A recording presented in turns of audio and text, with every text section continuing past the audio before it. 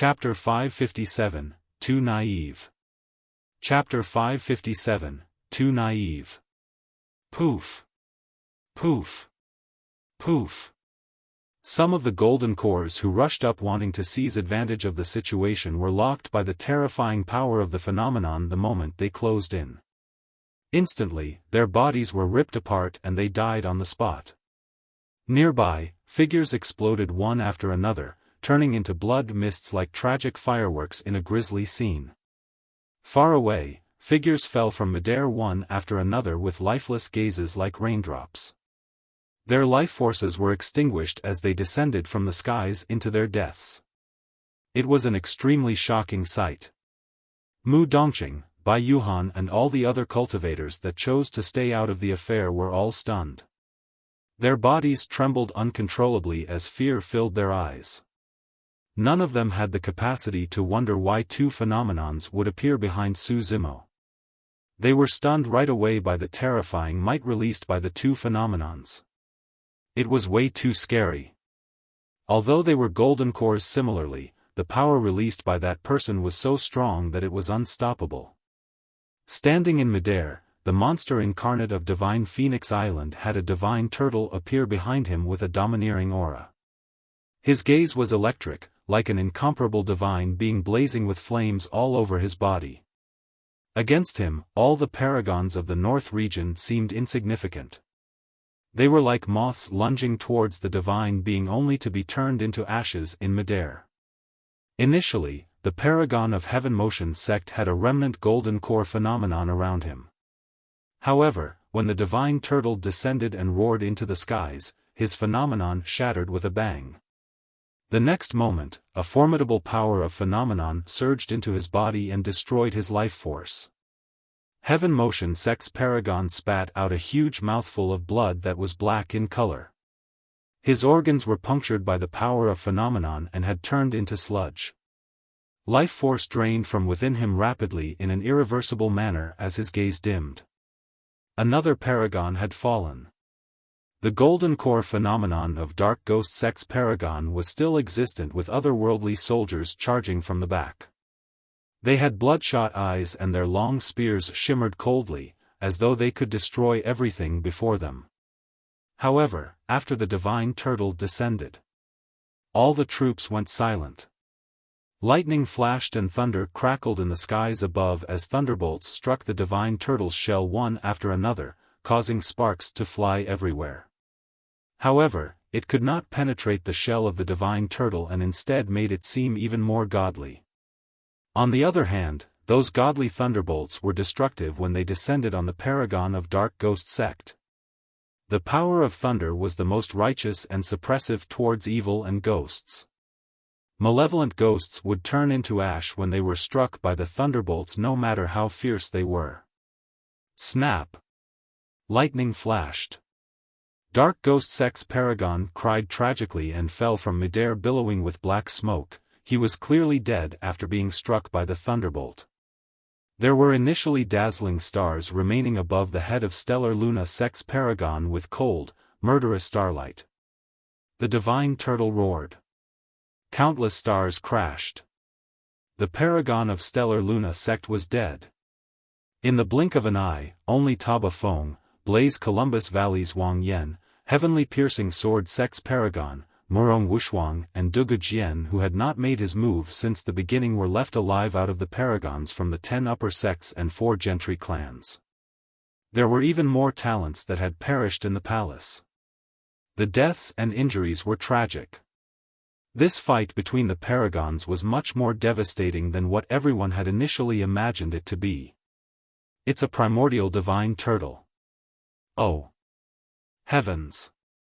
Another primordial phenomenon shows itself. Double phenomenon with both the turtle and serpent. How did this guy manage it? Furthermore, both golden core phenomenons are so mighty and terrifying. The raging city blaze behind Blaze Columbus Valley's Wang Yen had already shattered by now. Thankfully, he noticed something amiss with the situation and backed off a step earlier.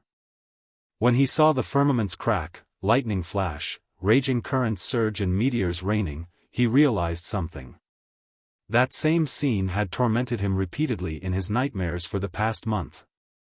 Most cultivators were not as fortunate as him. The primordial divine turtle had been lost for a long time, and many paragons of the Golden Core realm could not recognize it before the divine turtle appeared. They were not the only ones. Even nascent souls from all over the place might not be able to recognize the origin of that phenomenon. Everyone swarmed up, wanting to encircle and kill Zimo while seizing the opportunity to steal his treasures. Unfortunately, the descent of the divine turtle along with the primordial soaring serpent, the might of a double phenomenon, was not something that they could defend against. In the face of the double phenomenon, Duanmu Kong and Ouyang Xiaoyu, the two successors of the ancient aristocratic families, were the only ones who could hold out. Double phenomenon. You're truly a monster incarnate. Duanmu Kang's handsome face had clearly turned somewhat menacing by now as he snarled, "It's a pity that you'll have to be buried in this ruins today." It was true that the double phenomenon was strong. However, Zimo could not support it for long as the double phenomenon took an extreme toll on his spirit energy. At that moment, Zimo's disadvantage in cultivation realm was finally showing itself. Throughout the entire fight, he had not been disadvantaged in combat and had instead suppressed everything domineeringly. However, his spirit energy capacity could not compare against those at late stage or perfected Golden Core realm. Furthermore, spirit energy was drained at a terrifying speed in order to support two primordial phenomenons. Right now, the spirit energy in Zimo's Dantian was almost depleted. Even his golden core was releasing a series of throbbing pains and was circulating slower. As the successor of an ancient aristocratic family, Duanmu Kong was sharp and could clearly look through Zimo's facade. Channeling his golden core furiously, his power of phenomenon surged towards the latter. Countless weapons created by grass and wood hovered in front of Zimo, trembling slightly. On the other side, the hurricane frost saber sword released by Ouyang Xiaoyu struck the turtle serpent phenomenons repeatedly. To begin with, the primordial soaring serpent was at its limits and could not hold on for much longer. Now that it was met with such impact, it swayed and was on the verge of falling. A series of cracks appeared on the soaring serpent, threatening to dissipate it at any moment. As for the primordial divine turtle, although it was still a godly presence, the radiance on its body was gradually dimming due to the depletion of Zimo's spirit energy. He can't hold on for much longer. Far away, Mu Dongqing noticed how the situation was changing and remarked darkly, "The moment that person's golden core phenomenons disperse, he would be penetrated instantly by the countless weapons and hurricane frost saber sword." Bai Yuhan nodded with a conflicted expression. Rather than the two successors of the ancient aristocratic families, it could be said that the monster incarnate of Divine Phoenix Island was defeated by the joined forces of all the paragons in the North region. That's right, if those paragons hadn't worn him down, these two successors of the ancient aristocratic families wouldn't be able to take him down. Pausing for a moment, Mu Dongqing sighed and lamented, "It's a pity. If that man manages to cultivate to late stage or perfected golden core, all the paragons of the North region wouldn't be able to take him down even if they worked together. That's why tall trees are often the first to be knocked down by the wind." A cultivator at the side sneered, "That person is way too flashy and overbearing. It's only normal that he would end up in such a state." Suddenly, a mysterious change happened on the battlefield. "Paragon? Monster incarnate? I don't care, die." Duanmu Kong hollered and circulated his golden core to its limits. Countless weapons tore through the phenomenons and were getting closer to Zimo's physical body. Fufufu. In midair, Zimo suddenly laughed. "The two of you really think that you can kill me with your skills?" Zimo's eyes shone fiercely as he remarked, "The both of you are way too naive." Chapter 558, Incompatibility Battle of Gods. Chapter 558, Incompatibility Battle of Gods. The resurgence of two primordial phenomenons with the turtle and serpent together was an extremely rare sight. Unfortunately, Zimo was at early-stage golden core and his spirit energy had already depleted after fighting the paragons of the North region continuously and upholding two strong phenomenons. Even so, he wasn't fearful at all. Under countless gazes, those two primordial divine beings that had already dimmed down in midair suddenly clashed against one another furiously, as though they were drawn in by some power. Boom! A shuddering shockwave rippled forth. Everything went silent. It wasn't a true silence. Rather, the deafening sound engulfed everything, as though an apocalypse was arriving. The countless weapons and hurricane frost saber sword that were about to reach Zimo were crushed into dust. Duan Mukong and Ouyang Xiaoyu were shocked and shuddered as if they were struck by lightning. Each of them spat out a mouthful of blood and fell from midair. Both their golden core phenomenons were destroyed entirely. The divine turtle was a godly being of the water. The soaring serpent was a godly being of the flames. Water and fire were irreconcilable. The collision of the two phenomenons was a massive battle between the two godly beings and was equivalent to a terrifying amount of killing power released instantly. That was no longer merely the power of phenomenon. More than that, it contained the essence of a conflict in their natures. Zimo's process of core formation was not smooth and he had endured endless hardship due to the repeated clashes between the powers of fire and water within his dantian. Time and again, his flesh was torn apart and healed up, he even nearly died from an implosion. In the end, the two different powers of fire and water came to a temporary reconciliation and the turtle and serpent coexisted. However, he could clearly feel that a terrifying might would definitely be released once the two powers clashed again. At that moment, a realization struck him and with that stroke of inspiration, the clash of the turtle and serpent today was created. This single clash caused the two primordial phenomenons of the divine turtle and soaring serpent to dissipate. However, Duan Mukong and Ouyang Xiaoyu suffered worse. The two great phenomenons, Flora myriad weapons and Hurricane Frost saber sword, dispersed right away and the two of them received an immense impact. Their spirit energies in their dantian went into chaos and they almost lost their combat strength entirely. Ha! Zimo smirked and strode forward, hollering, "Die! Ta! Ta! Ta!" Although he had only taken a few steps, Zimo had already caught up to Duan Mukong who was retreating. Reaching out, the flesh on his gigantic palm expanded and green veins popped as he crushed down savagely. "Go!"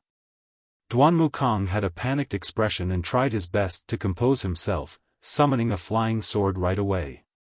The sword shone brightly like a wirm and surged into the air, piercing the incoming palm. Clang! Clang! Zimo's expression did not change and he did not avoid or dodge either. Suddenly, 5 fingernails extended from his palm, shimmering coldly like daggers as they grabbed Duan Mukong's flying sword. Even a wirm wouldn't be able to break free from Zimo's palm. Suddenly, Zimo's palm went limp and coiled, trembled around the sword like a flexible cow's tongue. Snap! With his palm, he broke the flying sword into shards that scattered onto the ground. Is that all there is to the successor of an ancient aristocratic family? Zimo sneered and strode forward, arriving before Duan Mukong instantly. Duan Mukong's expression was pale but he did not give up. Disregarding the throbbing pain in his dantian, he channeled his spirit energy fanatically while shrieking, "I'll let you have a taste of the Duanmu aristocratic family's secret skill. Flora entanglement." Duan Mukong pointed forward. Spirit energy surged out from his fingertips and suddenly, plants that were thin and long with sharp edges coiled around Zimo like flexible long swords. Although they were plants, their edges were not weaker than weapons. Even ancient remnant beasts would be doomed if they were entangled. If any ordinary demon beast were to be restrained by them, they would be turned into minced meat right away. The plants grew wildly and wrapped Zimo instantly. Roar! At the same time, the tiger Wyrm roared and lunged toward Su Zimo with its menacing claws and fangs. Die! Duanmu Kang's face was contorted as he controlled his plants maniacally, trying to bind Su Zimo. However, to his shock, he realized that the plants did not wound Su Zimo at all. There wasn't even a single scar. Even supreme-grade spirit weapons wouldn't be able to tear through Su Zimo's flesh, let alone plants that were conjured by spirit arts. How dare you embarrass yourself with such a trash secret skill? Channeling his bloodline, Su Zimo's body echoed with the sound of tsunami and his flesh expanded, his figure expanded fully. Pang! Pang! Pang! With a series of bangs, the plants snapped and Su Zimo broke free. At the same time, the tiger Wyrm arrived with its mouth wide open, threatening to devour his head with a nauseating stench. Su Zimo's gaze turned cold and he reached out with both hands, grabbing the upper and lower jaws of the tiger Wyrm. Both sides exerted power. Shing! After a short struggle and a tragic sound, blood filled the air. Su Zimo ripped the tiger Wyrm into two from its jaws and it splattered onto the ground disgustingly with its fresh blood and organs. The crowd was shocked. How strong did one have to be to rip a tiger Wyrm into two? Duanmu Kang was completely frightened by now. Su Zimo walked over with huge strides, drenched in blood like a fiend celestial who had escaped from hell. In the blink of an eye, he arrived with a murderous aura. Duanmu Kang was scared out of his wits and crushed a protection talisman without thinking twice. A light barrier formed around him and he turned to flee. At this moment, he was like a beaten dog without any bit of dignity at all, looking absolutely wretched. Boom! Su Zimo caught up to Duanmu Kang and smashed down on the latter's head fiercely with his fist that had transformed into a massive seal. The light barrier from the protection talisman shimmered and it dimmed considerably. Boom! Yet another punch descended. The light barrier swayed and defended against that punch once more. However, against that tremendous impact, Duanmu Kang lost his balance and staggered, almost falling head first to the ground. Su Zimo caught up swiftly and raised his fist, raining down punches like raindrops onto Duanmu Kang. Bang! Bang! Bang! There were a series of collisions. The light barrier shook violently and finally, gave off a crisp sound. Snap! A crack appeared on the light barrier. The light of the talisman dimmed entirely. Shattered. His lifesaver, the protection talisman given to him by his sect that could defend against the power of most golden cores, was shattered. Duanmu Kang's face was ashen. Boom! Yet another punch descended. Duanmu Kang's body split into pieces and he died on the spot. Taba Fong and the others felt their blood run cold. It was too ruthless. The paragon of an ancient aristocratic family was overwhelmed and brutally beaten to death by a flurry of punches. On the other side, noticing that something was amiss with the situation, Ouyang Xiaoyu had already fled far away riding on her green Yuan. Su Zimo's gaze shifted. Just as he was about to give chase, he caught sight of someone else. A handsome man wearing faint gold robes floated in. His face was clear as jade and sparkled while his gaze was deep, resembling glass. Chapter 559, Wuya. Chapter 559, Wuya. 5 kilometers away from the great Qian ruins, in the pavilion. The perfected lords of the Duanmu and Ouyang clans sat inside with relaxed expressions, sipping tea leisurely. Although the nascent souls outside the pavilion looked indignant, they did not dare to leave without permission. In this short period of time, there had already been more than 10 nascent souls who wanted to challenge the Duanmu and Ouyang ancient aristocratic families but were killed helplessly. The number of shattered destiny talismans was still increasing rapidly. Gradually, fear, doubt, shock and frustration spread through the crowd. They were not the only ones. Even the nascent souls of Heaven Motion sect, Stellar Luna sect and Dark Ghost sect from the 10 upper sects could only watch helplessly as the destiny talismans in their hands shattered. The three of them looked extremely furious. Too many paragons had fallen by this point of the Vermilion Fruit fight. Even among the 10 upper sects and 4 gentry clans, there were few paragons remaining. The remaining few destiny talismans were also dark at this moment, proving that even those paragons who managed to survive were not doing well. Finally, the perfected lord of the Yuan clan could not hold it in any longer and snarled, "Duanmu clan has truly produced a wonderful successor. Isn't the successor of the Duanmu clan being too ruthless just to fight for a single vermilion fruit?" The expression of Blood Mist sect's perfected lord was terrible. Fufu. The perfected lord of Duanmu clan chuckled and shook his head. This is a fight between the paragons to begin with and is extremely fair for everyone. Why are you holding the Duanmu clan accountable for the death of your disciples? The many nascent souls were silent. No matter what, it was indeed a fair fight between the paragons. If their disciples had the chance to kill Duanmu clan's paragon with ease, no mercy would be shown either. The perfected lord of Duanmu clan said coldly, "Don't try to fight for the vermilion fruit if you don't have the capabilities. If you dare to come for the challenge and die because of it, there's no one else to blame. You." Although the words of Duanmu clan's perfected lord were nasty, everyone was rendered speechless. All of a sudden, sensing something, Duanmu clan's perfected lord frowned and slapped his storage bag, retrieving a destiny talisman.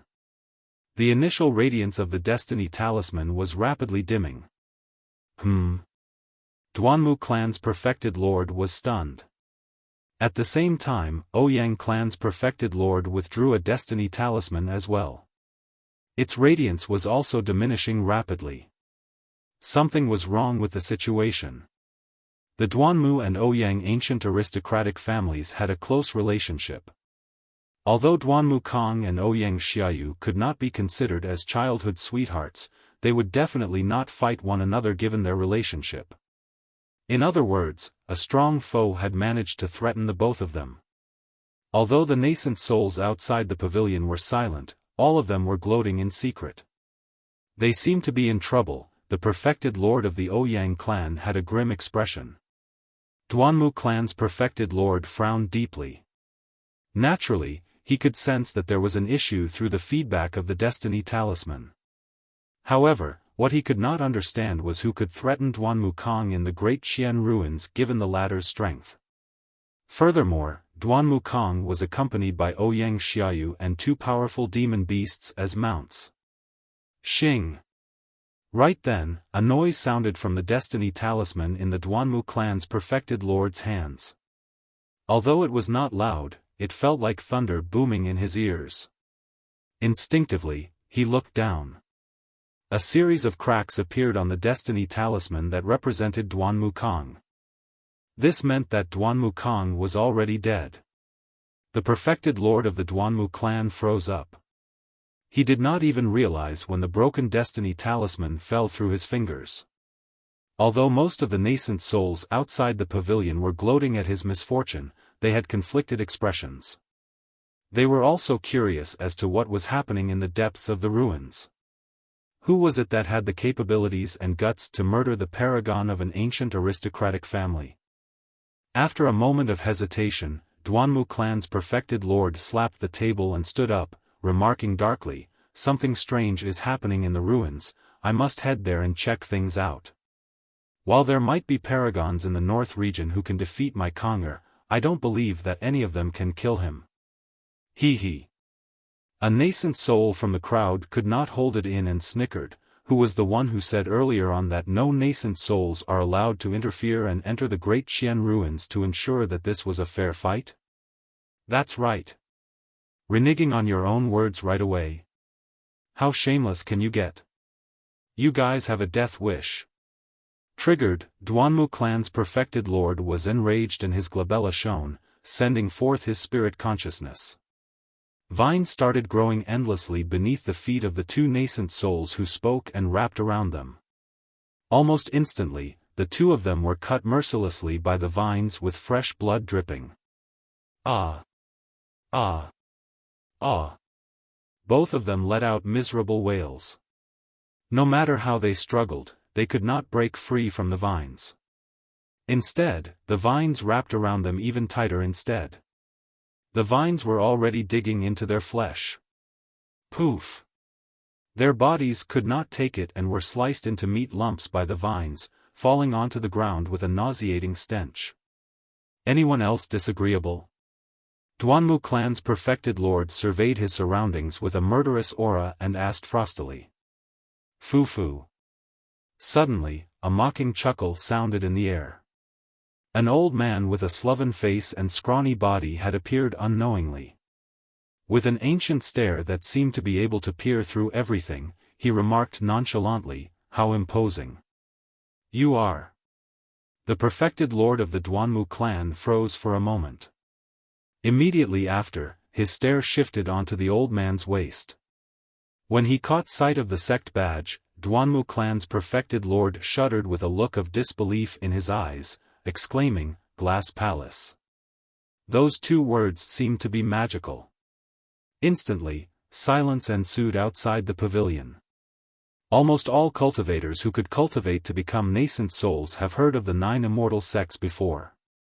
The nascent souls of the North region who knew about the 9 immortal sects would definitely know about Glass Palace. That was a true super sect of the North region and was a titan. Fellow Taoist, may I ask who you are from Glass Palace? The perfected lord of Duanmu clan asked with difficulty, vaguely sensing something. I don't have a title. I'm merely an old servant of the young master. The Glass Palace old man's tone was still calm. Why, young master, has he arrived? The perfected lord of Duanmu clan murmured softly with a bitter tone. He finally understood how Duanmu Kong died. If that man from Glass Palace arrived in the great Xian ruins, even 10 Duanmu Kangs won't be a match for him. That was the #1 perfected being of the North region 30 years ago. That man could have entered nascent soul realm 10 years earlier. However, the reason why he did not take the step forward was because he wanted to enter the ancient battlefield 20 years later. Wuya of Glass Palace. He reigned supreme across the Golden Core realm in the North region 30 years ago. When the perfected lords of the 10 upper sects and 4 gentry clans heard the name Wuya, all of them went silent. The perfected lord of Ouyang clan murmured softly, "If we knew that Wuya would come, why would we bother sending our disciples to fight for the vermilion fruit? That's just seeking trouble for ourselves." Chapter 560, Spar. Chapter 560, Spar. The handsome man in faint gold robes strode over unhurriedly. His eyes resembled stars and he possessed an indescribable confidence. Ouyang Xiaoyu rode on her green Yuan and was speeding with all her might to escape from the great Qian ruins. When she caught sight of that person, she was stunned for a moment. Immediately, she shuddered and her eyes shone with disbelief. "Fellow Taoist Ouyang, how have you been?" The handsome man smiled gently without retreating or evading. When he saw the green Yuan speeding over, he welcomed it instead. Under countless watchful stares, the handsome man extended his jade-white palm and raised it, pressing down gently on the void before him. The green Yuan was moving at such a fast speed that it looked like a streak of light. However, it came to a stop immediately. Zimo could clearly notice the green Yuan shivering slightly. That pure-blooded ferocious beast was in fear. Demon beasts had extremely sharp senses towards danger. The reason why the green Yuan reacted as such was because it sensed an immense threat coming from the handsome man. Against the handsome man, the green Yuan lowered its head motionlessly, as though it did not dare to look the handsome man in the eyes.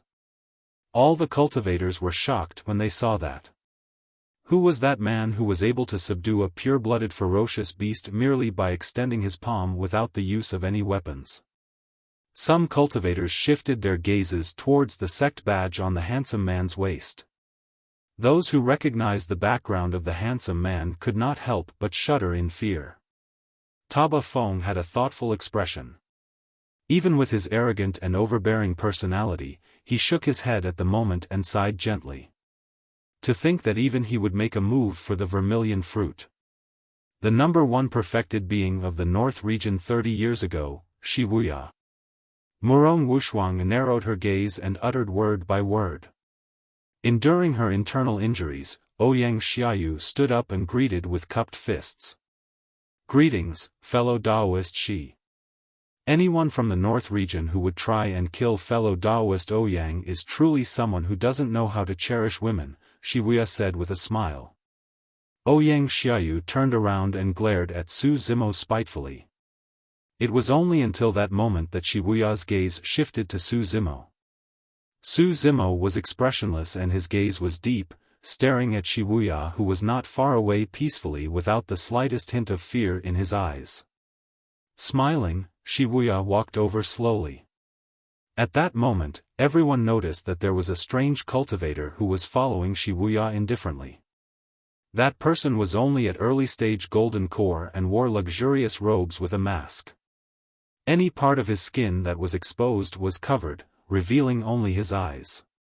For some reason, when Su Zimo swept his gaze across the masked cultivator, he had a strange, indescribable feeling.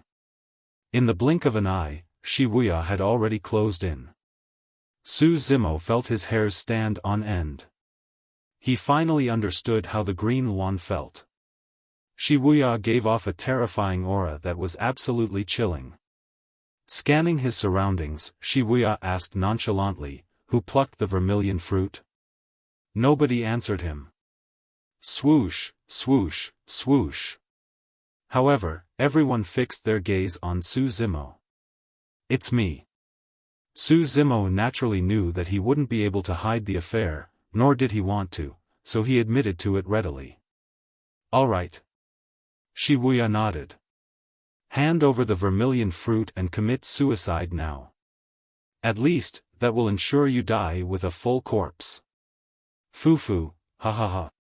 Su Zimo first chuckled before breaking out into a roaring laughter. Taba Feng suddenly remarked, "Be careful, fellow Taoist Shi, this is the outrageous monster incarnate of Divine Phoenix Island who has gotten so much fame lately. Back at the Human Emperor's palace, he defeated all the paragons there. Most of the paragons who died today died in his hands as well. The monster incarnate of Divine Phoenix Island." At the mention of that title, Wuya laughed. A look of pity and mockery could be seen in his eyes. "What a pity." Wuya looked at Su Zimo and sighed gently. "You're about to die today. By the likes of you? By the likes of me." Both of them exchanged gazes with raring battle intent, neither of them backed off. Hushed discussions broke out in the crowd as well. What a pity for the monster incarnate of Divine Phoenix Island. There's no way he could be a match for Wuya now that his spirit energy is expended. That's right. Perhaps there might be a fight if he was in his peak condition. But now? Nonsense, even if he is in his peak condition, the monster incarnate of Divine Phoenix Island is definitely not a match for Wuya. Before the discussions disappeared, the fight broke out. Wuya did not move at all, but two divine beams of light burst forth from his shining eyes. Everywhere they passed, the void would tremble. Some of the cultivators who were hiding far away and caught unaware yelped and covered their eyes. They were nearly blinded just by watching the fight. Standing opposite Wuya, Su Zimo did not move at all and a demonic glint shone in his eyes. After cultivating the mystic classic of the 12 demon kings of the great wilderness, Su Zimo's eye power was frightening. Wuya's visual secret skill could not injure Su Zimo or affect his mental state at all. Interesting. Stepping on the ground with 1 foot, Wuya leaped into the air and hurled out a punch toward Su Zimo who was in midair. His gripped fist looked like a glass with rainbow colors and shone in a bedazzling manner. Rather than a punch, it was more like a blazing sun. Zimo strode forward fearlessly as well and extended his arm, which was filled with green veins. Gripping his fist like a seal, he clashed against the incoming punch. Boom! There was a deafening bang and the ground shook while the mountains quaked. Endless resplendent light exploded and shone down from midair like fireworks. In the fireworks, two figures that were fighting with one another attracted everyone's gazes. Both of them were body-tempered cultivators and were fighting in melee combat with their incomparably strong bodies. With every clash, the underground palace would quake once. The power produced by the both of them was way too great.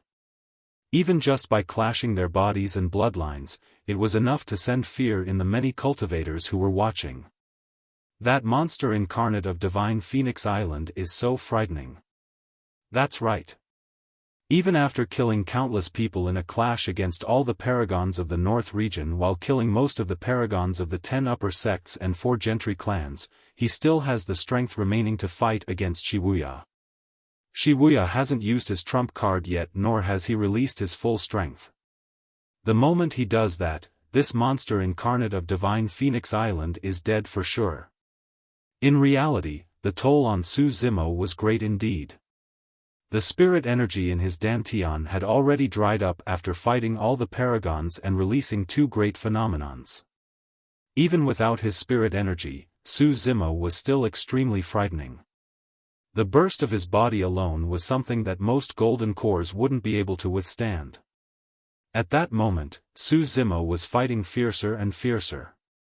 Up till this point of his cultivation, it was rare for him to encounter a cultivator who could compare with him in terms of body tempering.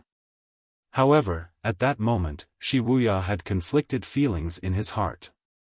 Glass Palace was the sect that was best versed in body tempering in the entire Tianhuang mainland. At its ultimate level, Glass Palace's secret skill could even kill ancient remnant beasts and subdue pure-blooded ferocious beasts. Up till this point of his cultivation, Wuya had never encountered anyone who could match him in melee combat. But now, he was extremely troubled after meeting Zimo. Tsunami blood. This successor of Divine Phoenix Island had actually managed to cultivate his bloodline to the tsunami blood realm. What was even more terrifying was that the melee combat techniques released by the successor of Divine Phoenix Island were extremely tricky. Tough and gentle at the same time, they resembled an anaconda coiling a massive mountain, a spirit monkey scaling a cliff. In fact, there were a couple of times when he felt that his life was threatened. Chapter 561, Suppression. Chapter 561, Suppression. 50 years ago, Wuya came out from seclusion. The moment he appeared, he overwhelmed with dominance and killed countless paragons. With a 0-loss record, he reigned supreme over the North region and was lauded as the youngest paragon of the Golden Core realm with unlimited potential. 30 years ago, Wuya attacked and killed the renowned peerless paragon of Malevolent Earth sect who had been famous for a long time, shocking the entire North region. Thereafter, Malevolent Earth sect sent disciples to try and assassinate Wuya countless times. However, all their attempts ended in failure and they even suffered immense losses. Ever since then, although nobody gave him the title, most of the cultivators in the North region silently acknowledged Wuya as the #1 perfected of the North region. 30 years had passed and Wuya had rarely shown himself. However, each time he did, he would attract endless attention. All the cultivators targeted by him could not escape death. 10 years ago, when Wuya appeared once again, he crossed a major realm and killed a nascent soul from an upper sect of the nascent soul. It was an extremely tragic battle that shocked the entire cultivation world. Golden cores and nascent souls were on completely different levels. That kill across a major realm made Wuya even more famous.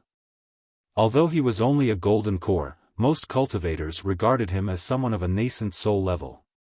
Nobody expected that this monster incarnate of the North region would make a move for the Vermilion Fruit's birth. After all, Wuya had not shown himself or fought for the past 10 years. This fight for the vermilion fruit was a rare gathering of the North region's paragons. However, if Wuya were to arrive, the paragons of the 10 upper sects, 4 gentry clans and even 2 ancient aristocratic families could only be seen as mere children compared to him. More than that, most of the cultivators could not imagine that there could be a golden core who could fight on par with Wuya. That monster incarnate of divine Phoenix Island is truly terrifying. To think that he would still have the strength to fight against Wuya after battling countless paragons. Glass Palace is one of the strongest body-tempering sects in Tianhuang mainland.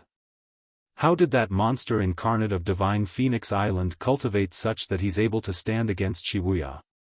It's useless. Wuya hasn't shown his true strength yet, and that monster incarnate of divine Phoenix Island is already exhausted. That's right. If Wuya were to release his golden core phenomenon, that man is dead for sure. As everyone discussed, a change happened on the battlefield. Wuya asked in a relaxed manner, "Is that all you've got?" It was a frightening sight, and all the cultivators felt their hearts skip a beat. In an intense fight as such, one would have to maintain their full focus and wouldn't dare to be distracted and speak. Furthermore, they were in a melee combat, and it was even more dangerous. A single mistake and they could die on the spot. But now, Wuya seemed like he was extremely relaxed. "If that's all you've got, I'm sorry, you're going to die." Wuya remarked coldly, "That's because I'm only at 50% of my strength." The crowd was in shock. His strength was already this terrifying at 50%. Which golden core could defend against his 100% in that case? Boom! The both of them clashed once more. Suddenly, Zimo laughed coldly and spoke with an unchanged expression, "What? I'm only at 30% here." He was concerned about revealing his identity, and as such, there were many moves that he could not release due to his considerations. He was not bragging with nonsense. However, those who were watching were none the wiser and would naturally not believe him. Everyone thought that Zimo had already released his trump cards entirely after fighting against the paragons, releasing 2 primordial phenomenons that were destroyed and eventually using the turtle-serpent collision at the end to kill Duanmu Kong. Furthermore, everyone could tell that Zimo had exhausted his spirit energy. There was almost no spirit energy fluctuation coming from him up till this point of the battle, and he was completely relying on his unparalleled bloodline and physique to fight in melee range. "Foo-foo." Wuya chuckled gently. "You've got a glib tongue. That's all there is to the monster incarnate of divine Phoenix Island." Before his sentence was completed, Wuya had already slapped his storage bag to withdraw a long, slender jade ruler. It was sparkling and shone with a mysterious glimmer, unlike anything else in the world. Up till this point, both of them had fought bare-handed. But now, Wuya has finally brought out a weapon. "You should be proud that you're able to make me use a weapon to kill you," Wuya declared proudly. Swoosh! The jade ruler swept through the air like a sword, causing the wind to howl with a terrifying might. Zimo narrowed his eyes. That jade ruler was far from simple. His spirit perception sounded. Without hesitating, Zimo retreated. The jade ruler glided past his face and a burning sensation spread across his cheeks. Quivering gently, bedazzling lights lit up one after another on the jade ruler. 6 spirit patterns, a connate spirit weapon. The crowd gasped. Connate spirit weapons were way too rare. Even the successors of the 10 upper sects, 4 gentry clans and 2 ancient aristocratic families did not have them. Although that jade ruler looked fragile, it was an indestructible connate spirit weapon. It was fortunate that Zimo had managed to dodge in time. If he had continued fighting bare-handed like before, his arm would have been shred into pieces by that jade ruler. By withdrawing his connate spirit weapon, Wuya gained the advantage instantly and strode forward, closing in domineeringly.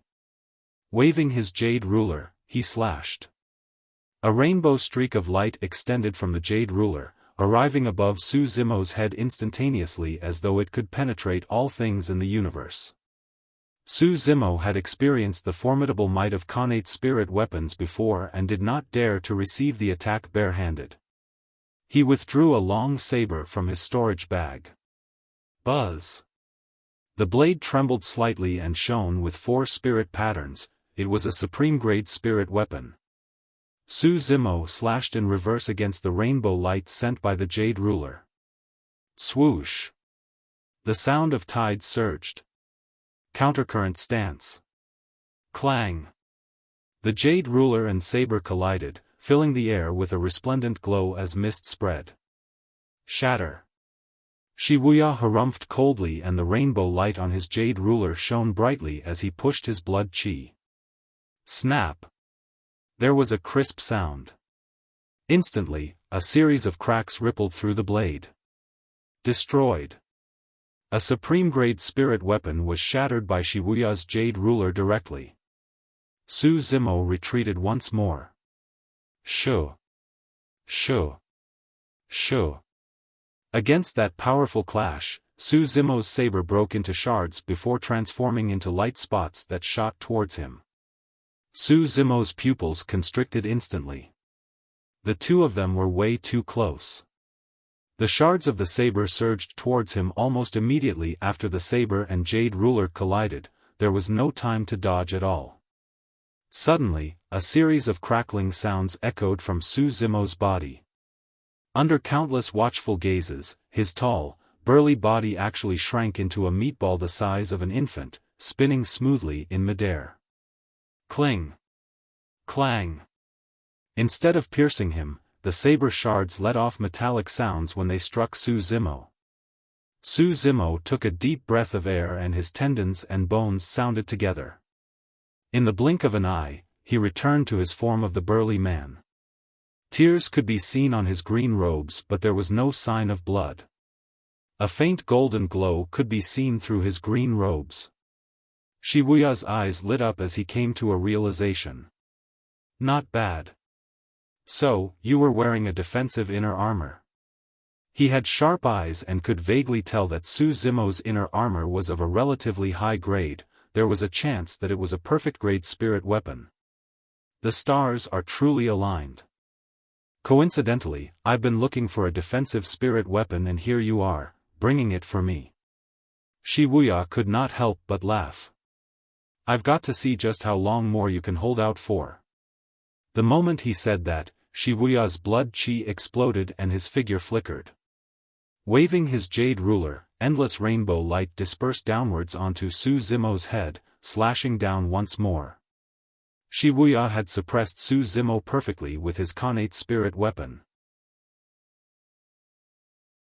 Chapter 562, Demon Form vs. Phenomenon.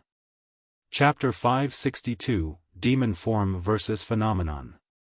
Su Zimo did not dare to receive the Jade Ruler's attack head-on and could only dodge backwards. The Jade Ruler was a connate spirit weapon. Given Wuya's strength, even a supreme-grade spirit weapon would be smashed into pieces by his ruler. The only way was for Su Zimo to use his Blood Quencher or Coiling Dragon Seal. However, he would not be able to conceal his identity if he summoned those two weapons. The Jade Ruler shone with a resplendent rainbow light in Wuya's hands. Even with his immensely strong physique, Su Zimo would not be able to endure an attack from the Jade Ruler and would definitely be severely injured. He made use of the nimbleness of his movement techniques and his physique which encompassed both toughness and gentleness to dodge repeatedly. The two of them were already moving at their maximum speeds. For now, Su Zimo was still unhurt. However, he would definitely lose if he had to continue defending and his space available to dodge was decreasing by the moment. He had to make a decision. At that thought, Su Zimo's eyes flashed viciously with a demonic glint. Glaring at the incoming Jade Ruler, he reached out and grabbed it. You must have a death wish. Wuya harumphed coldly. Su Zimo opened his mouth widely and bellowed. Battle! His voice was like thunder, rupturing beside Wuya's ear. If it was anyone else that was roared by Zimo at this distance, they would definitely die on the spot, bleeding from all orifices, if they were weak. Even the strong paragons would be momentarily stunned. However, Wuya merely frowned as his blood qi surged, repressing the discomfort he felt instantly. At the same time, Zimo's palm made contact with the jade ruler. A coil and a tremble. A weird power of contortion was released on the jade ruler. Wuya's expression changed starkly. He could clearly sense a ripping sensation coming from his palm, and he was about to lose his grip on the jade ruler. His entire arm was even twisting with an unbearable pain. Unable to endure that sort of power, his sleeves exploded right away into pieces. Bam! His jade ruler flew from his hand, turning into a streak of light that stabbed into the wall nearby. Zimo did not stop in his tracks and continued closing in domineeringly. Swinging his right arm, the veins on his fist popped out and his flesh expanded like a gigantic seal that descended from the skies with a nauseating blood stench. Let the body be like glass, transparent inside out and cleansed of impurities, turning indestructible. The mantra of the Glass Mental Sutra was read out in Wuya's mind swiftly. A tremendous amount of power burst forth. A mysterious luster veiled Wuya's body, similar to glass, flawless and unyielding. 1,000-ton finger. Wuya extended his finger. Spirit energy gushed forth from his fingertip, condensing into jade that possessed an extremely terrifying amount of power before dotting the incoming gigantic seal. Boom! The finger and gigantic seal collided with a huge bang. Zimo let out a dull grunt. An extremely sharp power surged through and almost pierced his palm. Wuya was not having a good time either. The gigantic seal created by Zimo's fist almost snapped his finger. Although both of them fought head-on, neither of them retreated and sent forth another punch. Bang! Bang! 2 punches crossed at almost the same time and struck the other's chest. 6 spirit lights shone around Zimo. The power of the mystic gold silk armor was released entirely. Even so, he could sense the terrifying energy surge into his body fanatically through the mystic gold silk armor such that his organs were shaken. While the mystic gold silk armor was a connate defensive spirit weapon, it was not invincible. The inner armor could only try its best to deflect damage. However, if the other party was sufficiently strong or terrifying, he could destroy the mystic gold silk armor entirely. Initially, when he first came across the mystic gold silk armor, it was in a damaged state with its spirit patterns broken. Even its connate spirit pattern was broken into a few parts. Zimo spat out a mouthful of blood and staggered backwards. On the other side, Wuya was motionless and his expression was extremely ugly. Even with his Glass Mental Sutra and the supreme-grade defensive inner armor that he was wearing, he was unable to defend against Zimo's punch completely. A trace of flesh blood trickled from the corner of Wuya's lips. Both of them were injured together. The crowd was in an uproar. Everyone had expected Zimo to be injured. However, none of them thought that Wuya would be injured as well. It's truly a pity for the monster incarnate of Divine Phoenix Island. Far away, Mu Dongqing suddenly remarked. Why? Bai Yuhan could not understand. Mu Dongqing replied, given his potential, if he were to cultivate to perfected golden core and fight Wuya in his peak condition, it might be hard to determine who would be victorious.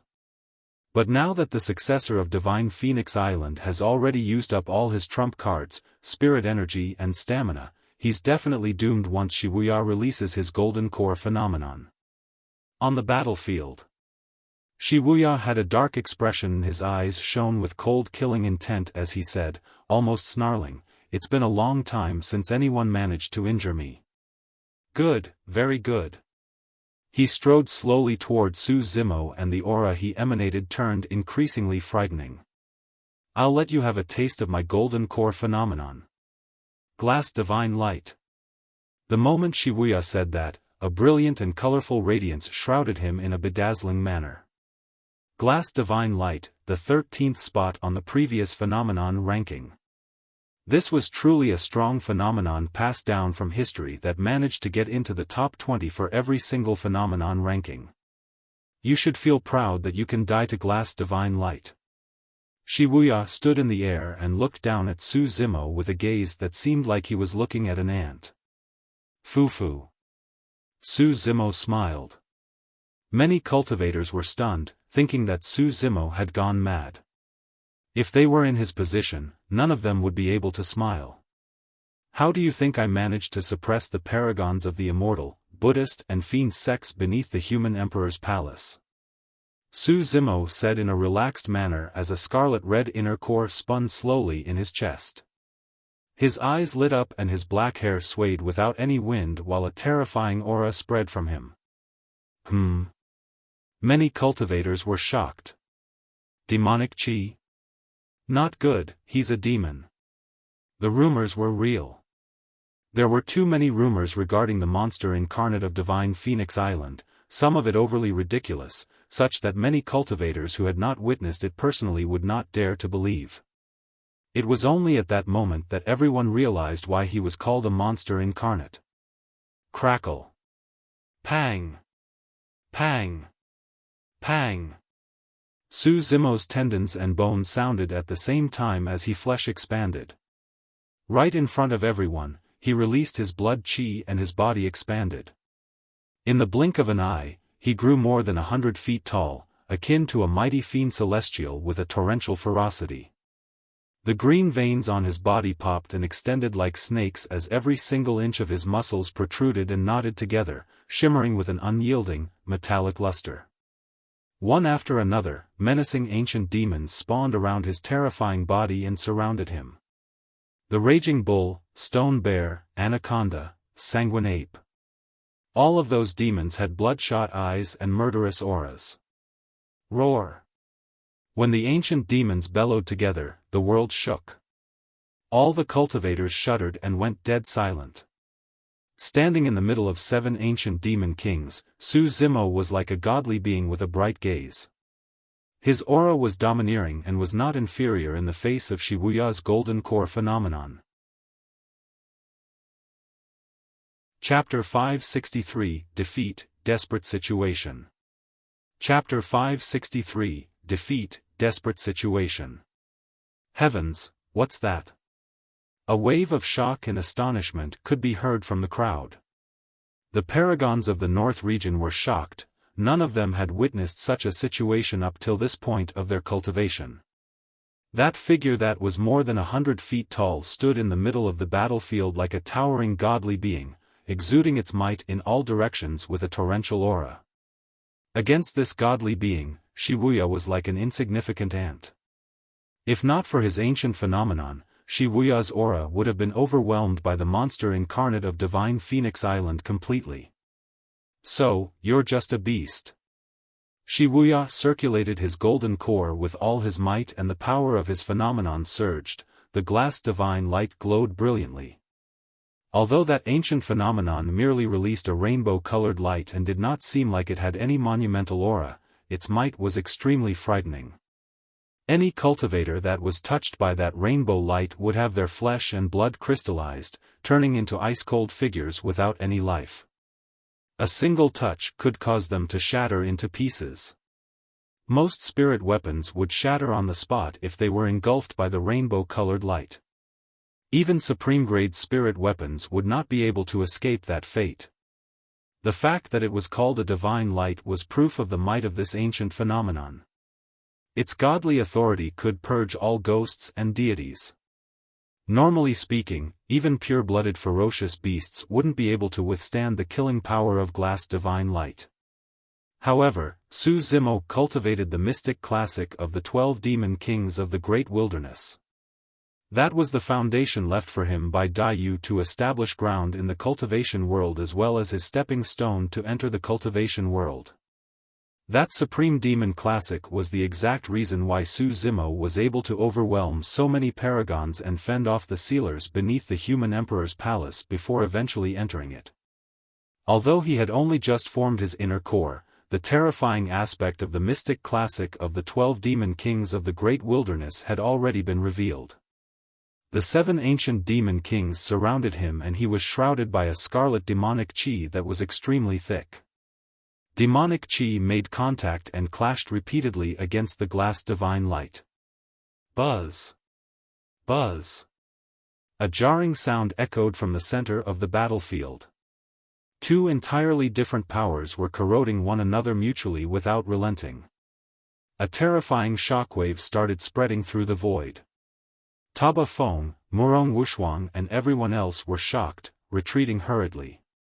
Some of the cultivators who could not dodge in time and were implicated by the energy shockwave produced by the clash of the 2 powers exploded and died on the spot.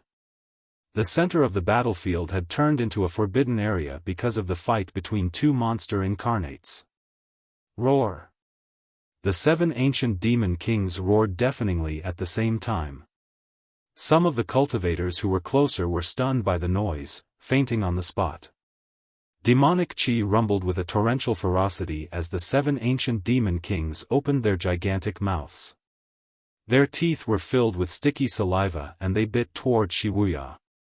Poof! Poof! Poof! A rainbow light shot forth. Wuya had a glass-like body that was flawless and transparent. Surrounded by the rainbow light, he was like a blazing sun. One after another, rainbow lights streaked forward like swords with extremely sharp edges. Countless swords tore through the thick demonic chi and cut the 7 ancient demon kings, wounding them all over. The demonic chi shrouding around Zimo had thinned considerably. In the end, Wuya had still gained the upper hand in this fight between 2 monster incarnates. No matter what, he was at perfected golden core realm. However, Zimo was only at early stage inner core. As the number 1 perfected being of the North region, Wuya noticed the minute change in the tides and would naturally not let such an opportunity slip. Kill! He hollered and his aura grew fiercer. The glass divine light in his hands converged gradually before forming a sparkling saber. Slay! Swash! Accompanied by Wuya's roar, the glass saber tore through the demonic chi surging around Zimo and sliced off the head of the bovine demon king.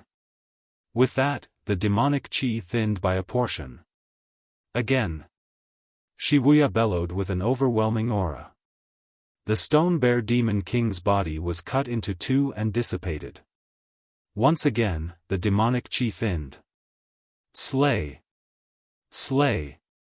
Slay! Slay! Slay! Wuya released 5 consecutive slashes and the remaining 5 ancient demon kings were cut down by the glass saber in an extremely miserable manner with their limbs splaying. In the blink of an eye, the 7 ancient demon kings surrounding Zimo had been dispersed by the glass divine light. The demonic chi was now extremely thin. With the loss of his demonic chi's protection, no matter how unparalleled Zimo's body was, he would definitely not be able to withstand the might of the glass divine light. The situation was extremely clear right now. Sigh, he's still slightly inferior at the end of the day. Mu Dongqing sighed. Indeed, it's true that the monster incarnate of Divine Phoenix Island does not stand much chance of victory against the number 1 perfected being of the North region after fighting with so many paragons and depleting his spirit energy. Furthermore, the 2 of them are a few levels apart in terms of cultivation realm. Bai Yuhan nodded. If he's at perfected golden core realm, it might be hard to determine the victor of this fight. Double phenomenons. Not only that, those were lost primordial phenomenons. To think that he would die just like this. Someone from Divine Phoenix Island who wants to come onto Tianhuang mainland and fight for the vermilion fruit is bound to be targeted by everyone. That's right. This man is a demon, it's nothing even if he dies. Zimo had killed too many paragons of the North region and have already sown deep feuds with the major sects and factions of the North region. Nobody was hoping for him to be victorious. Ha ha ha. When he saw that the situation was set, Wuya reared his head in laughter and declared loudly, "A beast is a beast at the end of the day. Do you really think that you're my match just because you suppressed many paragons beneath the human emperor's palace?" Wuya took a step forward and slashed with his saber. Zimo grit his teeth tightly and his inner core circulated fanatically. The remaining demonic chi shrouding him condensed into a shield. Bang! The shield exploded. Zimo let out a dull grunt. The power of the phenomenon ate into him and that massive body of his exploded on the surface, creating a series of cuts that looked terrifying as fresh blood gushed out. "You can't hold on anymore?" Wuya had an excited expression and a cruel glint shone in his eyes as he lunged forward once more. Zimo raised his right hand with the divine phoenix bone and punched forward to defend. Clang! The sound of metal clashing echoed. Although the glass divine light was not shattered by the divine phoenix bone, the rainbow light spilled everywhere. When Zimo's bare arm was exposed to it, it turned into pieces of crystallized flesh. The color on Zimo's face drained as he spat out a mouthful of fresh blood. While the divine phoenix bone was unyielding, it was not omnipotent. He could not control the divine phoenix bone. He could not release its true strength as well. "Die!" Wuya hollered once more domineeringly. The glass saber descended from the skies, looking as though it was about to cut through the void and sever all life before it. Am I going to be defeated just like this? Against the suppression of that formidable power, Zimo's features looked somewhat contorted as he howled from the depths of his heart, "I'm not willing." On the surface, this was a clash between two paragons. However, in reality, this was more like a face-off between immortals and demons. It was more like a fight between the legacy of Dugu and the ancient super sects. There were some things that Dugu would definitely not say to Zimo given her personality. However, she had already expressed her intentions through her actions. "Since fate did not allow you to attain immortality cultivation, I'll alter fate for you. Since iridescent cloud's palace doesn't want you, I'll impart to you my skills and allow you to be stronger than all the successors of the super sects in this world." This was Dugu's pride. It was now also Zimo's pride. Chapter 564, Burst. Chapter 564, Burst. 8 years ago, Dugu transformed into a butterfly and left without a trace. However, Zimo had never felt lonely during this period of time. Perhaps, Dugu had been keeping watch of him from some other world. Furthermore, Zimo was convinced that his future would not lie in Tianhuang mainland. There would come a day when he would finally break through this void before him and travel to that foreign world in his pursuit of Dugu. He wanted to go and meet her.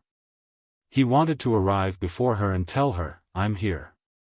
It did not matter if the path ahead was filled with obstacles, it did not matter if it was an endless hell before him, it did not matter if countless strong foes wanted to stand in his way, nothing could waver Zimo's determination.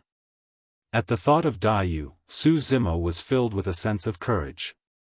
When he thought about her, he could not help but recall her domineering and imposing methods. How could the mystic classic of the 12 demon kings of the great wilderness lose? How could Dugu lose? How could I lose? I'm not willing. Ah! Zimo reared his head and roared into the air. With the circulation of his inner core, his blood chi rose, his tendons and bones echoed together, his blood marrow gushed and his organs trembled.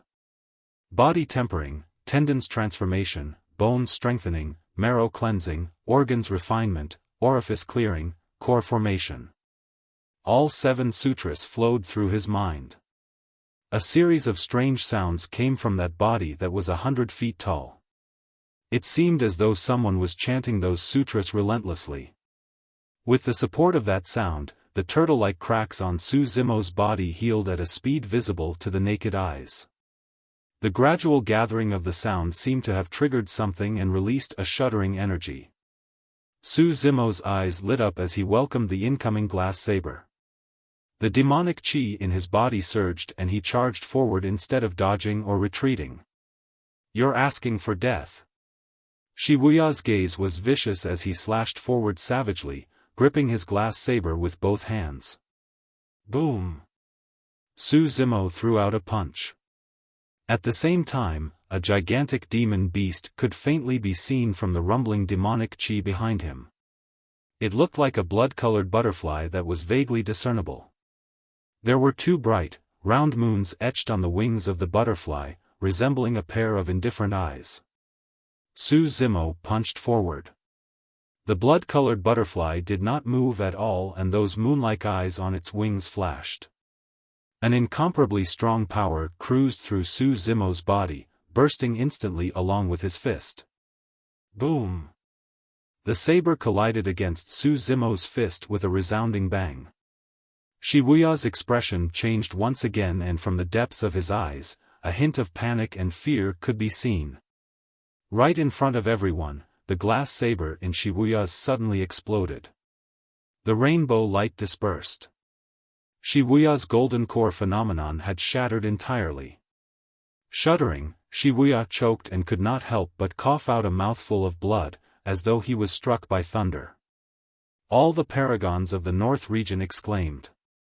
Everyone witnessed the monster incarnate of Divine Phoenix Island fall into a desperate situation where he could die at any moment. Yet, for some unknown reason, he suddenly gave off a burst and destroyed Wuya's golden core phenomenon instead. In the blink of an eye, the tides had reversed.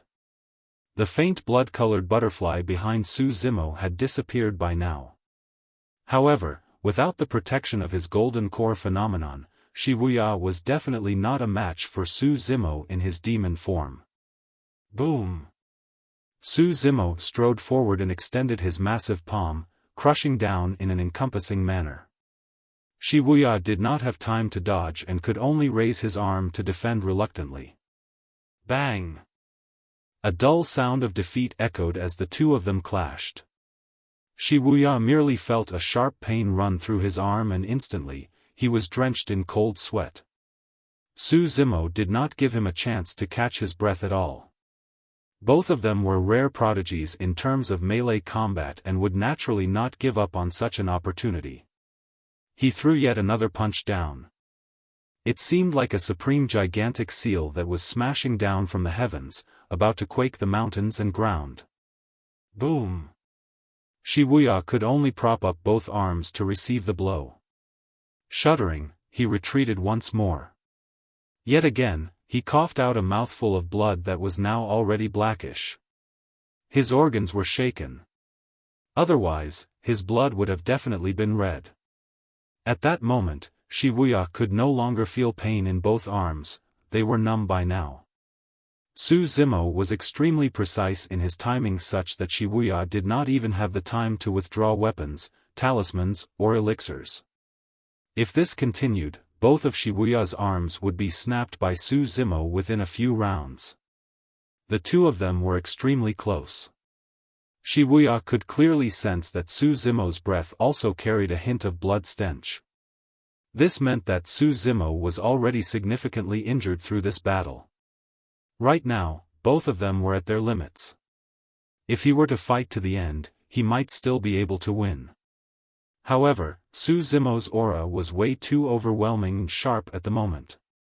After enduring a few hits repeatedly, Wuya had already given up on the thought of fighting Su Zimo to the end completely. He could not die. He was less than 100 years old. He was the #1 perfected being of the North region. At such a young age, his future had unlimited potential. As long as Wuya wanted to, he could even transcend to the nascent soul realm. Of course, there was no way he could do his breakthrough in such an intense battle. The ascension from the golden core to the nascent soul realm was a leap in quality. Even if he was the peerless monster incarnate of paragons, he could not guarantee a 100% success rate. Breaking through on the battlefield was equivalent to committing suicide. Even without outsiders interfering, a single distraction was enough for them to perish.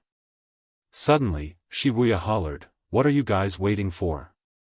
This beast's blood chi is drained and he's only putting on a strong front. A simple attack from everyone together is enough to kill him here." That single statement proved that Wuya had lost. The reputation that he gained over many years was instantly destroyed at this moment. However, compared to his life, Wuya could not care any longer. As long as he stayed alive, he could get his hands on the vermilion fruit and everything that Zimo possessed. His combat strength would definitely be raised yet another level. At that time, he would even have a high chance of entering the top 10 of the phenomenon ranking once he enters the intermediate ancient battlefield. Perhaps, he might even be able to compete against Jian, the number 1 of the previous phenomenon ranking. He was going to personally retrieve the reputation and dignity that he lost today. Nobody made a move. Even the masked man who accompanied Wuya did not move, watching everything with a cold gaze. He had his own selfish reasons as well. Initially, there was no chance for him to make a name for himself with Wuya riding over him. He could never get more resources in the sect compared to Wuya. But now, if Wuya were to die with the monster incarnate of Divine Phoenix Island severely injured, there would be a high chance he could be the last standing victor and get his hands on all the treasures. There were only 2 reasons why everyone else did not move either. On the one hand, the paragons of the North region still had a trepidating fear after being beaten by Zimo. On the other hand, they were still observing at the side. In a fight between 2 tigers, one was bound to get hurt. The wisest decision was for everyone to observe the battle from afar. Right now, it was not the best opportunity to strike yet. Taba Feng, Murong Wushuang and the others were expressionless, but they gloated internally. The fight for the vermilion fruit had been tumultuous up till this point, and now, yet another change had happened in the situation. Initially, it was already extremely fortuitous if they could survive, and there was no chance for them to get their hands on the vermilion fruit. But now, the tides had reversed. Any of them could end up as a big winner. Chapter 565, Fall of Wuya. Chapter 565, Fall of Wuya. The old man from Glass Palace stood in the pavilion expressionlessly with his hands behind his back, gazing in the direction of the great Xian ruins with an indifferent stare. Although he looked scrawny, as though a gust could blow him over, none of the nascent souls present inside and outside the pavilion dared to move.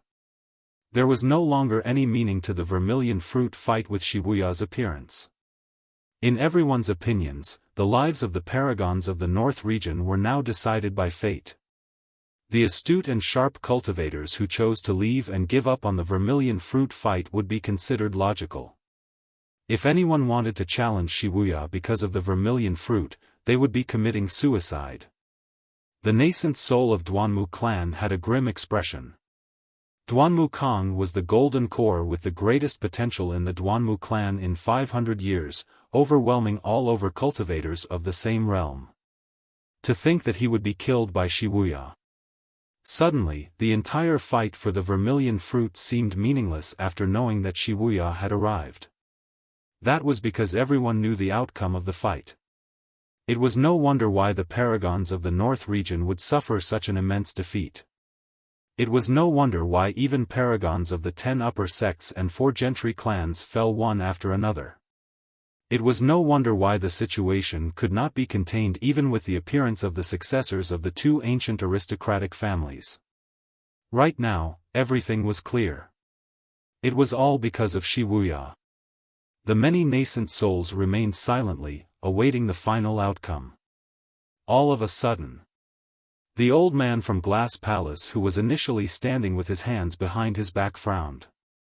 Swiping his shriveled hand across his storage bag, he withdrew a destiny talisman and gazed at it. The radiance on the destiny talisman shimmered, as though it had received an immense blow. The old man from Glass Palace narrowed his gaze and a cold glint could be seen in his hazy eyes. The young master seems to have met with some trouble. Could there actually be a paragon in the North region who could challenge the young master? The moment that thought crossed his mind, the destiny talisman in his hands flashed repeatedly. After a momentary pause, the radiance on the destiny talisman dimmed gradually. The old man from Glass Palace was stunned. This was no longer any ordinary trouble. It seemed like Wuya was undergoing some unprecedented danger and could fall at any moment. The abnormal reaction from the destiny talisman attracted the stares of other nascent souls as well. Suddenly, a stir broke out from the crowd. What's going on? That destiny talisman belongs to Wuya? It should be. The old man seems like he's really concerned. Who in the North region could pose a threat to Wuya? I'm not sure. The old man from Glass Palace clutched the destiny talisman with an unpredictable expression. After a moment of hesitation, his eyes flashed with conviction as he declared coldly, a nascent soul must have infiltrated the great Jian ruins. Otherwise, given Wuya's strength, even if all the paragons of the North region joined forces, none of them would be a match for him. Indeed, that was possible from Wuya. However, it was not exactly possible for a nascent soul to infiltrate the great Jian ruins. All of the nascent souls were gathered here and their spirit consciousnesses surveyed the surroundings. There was no way a nascent soul could have sneaked past them, avoiding detection. It was obvious what the old man from Glass Palace meant by saying that. I've got to see who would dare interfere in the fight for the vermilion fruit. The old man from Great Jian ruins soared into the air, turning into a streak of light that burst towards the Great Jian ruins. The other nascent souls were already impatient to begin with and wanted to check out what was going on in the Great Jian ruins. Countless nascent souls could vaguely sense that the situation was not as simple as they had imagined. Countless figures soared into the air. In the center of the ruins, the fight between the two monster incarnates was still ongoing. Wuya was drenched in sweat and retreated continuously, panting in a wretched state. Zimo was not in a great state either. Many paragons could clearly sense that Zimo's movement was getting more sluggish and his blood qi was drained. From the initial height of 100 feet tall, he was now only 2 meters tall. He was at the limits of his stamina. Even so, he did not have any intention of stopping. Zimo's eyes shone viciously. Even with his inadequate stamina, he was still suppressing Wuya with his aura. Every single punch landed with his full strength. Wuya had a menacing stare as he snarled, "Beast, can't you tell that everyone is watching with coveting eyes, trying to reap the rewards from our fight? Even if you kill me, you'll be killed mercilessly." Ha! Zimo sneered, revealing a set of pearly whites as he replied coldly, "For calling me a beast, I'll slaughter you first before thinking about anything else." "You're a lunatic." Wuya cursed. His hair was disheveled right now and he no longer carried the air as the #1 perfected being of the North region. Snap! Zimo threw yet another punch. Instinctively, Wuya raised his arm to defend and the sound of a snapped bone could be heard. Pust! Wuya gasped from the pain and his expression changed starkly. He had cultivated the glass mental sutra constantly and his body was not weaker than weapons a long time ago. He might not even be hurt if he was struck by a supreme-grade spirit weapon. But now, his arm was broken by this monster incarnate of Divine Phoenix Island. The snap of his arm shocked him greatly and he almost fainted from the pain. Naturally, his movements turned more sluggish as well. Zimo's eyes lit up. There was no way he would give up on an opportunity as such. Closing in domineeringly, he arrived before Wuya in a flash.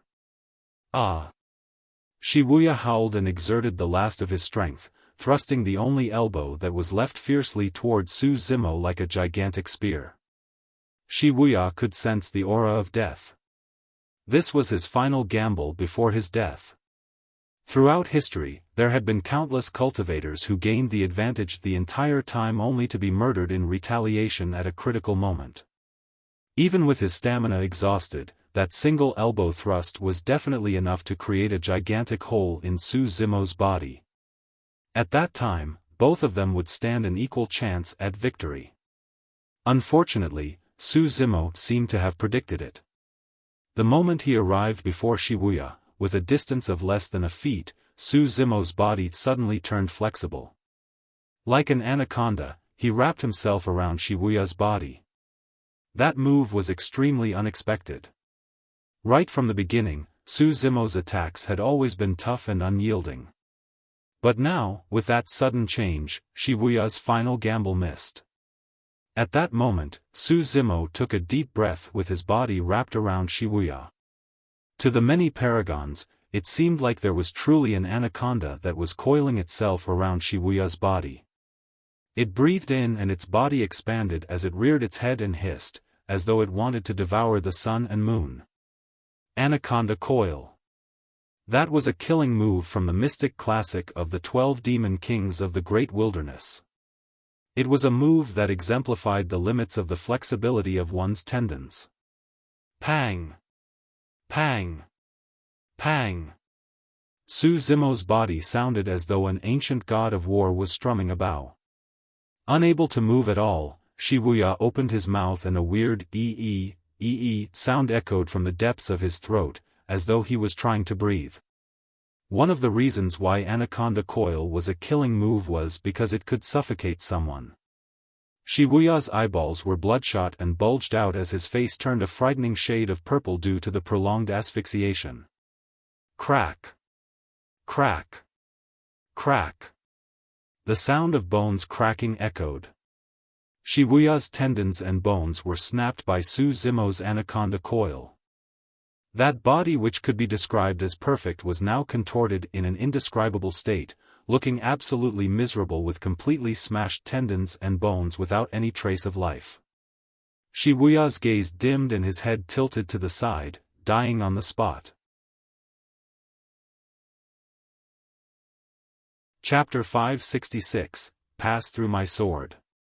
Chapter 566, Pass Through My Sword. Wuya, the once number one perfected being of the North region who dominated the cultivation world overwhelmingly and was completely unmatched across the same realm. For the past 30 years, although he rarely made an appearance, he was still an invincible existence of the Golden Core realm in the hearts of many major factions and sects of the North region. Nobody had expected this. Nobody thought that Wuya would make a move for the Vermilion Fruit fight. Less than that. The paragons had not expected that Wuya would be murdered savagely with his tendons and bones snapped by someone else in the great Jian ruins. Gazing at that mighty, burly figure on the battlefield, a surreal feeling surged through the minds of the paragons and they were overwhelmed by sadness. This was the cruelty of the cultivation world. Even if one cultivated to Wuya's level and possessed that frightening combat strength, they could still be killed mercilessly. No matter how glorious of a past they had, paragons that died would be buried in the sands of time and be forgotten eventually. This Vermilion Fruit fight had far surpassed initial expectations of the paragons. There were way too many paragons that died. The ground was sprawled with corpses and blood formed rivers. It was too tragic. Furthermore, up till this point, it was still uncertainty who would end up as the eventual victor with the Vermilion Fruit. There was only one thing that everyone was certain about. From this day forth, there was a new number one perfected being of the North region. At the same time, that newcomer would die soon as well. Everyone could see Su Zimo's frailness at the moment. Right now, any random golden core could probably take his life. Although the remaining paragons were mostly injured, they looked at Su Zimo with fervent gazes, wanting to tear him apart. Finally, a cultivator who could not hold it back anymore stood forward. A centipede dies but never falls completely. Although he could tell that Su Zimo was already exhausted, that person did not dare to advance and merely hid far away, hollering softly and conjuring a spirit art. Spirit energy surged and condensed into a palm in midair, slapping toward Su Zimo fiercely. Boom! The spirit energy palm received no resistance and landed viciously on Su Zimo's body. Su Zimo grunted dully and his legs wobbled, almost falling to the ground. At the sight of that, the paragons were finally relieved. Fufu, so that's all there is to the legendary number 1 monster incarnate. There's also a time when he's exhausted. He's nothing but a beast. Humph. How dare a beast try to snatch the vermilion fruit from all of us humans? How impudent. Heavenly Piercing Sword Sex Paragon wielded his sword and advanced toward Su Zimo slowly, smirking coldly with a murderous intent. Previously, his chest was pierced by Su Zimo's saber. Although the wound wasn't deep, he was scheming and seized the opportunity to retreat due to the circumstances. He chose to observe coldly by the sidelines while retaining his strength. During this period of time, with the help of elixirs such as the blood-curing pill, the wound before his chest had mostly recovered. At this moment, all the paragons were wounded and could not release their golden core phenomenons in a short period of time. The only one truly of threat to him was the masked man from Glass Palace. However, Heavenly Piercing Sword Sex Paragon could tell clearly that the masked man was at early-stage golden core. He would definitely have the advantage if the two of them were to fight. The reason why he chose to stand out now was naturally to control the situation and suppress everything so that he could take advantage of the situation. Beast, why aren't you cocky anymore? Clang. Heavenly Piercing Sword Sex Paragon withdrew the sword hanging on his waist and slashed forward. A milky-white sword beam flashed by. Instantly, a gash appeared on Su Zimo's thigh. Although it wasn't very deep, fresh blood seeped out right away. The reason why Heavenly Piercing Sword Sex Paragon did not aim to kill with that attack was clearly because he wanted to humiliate Su Zimo and trample on his dignity. Su Zimo did not move at all, as if he did not even have the strength to dodge. Although his face was pale, his eyes burned brightly in a terrifying manner. He was truly drained after killing Wuya. Furthermore, Wuya was a perfected golden core, the number 1 perfected being of the North region. He was truly someone with frightening strength and had an extremely terrifying physique after cultivating the Glass Mental Sutra. After the repeated head-on clashes, Su Zimo had suffered rather serious injuries. Thin tears were appearing on his organs. If Wuya could endure for a little more, he might not have been the one who died. At that moment, Su Zimo did not retaliate and was merely silently healing up and recovering his stamina. He had the mystic gold silk armor, be it the spirit art of the first cultivator or the slash from Heavenly Piercing Sword Sex Paragon, both were external injuries that did not manage to hurt him at the core. Su Zimo had trump cards left as well. If he were to release them, the entire world would be overturned. When Heavenly Piercing Sword Sex Paragon saw that Su Zimo did not retaliate, he turned even more ferocious and continued forward. The sword in his hand trembled and created a flurry of swipes. Poof! Blood sprayed from Su Zimo's shoulders once again. Fufu! Heavenly Piercing Sword Sex Paragon chuckled, his eyes filled with mockery as he sneered, "Why? You don't even have the strength to fight back now?" Su Zimo merely smirked without replying. Sigh, to think that such a peerless monster incarnate would end up in such a state. Mu Dongqing shook his head and sighed gently, lamenting. Bai Yuhan remarked softly as well, even tigers and dragons have to suffer if they are trapped. This should be a tribulation in his life as well. If not for Wuya, he would have gotten out of this place long ago instead of being humiliated by these small fries now. He had no help at all. If anyone had stepped forth to offload some pressure from him, he wouldn't have landed in such a miserable state. Mu Dongqing sighed once more. Bai Yuhan nodded.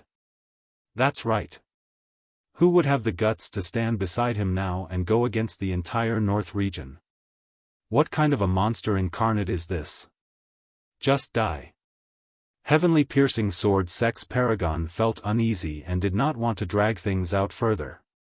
Finally, he made up his mind and slashed forward. His sword was aimed for Su Zimo's glabella. If that slash struck, Su Zimo's head would be pierced entirely. Su Zimo narrowed his gaze. Right as he was about to move, he suddenly frowned with a look of confusion. Buzz! The sound of a sword buzzing rang out. An incomparably brilliant sword beam appeared all of a sudden. That sword beam was magnificent and attracted everyone's attention. However, its speed was way too fast. It happened instantly. Nobody could see where the slash came from. Nobody could identify the trajectory of the slash. Nobody could identify the direction of the slash. However, everyone felt the killing intent from that slash. The sword beam dissipated.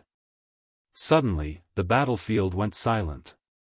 The atmosphere turned extremely strange. Heavenly piercing sword sex paragon froze in his steps. His gaze turned dull. After a momentary pause, the long sword in his hand fell and a thin gash appeared on his throat, turning wider and clearer. Poof! A blood mist spewed out. Heavenly piercing sword sex paragon fell stiffly forward, dead. The crowd was in an uproar. Countless cultivators looked all around, trying to seek out the person who attacked. There were not many sword cultivators in the north region. There were even less sword cultivators who could master such a terrifying sword technique to be able to threaten the paragon of heavenly piercing sword sect. Taba Fong and Murong Wushuang glared at a black-robed man in the middle of the crowd with conflicted expressions. They were shocked and surprised, but more than that, they were puzzled. The black-robed man held a pitch-black sheathed sword in his left hand. Slowly, he strode out from the crowd one step at a time. Surveying his surroundings with a hollow gaze that could not focus, he spoke slowly, "Anyone who wishes to kill him will first have to pass through my sword." Chapter 567, Dugu Jian. Chapter 567, Dugu Jian. Su Zimo did not recognize the black-robed swordsman. He could not understand why this person wanted to help him. However, he once felt an extreme sense of danger stemming from the black-robed swordsman. From that slash earlier on, his gut feeling was verified. That slash happened way too quickly. Heavenly piercing sword sex paragon did not even get the chance to release his golden core phenomenon before dying on the spot. Where did this lunatic come from? Humph. If he's the helper of this beast from Divine Phoenix Island, he might be a beast as well. Everyone should target him. Some sharp cultivators who noticed that the black-robed swordsman did not have any identity badge on his waist assumed that he was an oblivious itinerant cultivator from out of nowhere and started ranting at him. With Su Zimo facing imminent death, there might be many treasures up for grabs. Naturally, all the paragons were coveting that and none of them wanted to let up. Everyone, let's attack together. It's not as though this guy could cause a storm. A cultivator beckoned and attacked first. With the first came the second. More cultivators were standing out one after another. Instantly, spirit energy surged and sword beams streaked through the void one after another in a bedazzling manner, shooting towards the black-robed swordsman on the black-robed swordsman like an arrow rain. The black-robed swordsman's right hand moved in a seemingly slow manner towards the pitch-black hilt of the sword on his left hand. The moment his right hand made contact with the hilt, the black-robed swordsman's aura changed all of a sudden. His initially lost gaze suddenly gained focus, resembling two extremely sharp swords. When the cultivators who attacked met with his eyes, they shuddered. Some of them shrieked and closed their eyes hurriedly. Unfortunately, it was too late. Two streams of blood flowed down from their eyes in an extremely chilling manner. A single look blinded those people. What powerful sight he possesses! Su Zimo's heart skipped a beat. After cultivating the mystic classic of the 12 demon kings of the great wilderness, he had already unlocked his eye orifices and cultivated a pair of demonic eyes with extremely powerful sight. Even the enraged diamond gaze of the Buddhist diamond monastery and the bewitching eye of the fiend sect's pure maiden sect could not affect his mind.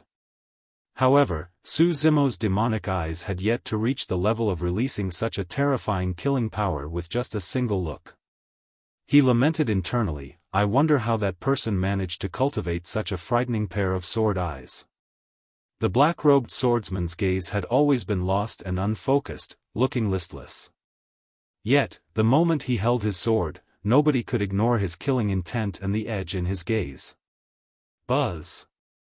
A buzz reverberated through the world. The unparalleled sword beam from earlier on reappeared with a bedazzling radiance. Cling. Clang. A metallic sound could be heard. The many flying swords darting over from midair were all shattered. The sword beam flashed for a moment. All the cultivators who attacked fell from midair in succession without a single survivor. The moment they fell to the ground, they were already corpses. Although they were prepared for it, not many paragons of the North region present managed to see the black-robed swordsman attack. By the time the paragons realized what happened, the sword had already returned to its sheath. The black-robed swordsman's right hand returned to his side, slumping naturally as though he had never attacked at all. Right from the beginning, the black-robed swordsman had been expressionless. It was as though the death of more than 10 golden cores could not create any emotion in him, not even a single bit. A deathly silence filled the air.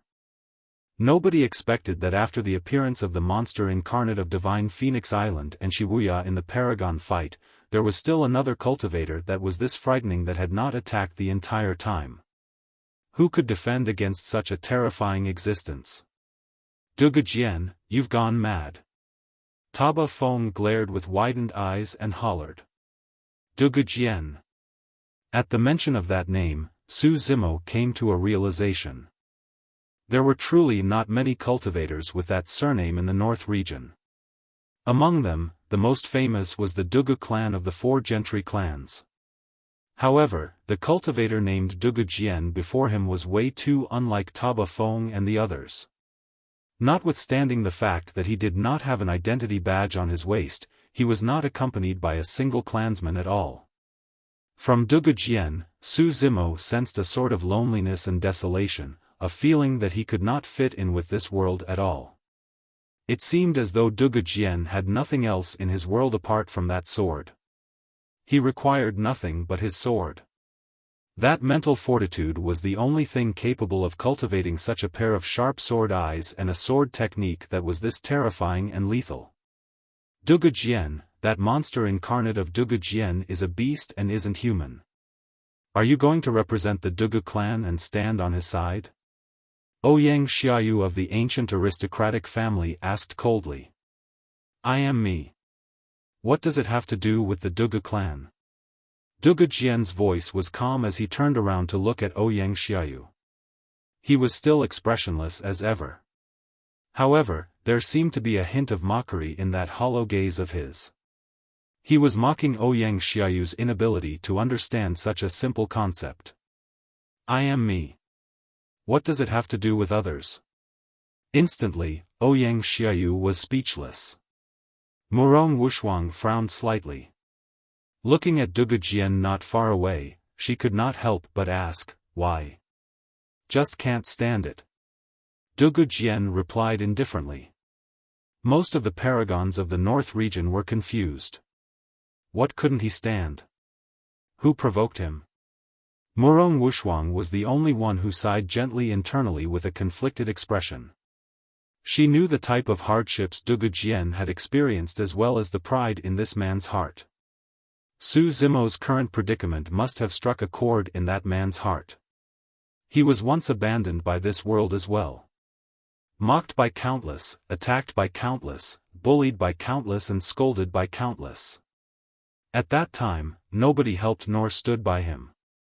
This man had reached where he was relying entirely on the sword in his hand, one step at a time. The reason why he was reclusive was not because he hated the world. It was because this world had once abandoned him.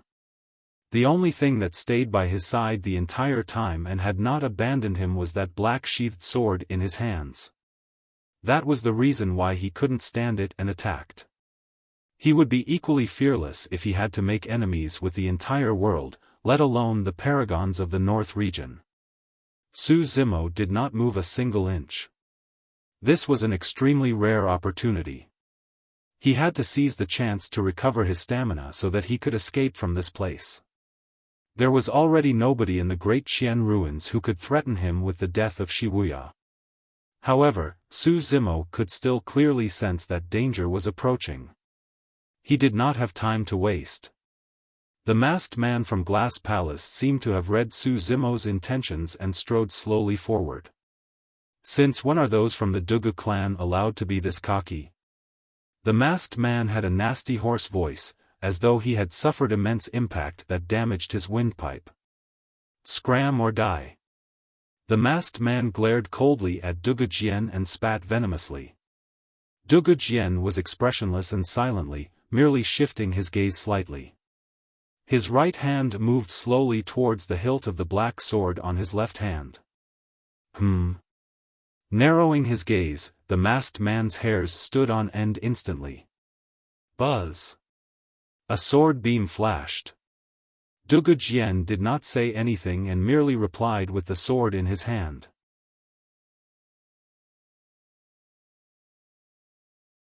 Chapter 568, Arrival of the Nascent Souls. Chapter 568, Arrival of the Nascent Souls. The masked man bolted away at an extremely fast speed.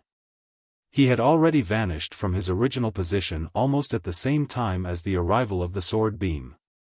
It was entirely silent. Crack. Crack. Crack. The sound of metal ringing was extremely piercing in the silent battlefield. All the paragons witnessed clearly as a crack appeared on the metallic mask of the man, splitting the mask into two. Clang. The mask fell to the ground, revealing that person's true appearance. Pust. Many people gasped. Some female cultivators even exclaimed. Filled with grisly wounds, that face was extremely horrifying. It looked nefarious like a malevolent ghost, as though it was eaten away by something.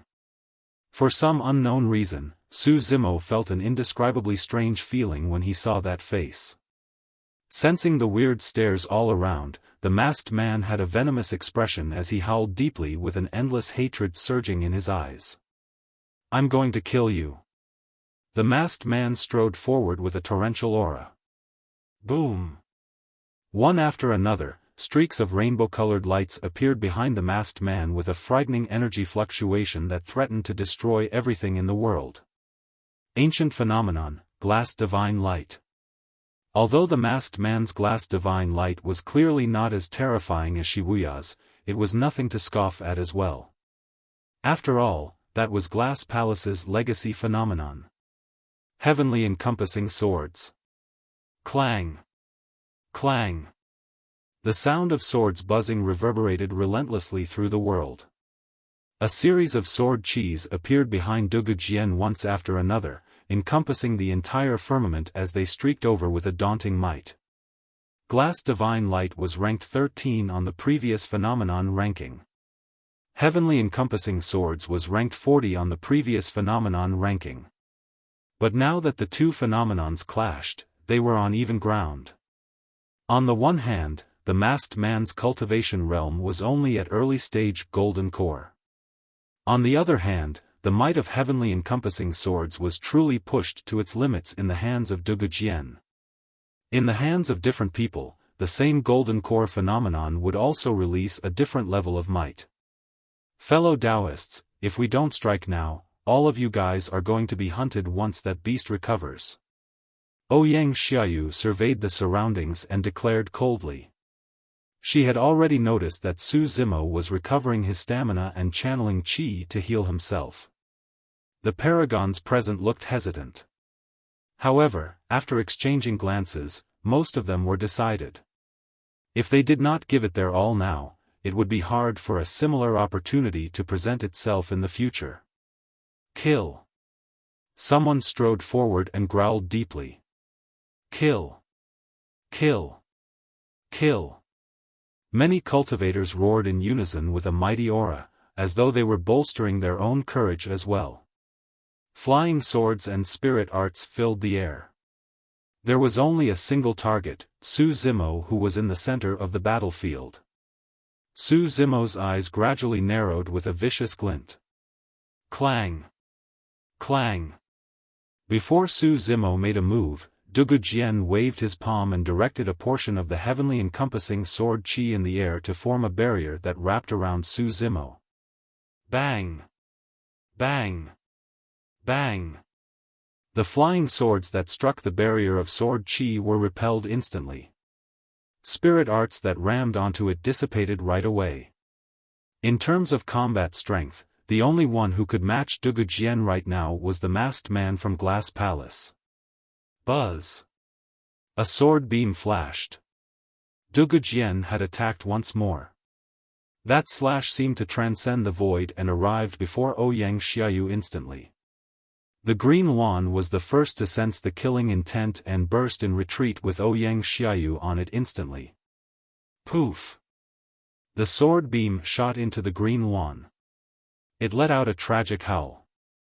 Although it was a pure-blooded ferocious beast, it could not withstand Dugu Jian's slash. While that wound was not deep, when the sword qi entered its body, it destroyed all life within it almost instantly. The Green Yuan was dead. Ouyang Xiaoyu's face was pale as a sheet as she barked hatefully with vengeful eyes, "How dare you hurt my spirit beast, Dugu Jian?" Dugu Jian did not reply. Another sword beam flashed. Poof! A scarlet streak appeared across Ouyang Xiaoyu's chest and her gaze dimmed gradually. Initially, she was a blessed woman from the heavens. Born with fairy-like looks and in an ancient aristocratic family, any cultivator that saw her would naturally feel a sense of inferiority. There were few cultivators who could bear to attack her. Unfortunately, her opponent was Dugu Jian. In his eyes, Ouyang Xiaoyu was nothing more than an ordinary cultivator. There was no great deal about killing her. The blessed woman of an ancient aristocratic family fell from midair, already dead by the time her body reached the ground. Boom! At the end of the day, Dugu Jian had still used up quite a bit of his focus to divert part of his phenomenon's power to protect Zimo while killing Ouyang Xiaoyu. The masked man seized the opportunity to strike. Boom!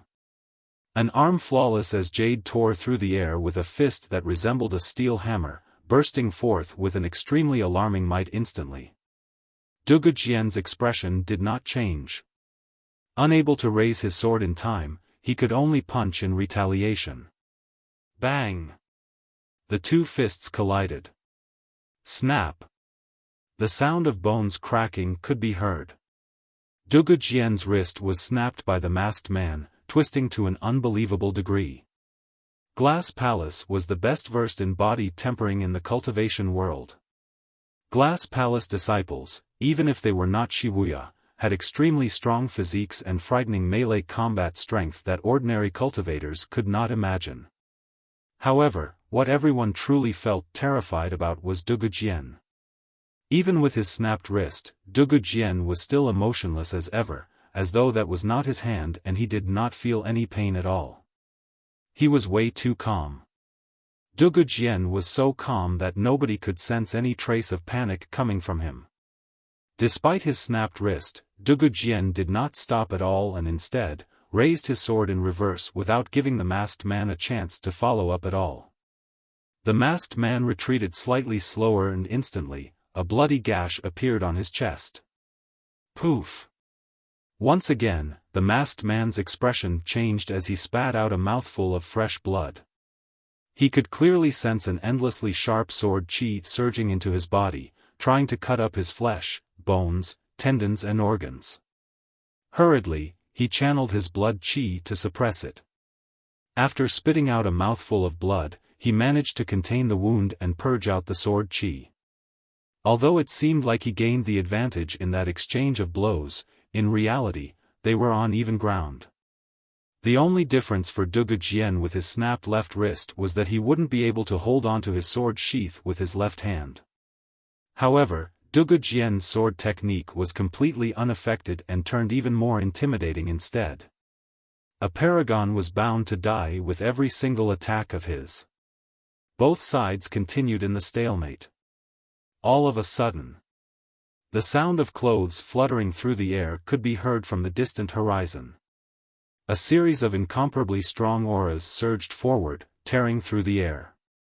The auras were wildly berserk, seemingly filled with rage, as they sped over. Before they even arrived, an unnerving dominance had already engulfed everyone present.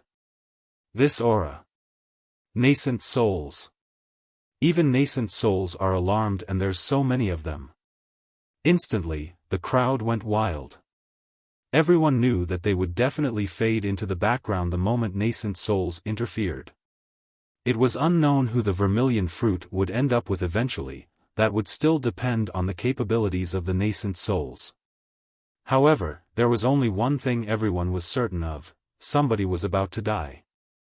That person had slain way too many paragons of the North region and had offended almost all the factions of the North region. He was definitely doomed to die today.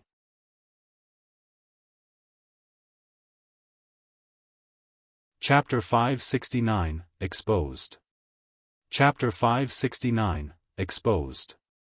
The might of the gathered nascent souls was horrifying, and all of the cultivators fighting stopped, not daring to act recklessly.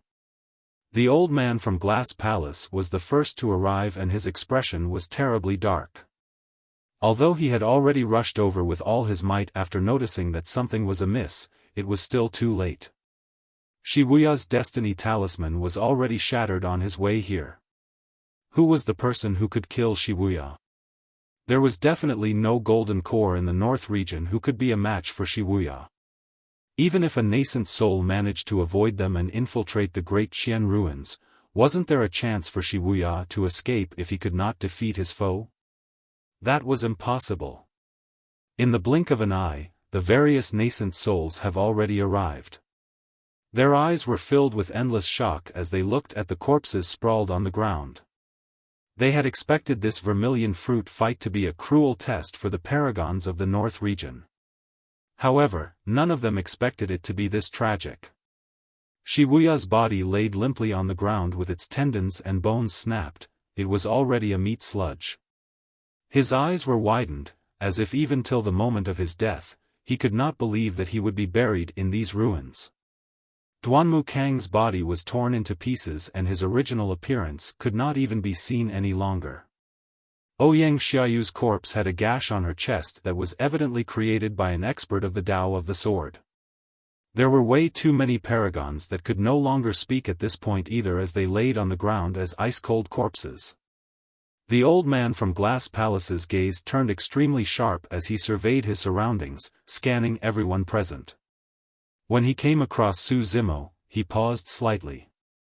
Zimo was extremely calm, and there was no trace of fear in his eyes even as he faced this many nascent souls.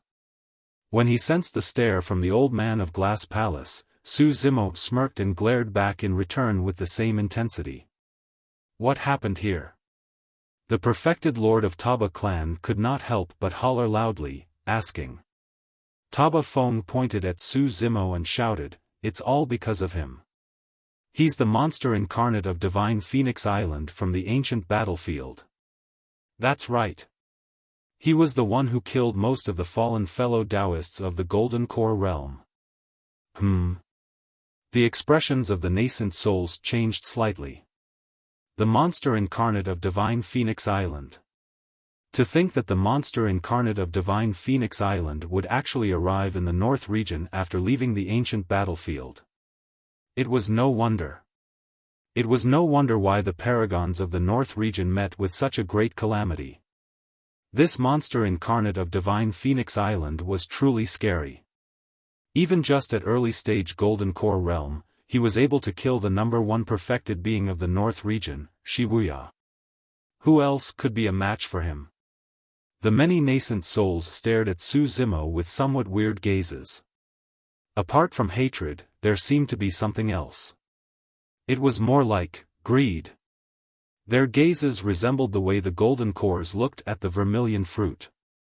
Many of the nascent souls instinctively looked toward Su Zimo's right hand.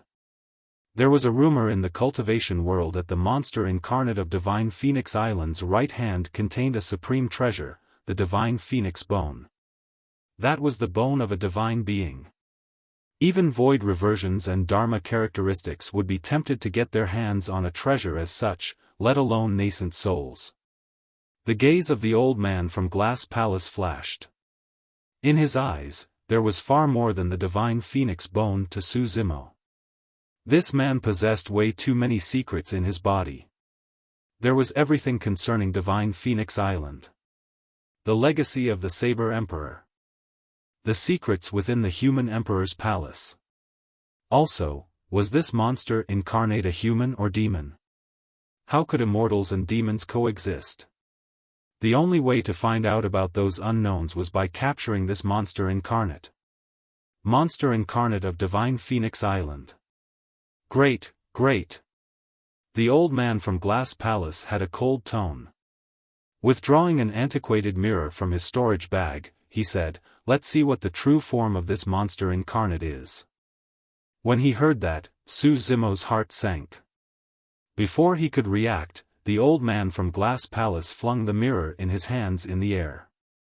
Instantly, a resplendent radiance burst forth in a bedazzling manner. The endless radiance converged into a light column that descended on Su Zimo. There was an extremely mysterious power in the light column that did not contain much killing power. However, Su Zimo shuddered and his bones and tendons rang at the same time as his body shrank uncontrollably. His face and features started changing. Under countless gazes, an elegant face was revealed.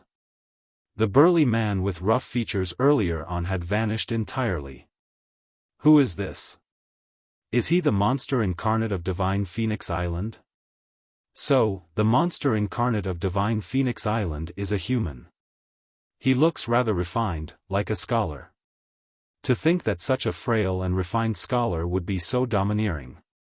I truly couldn't tell at all. Su Zimo's heart sank as he heard the discussions. He knew that he could not hide everything anymore. Even when he saw so many nascent souls arrive, Su Zimo could still maintain his composure. However, he truly had not expected that his true appearance would be exposed by a mirror. In the cultivation world, there was a dermic weapon to deal with demons known as the Demon Revealing Mirror. Although the Demon Revealing Mirror did not have much killing power, it could expose the true appearance of demons and expose all their disguises. Despite his endless precautions, Su Zimo had missed this out. With this mistake, all his efforts had gone to naught. Su Zimo merely felt his limbs go cold. In fact, he even felt devastated. Even if he could escape from this place, he wouldn't be able to survive for long. He could not return to Ethereal Peak. Otherwise, Ethereal Peak would be destroyed because of him. It was even more so for the Yen country. Otherwise, Yen country would be annihilated. While the North region was huge, there was nowhere he could hide. It was even less possible for him to escape from the North region. At Golden Core Realm, even if he were to sprint day and night without eating or drinking, it would take him hundreds of years. Furthermore, he would have to deal with the hunt from various major factions and sects. As long as the matter of his immortality and demonic double cultivation was revealed, nobody in this world could protect him. From this day forth, Su Zimo would have to take on the world as his enemy single-handedly.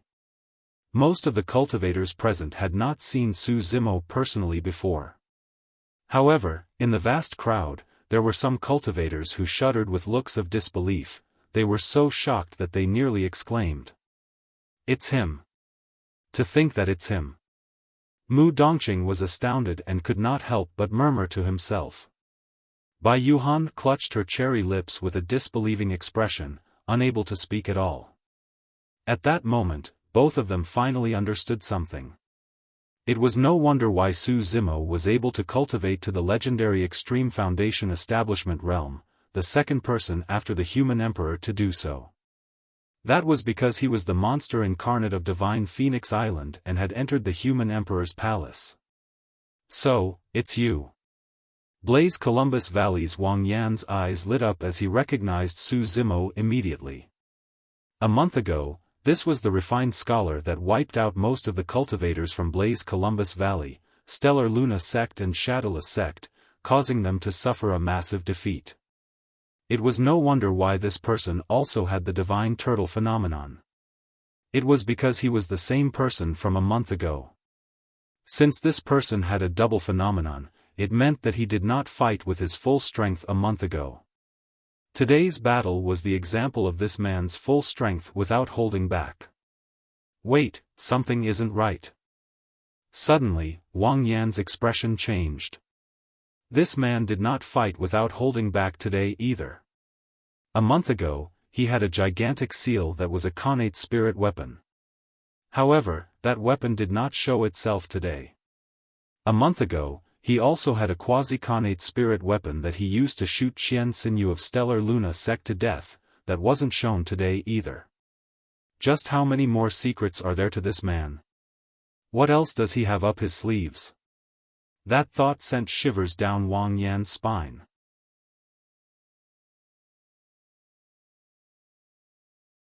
Chapter 570, Even Nascent Souls Won't Be Able to Protect You.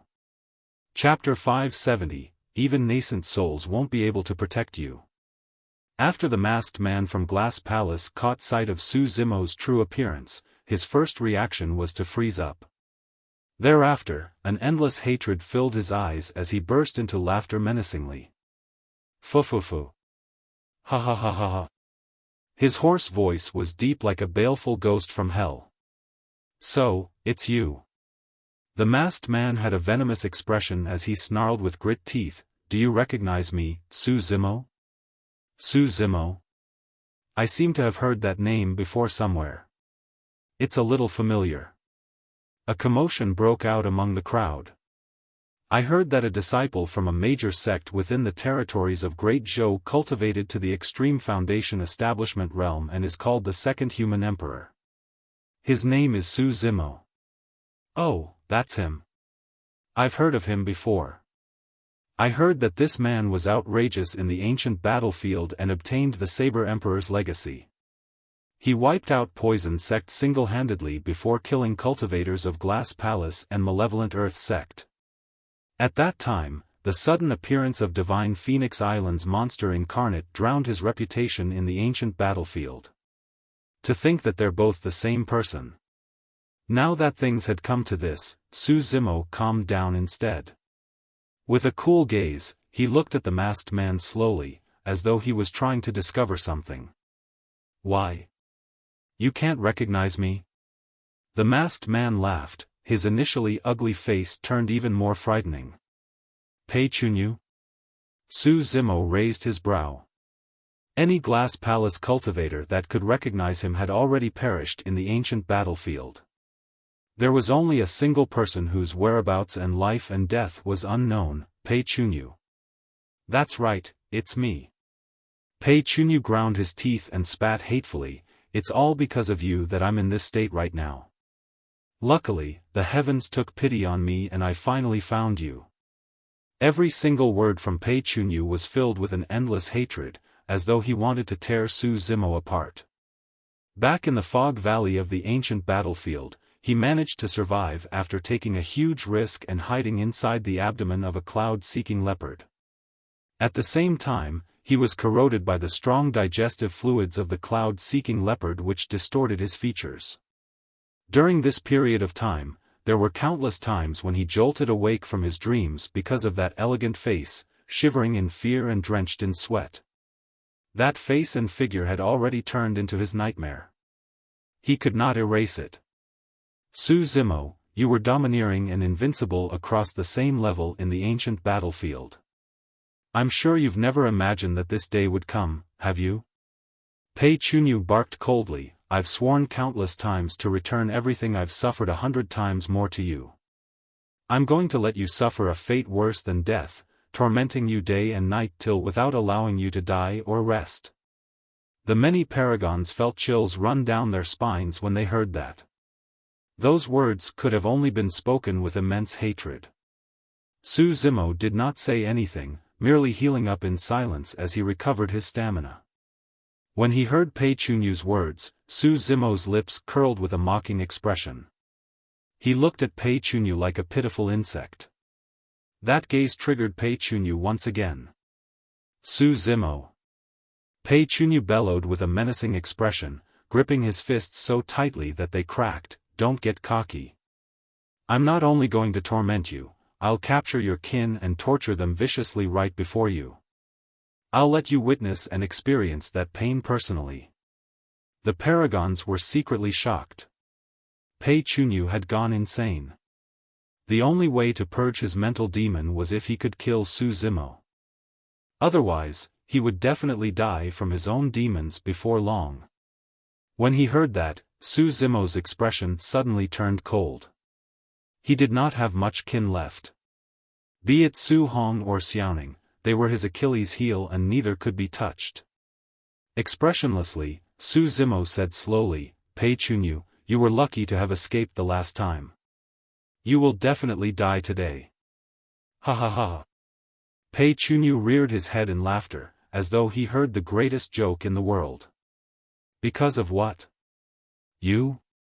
Notwithstanding the fact that your stamina is depleted, your spirit energy is drained and you're at your limits, even if you are in peak condition, so what?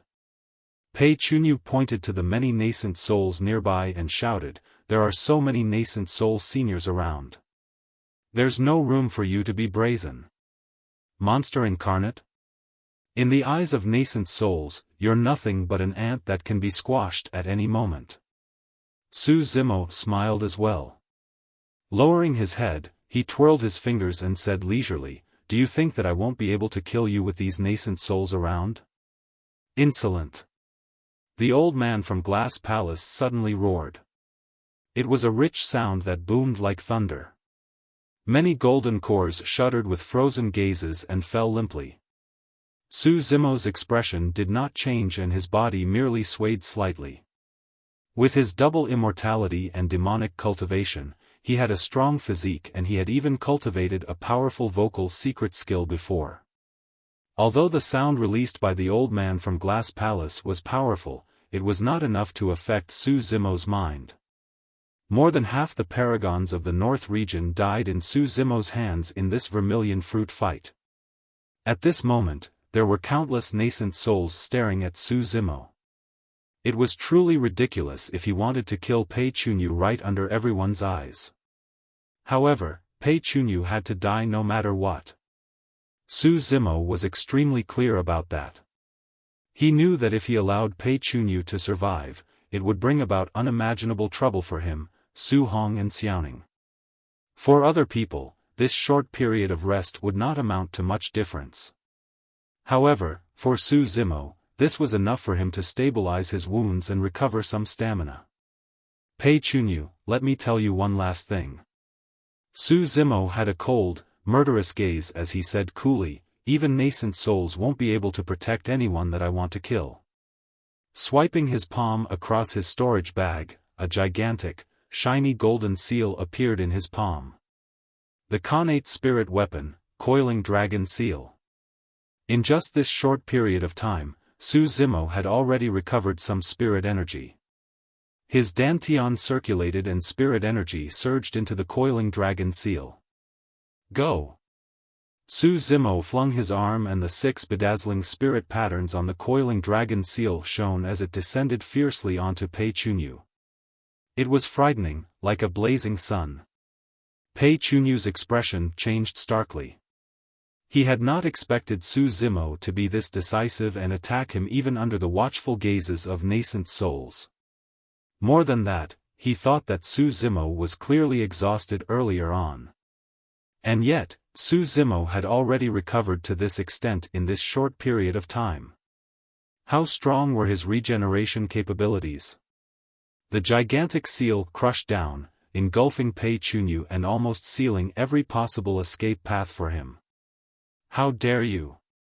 The old man from Glass Palace roared and waved his sleeves. Swoosh! Instantly, the sleeve stretched dozens of feet along with the wind, blanketing the heavens as it wrapped around the descending blazing sun in midair. Although the blazing sun was scorching, it could not burn through the sleeves of the old man from Glass Palace. No matter what, Zimo was only at early-stage golden core at the end of the day. He was definitely not a match for a nascent soul in a direct clash. Pei Chunyu raised his head and only felt relieved when he caught sight of the blazing sun wrapped in the sleeves. If not for his sect's senior, he might have truly been killed by that gigantic seal earlier on. At that moment, Pei Chunyu experienced another sense of trepidation.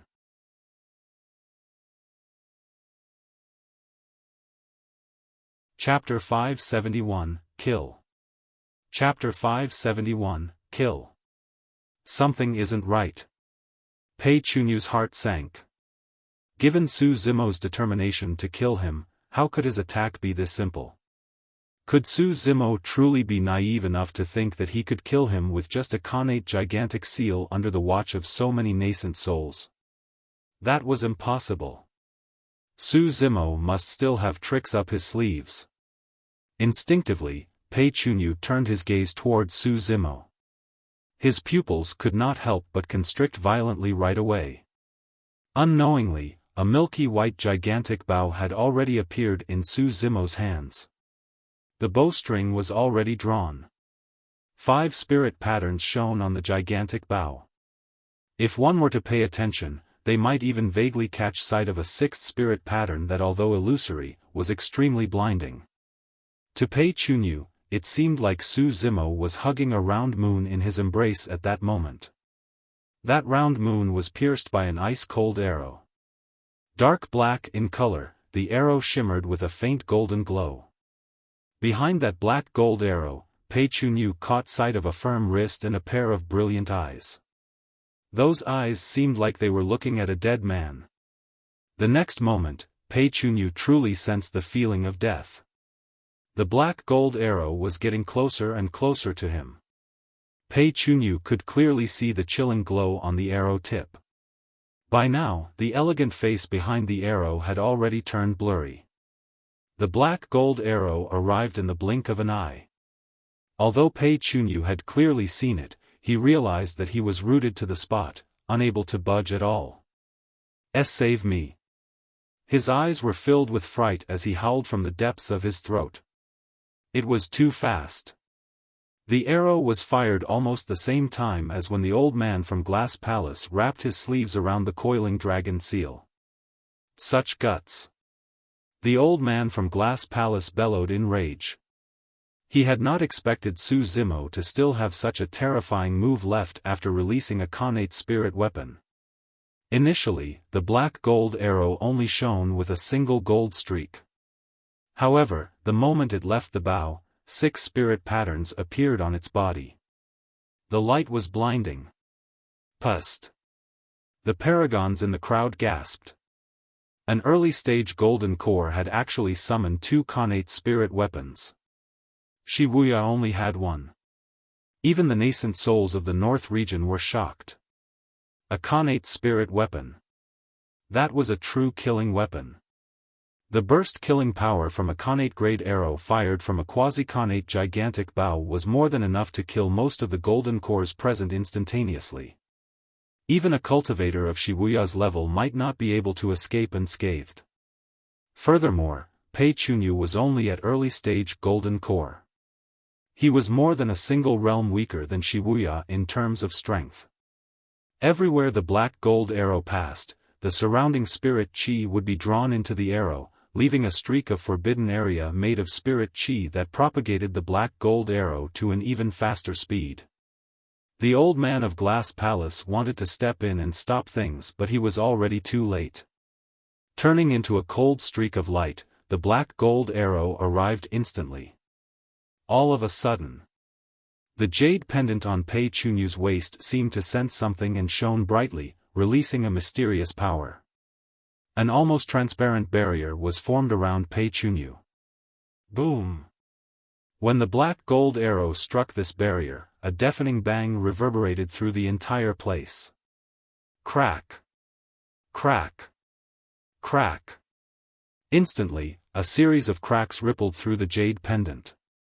The jade pendant was an expendable defensive spirit weapon and was extremely rare. This was given to Pei Chunyu by his grandfather on the way here and could defend against the full-powered attack of a peak golden core. Even Wuya wouldn't be able to shatter the barrier formed by the jade pendant in a single blow. However, that arrow pierced the jade pendant right away. The black gold arrow was repelled. Pei Chunyu let out a breath and his eyes were filled with relief. He was saved after that arrow was blocked. That was because with a nascent soul of Glass Palace present, Zimo would definitely not get a second chance to strike again. Suddenly, a black gold glint streaked past the corner of Pei Chunyu's eyes. It looked familiar. Poof! In his moment of distraction, Pei Chunyu felt a sharp pain in his chest. Instinctively, he looked down.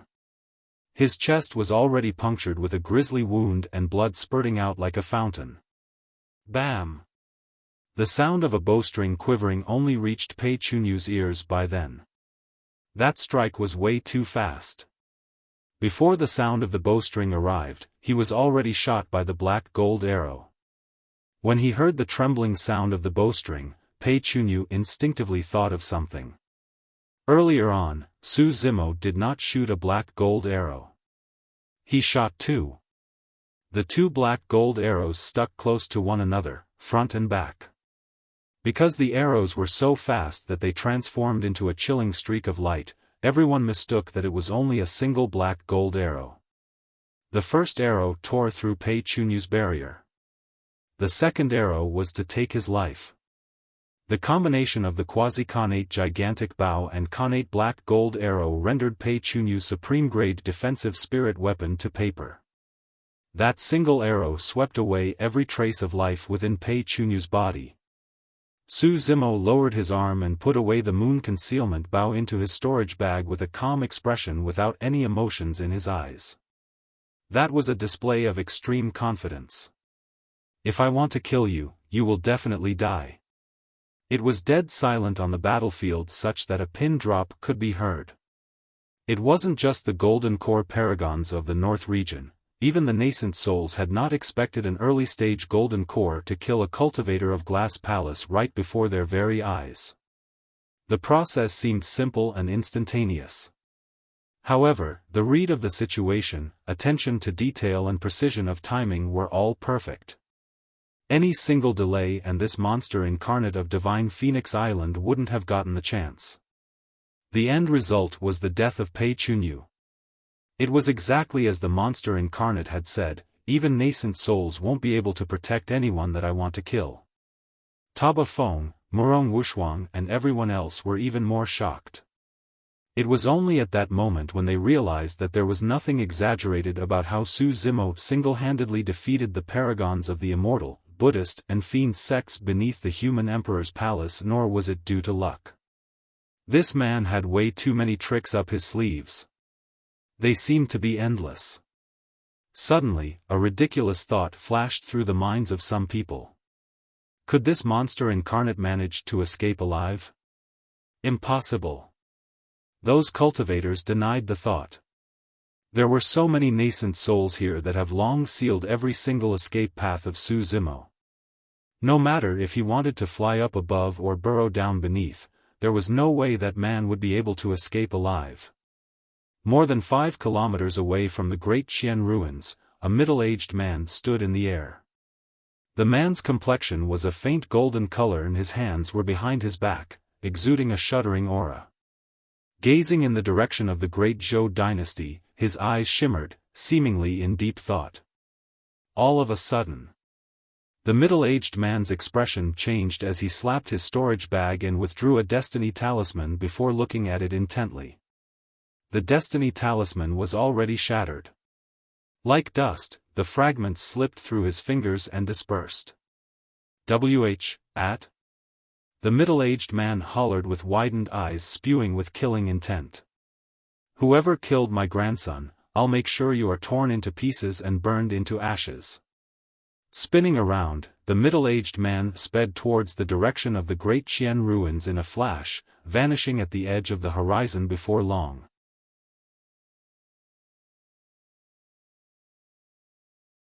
Chapter 572, A Great Gift. Chapter 572, A Great Gift. On the battlefield. The old man from Glass Palace had an extremely terrible expression.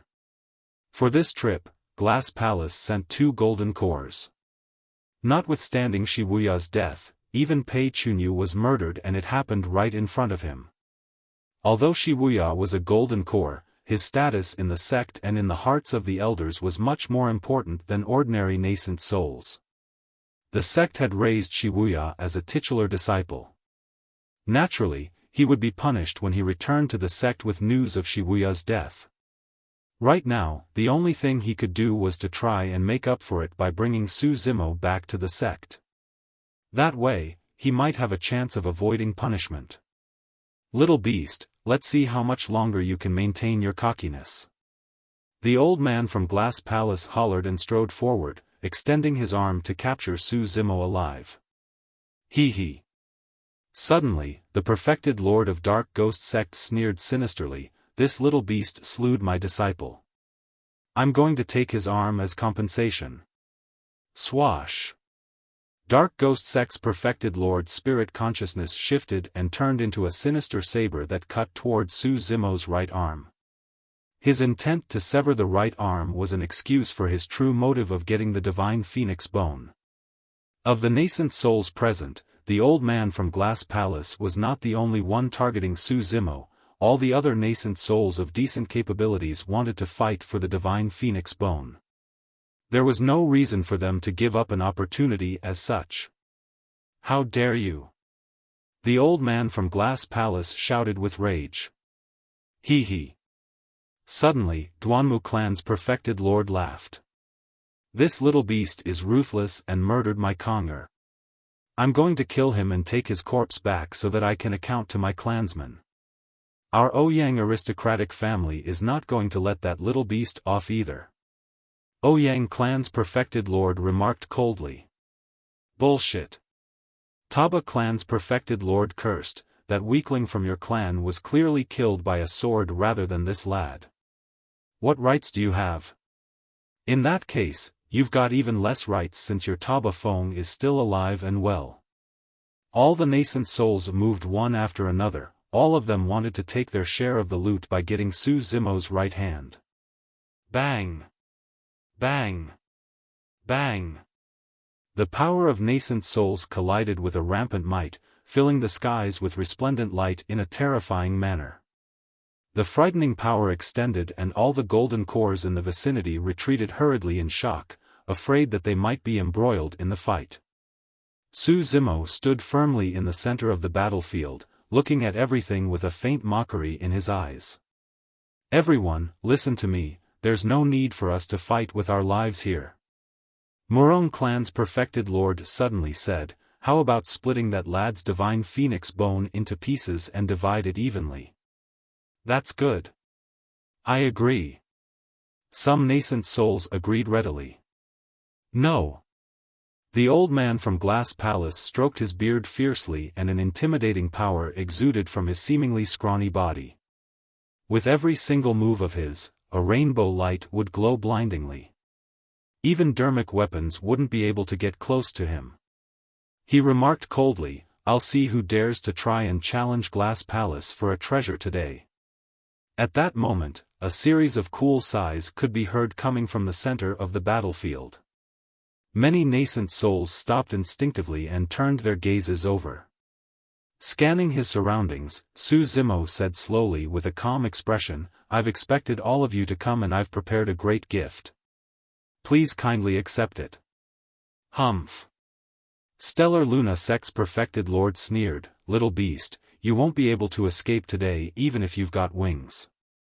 Let's see what tricks you have up your sleeves." "Escape?" Zimo smirked with a hint of incredulity in his eyes. "Everyone, you may have mistaken something." The many nascent souls frowned slightly. All the paragons of the North region hiding far away froze momentarily as well, confused by Zimo's words. Zimo continued, I'm not the one who has to escape. It's, you guys. The hearts of many nascent souls skipped a beat. Before his words were finished, Zimo slapped the storage bag on his waist and whisked out a bronze square tripod that was more than a meter tall. The tripod was dull and lifeless, filled with cracks. However, its edges were defined as it stood in the world, as though it wanted to pierce the firmaments and tear the ground asunder. Ha ha ha. 7 kills sex-perfected Lord froze for a moment before rearing his head in laughter. He pointed at the bronze square tripod in 7 kills sec's hands and asked loudly, "You're truly a beast without any brains. Do you really think that you can threaten us with that broken piece of metal?" The other nascent souls were relieved at the sight of that bronze square tripod as well, their expressions relaxed and their eyes shining with mockery. No matter what the grade of this bronze square tripod was in the past, even if it was a treasure even beyond dermic weapons, it was already useless right now.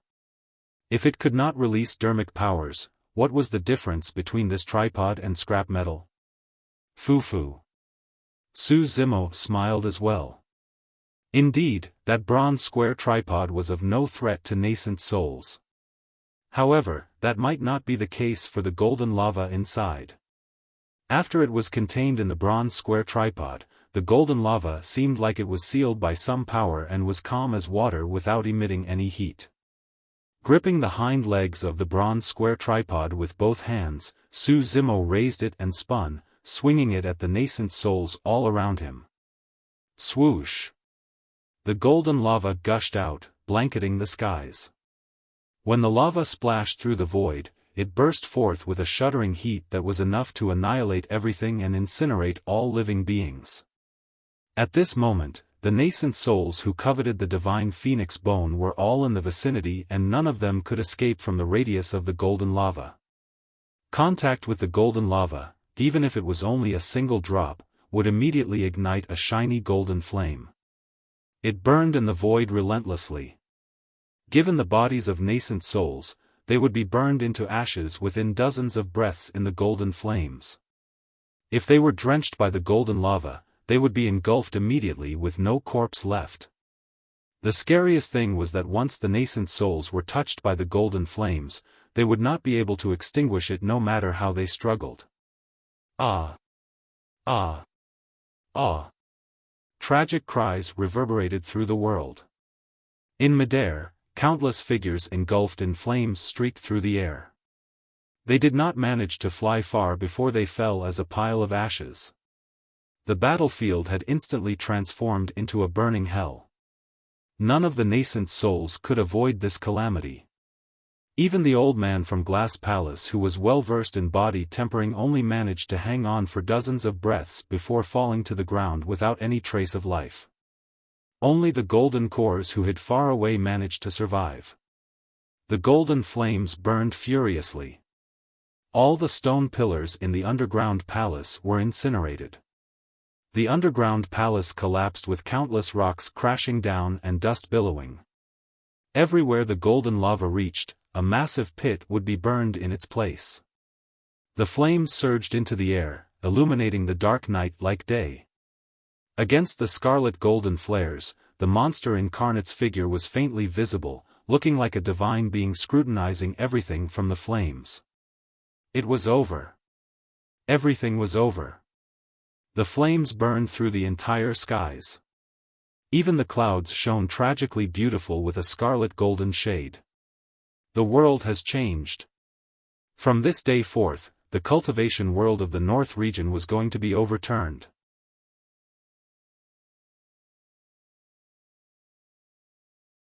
Chapter 573, Tribulation of Life. Chapter 573, Tribulation of Life. A lost expression flashed through Zimo's eyes as he gazed at the endless flames around him as well. Although he managed to get his hands on the vermilion fruit, his identity was revealed. It was hard to conclude his gains and losses at the exact moment. Almost all the sects and factions of the North region were implicated in this fire. From this day forth, Zimo would be faced with an endless hunt and no place would be safe for him in the North region. How difficult would it be if he wanted to escape from the North region? The North region was way too big. Zimo was only at early stage golden core. Even with his double immortality and demonic cultivation, he would have to take hundreds of years of traveling even in the best circumstances. He would most likely be killed within that period of time. With the conclusion of this battle, Zimo had not only offended Glass Palace, but the entire cultivation world of the North region. No matter what, I've got to get out of this place first. Before long, he calmed down and made a decision.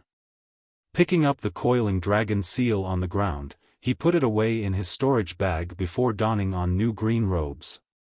Hiding in the bronze square tripod, he broke through the layers of flames and escaped into the distance. All of a sudden, another streak of golden light surged through the flames. Sweeping his gaze across that golden light, Zimo could not help but freeze momentarily. It was a black basket that glowed with a golden light, resembling an iron pot with a few holes on top of it. Behind the holes were a pair of black gem-like eyes that darted around rapidly. Little fox. That sharp little thing still made a decision in the end. She chose to leave that home which she had lived in for dozens of years. She chose to leave her mother and enter the outside world. Although Zimo was reluctant when he left the underground cave as well, he could only let the little fox make the decision for herself. That basket that looked like an iron pot seemed unassuming, but in reality, it could protect her from the surrounding golden flames. Earlier on, even when many nascent souls tried to use their dermic weapons, they were incinerated into ashes by the golden flames. Come over. I'll take you away from here. Zimo shouted softly. He was the reason why the little fox was willing to leave the underground cave. There was no way he could possibly abandon her in this place. Given her ignorance to the outside world, she wouldn't survive for more than a month living alone. The little fox was extremely obedient, and with a leap, she whisked her fire-blocking basket and slithered through Zimo's robes, climbing to his shoulders with a few steps. Swoosh! A pair of spirit wings appeared behind Zimo. Swoosh! Flapping his spirit wings, Zimo channeled blood chi and sprinted with his full might into the distance. He had not gone far when suddenly, the skies darkened. A sinister voice echoed through the entire Great Qian ruins. Without my permission, nobody is allowed to leave this place today. The next moment, a terrifying might descended and the countless otherworldly soldiers in the palace instantly dispersed into malevolent chi. The golden cores who were initially watching from afar were shocked and shivered uncontrollably, nearly kneeling on the ground. The pressure was way too immense. Against this intimidation, many golden cores felt insignificant as ants that could be squashed at any moment. That aura was way stronger than that of nascent souls. Even the golden flames that were initially blazing diminished significantly, as though they were suppressed by someone. How scary. Who is it? What's the cultivation realm of this person? Could it be void reversion? A void reversion expert must have arrived. There's no way a void reversion would be interested in a 10,000-year vermilion fruit. There must be another reason for it. Many golden cores exchanged glances as their minds filled with questions. Zimo's expression changed starkly as well with the descent of that might. He felt his footsteps getting more and more sluggish, as though he was trudging through a swamp. However, he had no intention of stopping. The person who arrived was extremely strong. Among the cultivators Zimo had interacted with before, this person's aura was the most similar to the Azura, Yenbeichen. It was a void reversion. Zimo did not know why any void reversion would be here. However, he knew that this was his last chance and he had to get out of this place as soon as possible.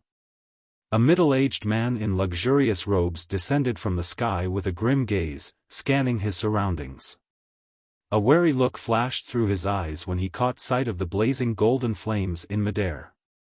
When his gaze came across Pei Chunyu's corpse, the hesitation in the middle-aged man's eyes vanished, leaving nothing but an endless, murderous killing intent.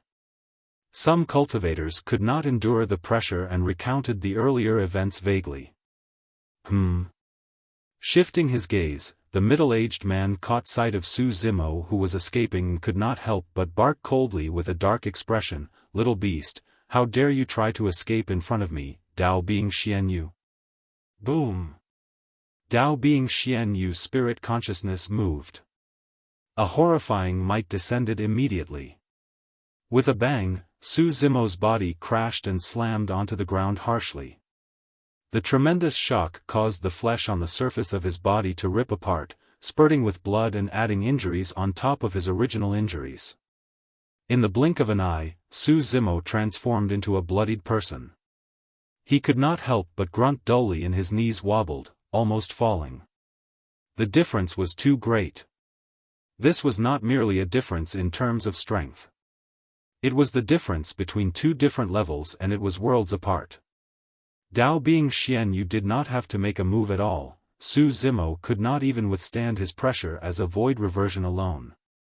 The little fox was horrified. Earlier on, she was protected in Su Zimo's embrace.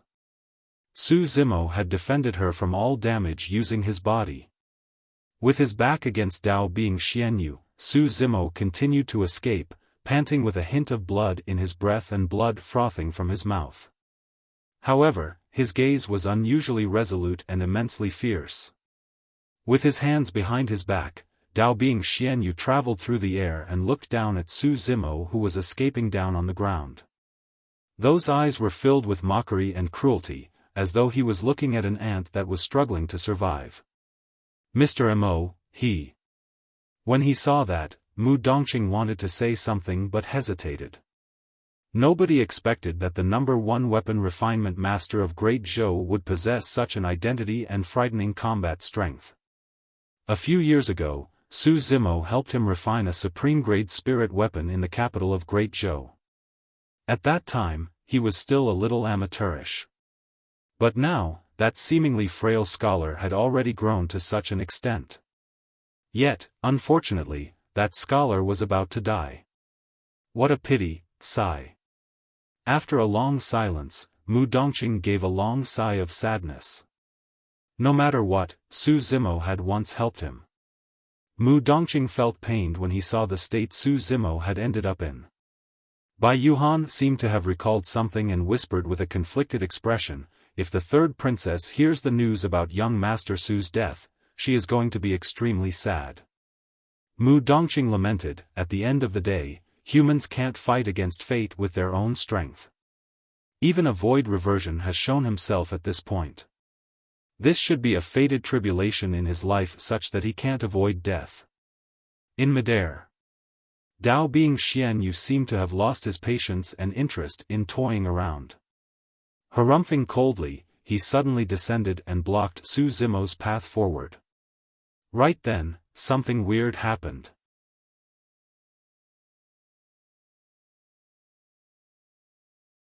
Chapter 574, Snapped Wrist. Su Zimo did not stop in his tracks and a milky-white gigantic bow. Chapter 574c. Su Zimo did not stop in his tracks and a milky-white gigantic bow suddenly appeared in his palm. The black gold arrow was already drawn. The bow was like a full moon. The moon concealment bow and black gold arrow. That was the strongest attack that Su Zimo could make given his current state. So what if it was a void reversion? Su Zimo was not going to give up just like that. It was impossible for him to escape under the watch of a void reversion. The only way was if he could kill the void reversion. The light on the moon concealment bow shone brightly and an endless spirit chi surged into Su Zimo's embrace, as though he was hugging a full moon. The black gold arrow shimmered with a cold, chilling intent, almost fusing into one as the full moon in his embrace. Bam! The black gold arrow was shot forward. The two of them were way too close. The black gold arrow arrived instantly, and even if Su Zimo and Dao being Xian Yu were in a different spot, this would have been an extremely difficult arrow to dodge. Dao Bing Xianyu did not move at all, his eyes filled with mockery as though he was completely unaffected by the cold flash before his eyes. "Is that all you've got?" He raised his palm in a seemingly slow motion, but it tunneled through the void, arriving right in front of the black gold arrow. His palm was sparkling like jade and shone with a mysterious luster, his fingernails were long and slender, as flawless as glass. Curving his finger, Dao Bing Xianyu flicked gently. Clang! The sound of metal clashing echoed. Under countless gazes, that arrow that was enough to kill Pei Chunyu instantaneously was flicked away by Dao Bing Xianyu's finger. There were no injuries on his finger at all. He did it extremely casually. Su Zimo's pupils constricted starkly and his heart sank. It was way too scary. The power of a void reversion had far exceeded his imagination. The difference between them was way too great, akin to heaven and earth. A savage glint flashed in Su Zimo's eyes as he suddenly extended his right arm without stopping in his tracks. The right hand that was in possession of the divine phoenix bone gripped into a fist without any fancy moves, smashing down onto Dao Bing Xianyu's head fiercely. The black gold arrow was the first move that Su Zimo prepared. It was meant to confuse Dao Bing Xianyu and numb him, causing him to lower his guard. His true killing move was the divine phoenix bone at the back. Given Dao Bing Xianyu's cultivation realm, he would definitely take the attack of a golden core head-on without avoiding. In that case, there would be a chance to trigger the power of the divine phoenix bone.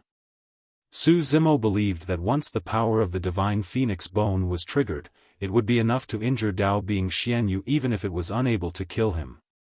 However, that might be his only shot at survival. Dao Bing Xianyu's eyes shone with a deeper mockery. The futile struggle of a trapped beast. Dao Bing Xianyu sneered. As Su Zimo expected, he reached out with his fist and met Su Zimo's right hand directly. Su Zimo's eyes shone viciously. His inner core and golden core circulated wildly and his blood qi surged. All his tendons and bones were ringing with the sound of rumbling thunder as his organs shook while his orifices shone with a demonic glint. There were even streaks of bloodshot lights forming around the top of his head. Su Zimo was converging all the power within his body towards his right hand. This single move would determine his victory or defeat.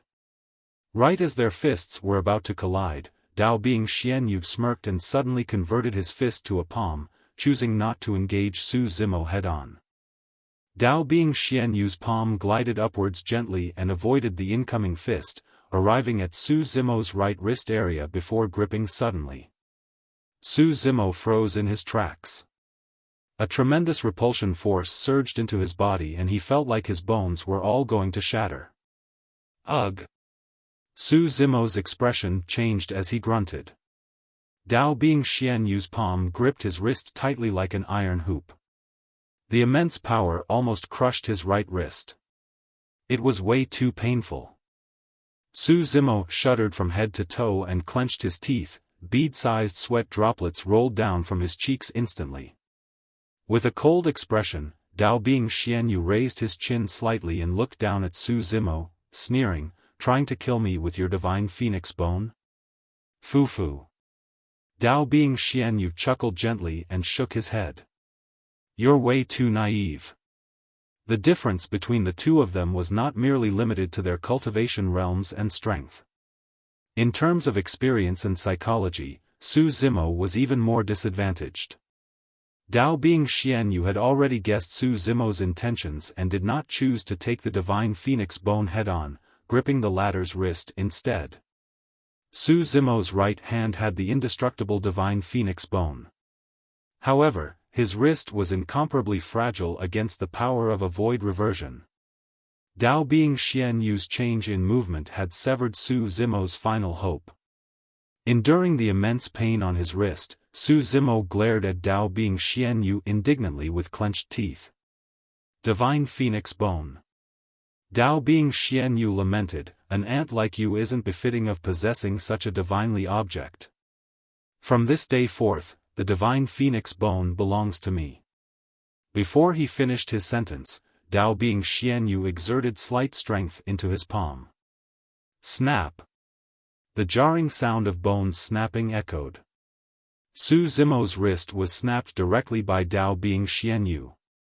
His right hand hung limply, only connected by skin and flesh. Many cultivators winced at the sight of that. As though he could not feel any pain, Zimo did not let out any sound at all, his body merely trembled slightly while his features were distorted. Zimo's eyes were narrowed and his expression was extremely cold. Tao being Xianyu ignored the hatred in Zimo's eyes and merely remarked indifferently, "Little beast, Pei Chunyu is my grandson. Since you took his life, I'll let you suffer in pain and torment for all eternity. Your snapped wrist is just the beginning." Tao being Xianyu's voice was like a malevolent ghost from hell and was extremely chilling. Bang!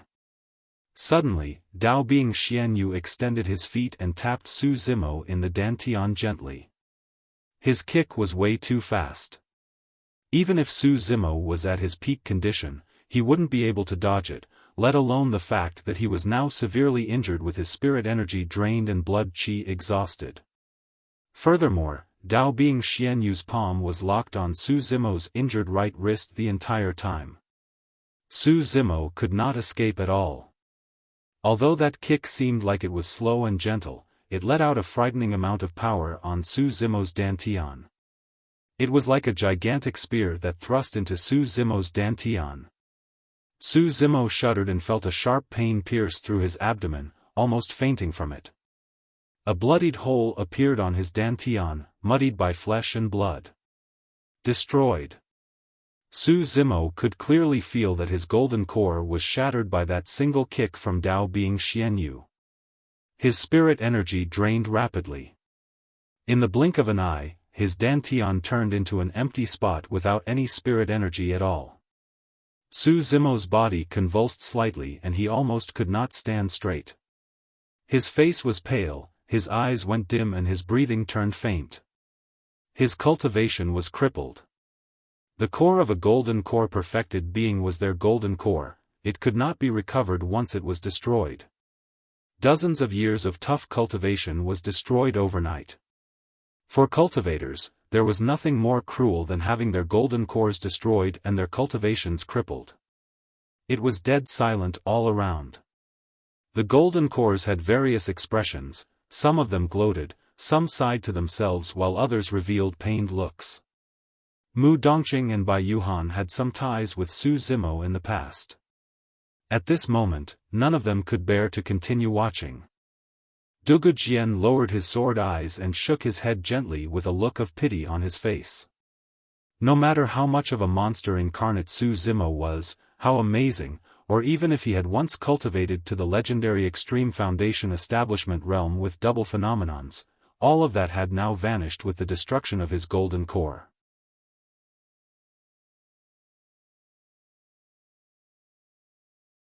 Chapter 575, Miserable.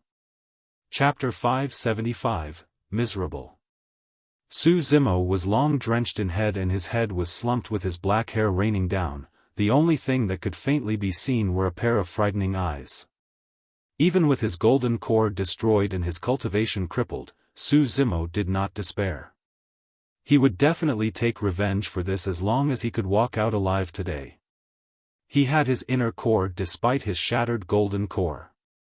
For the past 8 years, Zimo had been cultivating the mystic classic of the 12 demon kings of the great wilderness day and night religiously. The inner core that he refined was the essence of the first 7 sections of the mystic classic. He could still trample on everyone across the same level by relying on his mystic classic of the 12 demon kings of the great wilderness. Tao being Xianyu tightened his grip on Zimo's snapped wrist with a cold gaze. As he looked down at the silently slumped Zimo, he suddenly remarked, "Oh, right. I nearly forgot.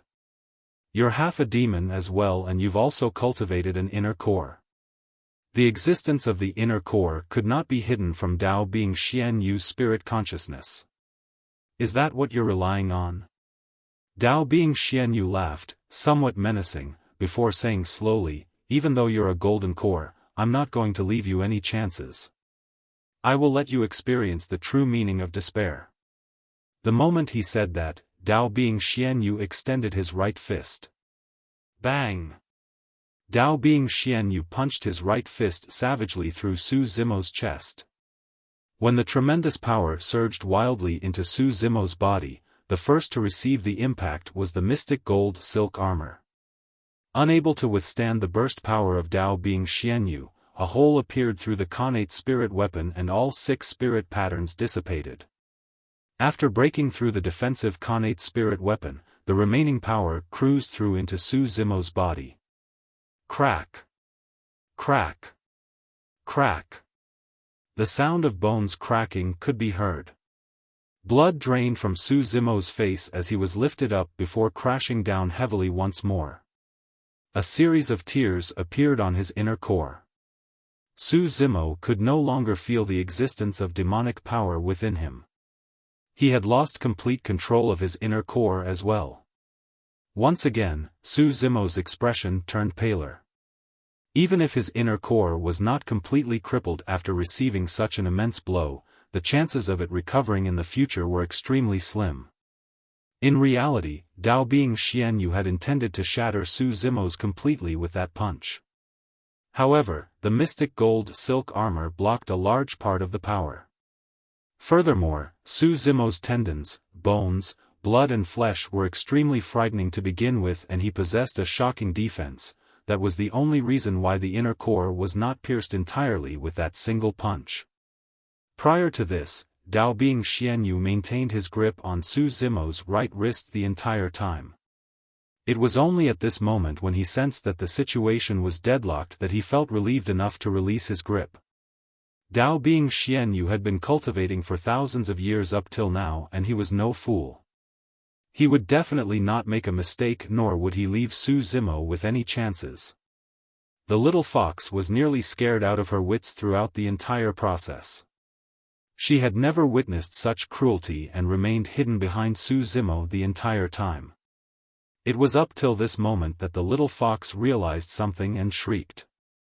No matter how timid she was, she could not bear to see Su Zimo bullied by someone like this. Shoo! She tossed the fire-blocking basket in her paws away. The fire-blocking basket expanded rapidly in midair with 9 golden streaks of light. Surging with an endless killing intent, it shone with a fiery blaze down onto Dao Bing Xianyu. A hint of surprise flashed through Dao Bing Xianyu's eyes. Against the incoming fire-blocking basket filled with endless flames, Dao Bing Xianyu did not dodge nor avoid. Suddenly, he reached out with both hands and scooped in midair. Those terrifying flames did not even manage to burn off Dao Bing Xianyu's hair or skin. Reaching through the flames, Dao Bing Xianyu's arms were completely fine as he pulled the fire-blocking basket towards him for a closer inspection. The glint in his eyes intensified as he nodded to himself. A moment later, he placed the fire-blocking basket in his storage bag. This is a great treasure. It's a pity that you are too weak to be able to unleash the full might of the fire-blocking basket. From this day forth, it belongs to me. Hia! Hia! The little fox was agitated. That was her mother's parting gift for her and she could not lose it. Don't go. Su Zimo's voice was hoarse and extremely weak.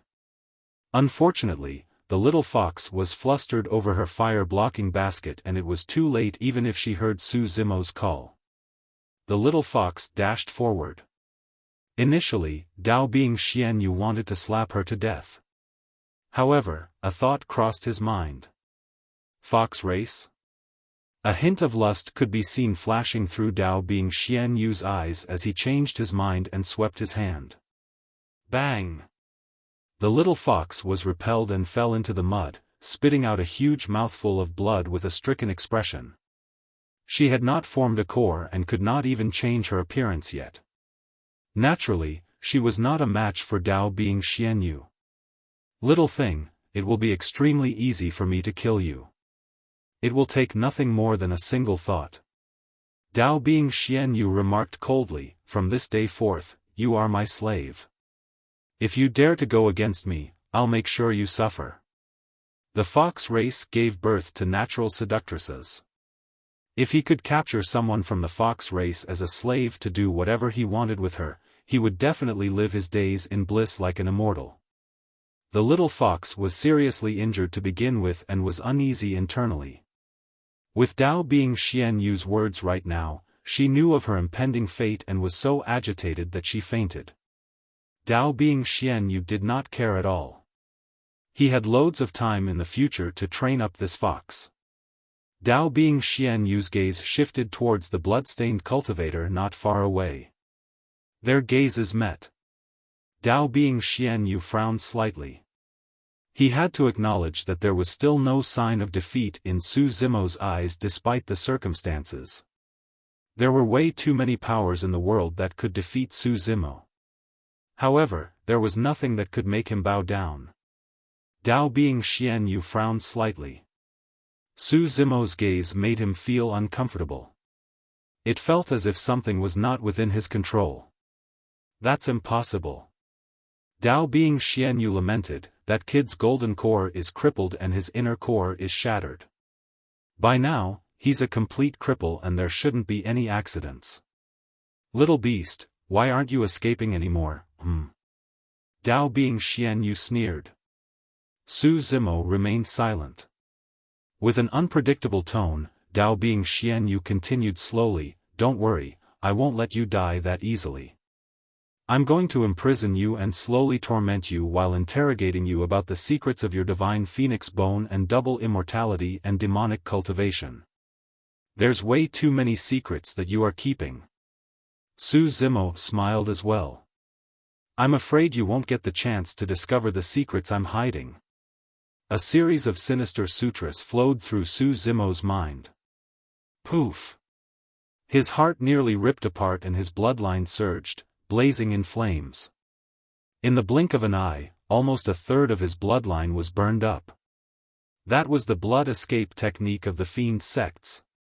Even with his golden core crippled, inner core destroyed, spirit energy drained and demonic power exhausted, Su Zimo had another type of power within his body, the power of his bloodline. Within a short period of time, Su Zimo's speed would increase exponentially upon the release of blood escape. Even so, it was still utterly ridiculous to think that he could escape alive from the grasp of a void reversion. Otherwise, Su Zimo would have released blood escape long ago and escaped from this place rather than wait till this irrevocable state. Right now, he only had a single aim for releasing blood escape, to escape to the Dragon Burial Valley.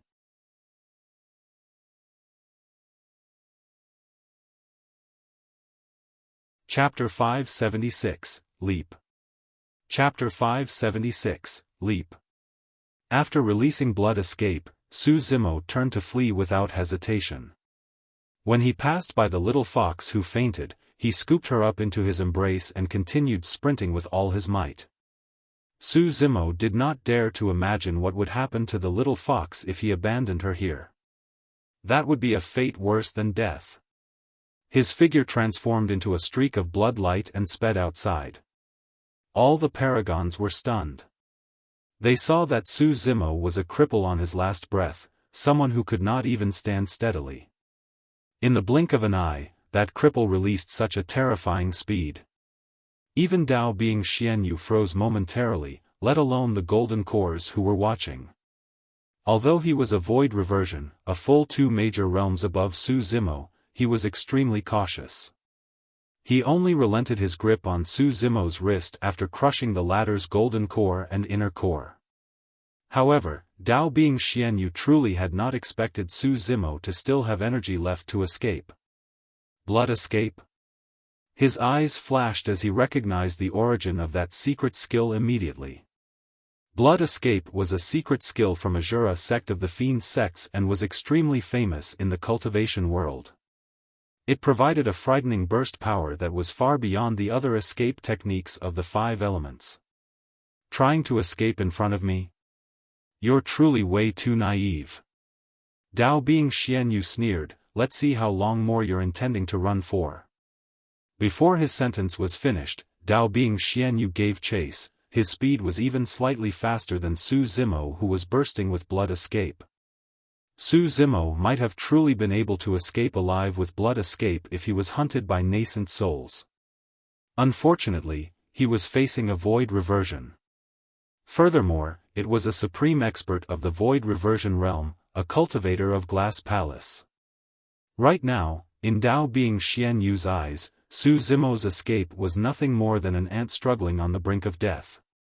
The distance between the two of them was decreasing rapidly. If not for the fact that Su Zimo had made a move first, Dao being Xianyu would have caught up to him within a few dozens of breaths. Many golden cores followed hurriedly. However, their speeds were far inferior compared to Dao being Xianyu and Su Zimo, who was in blood escape.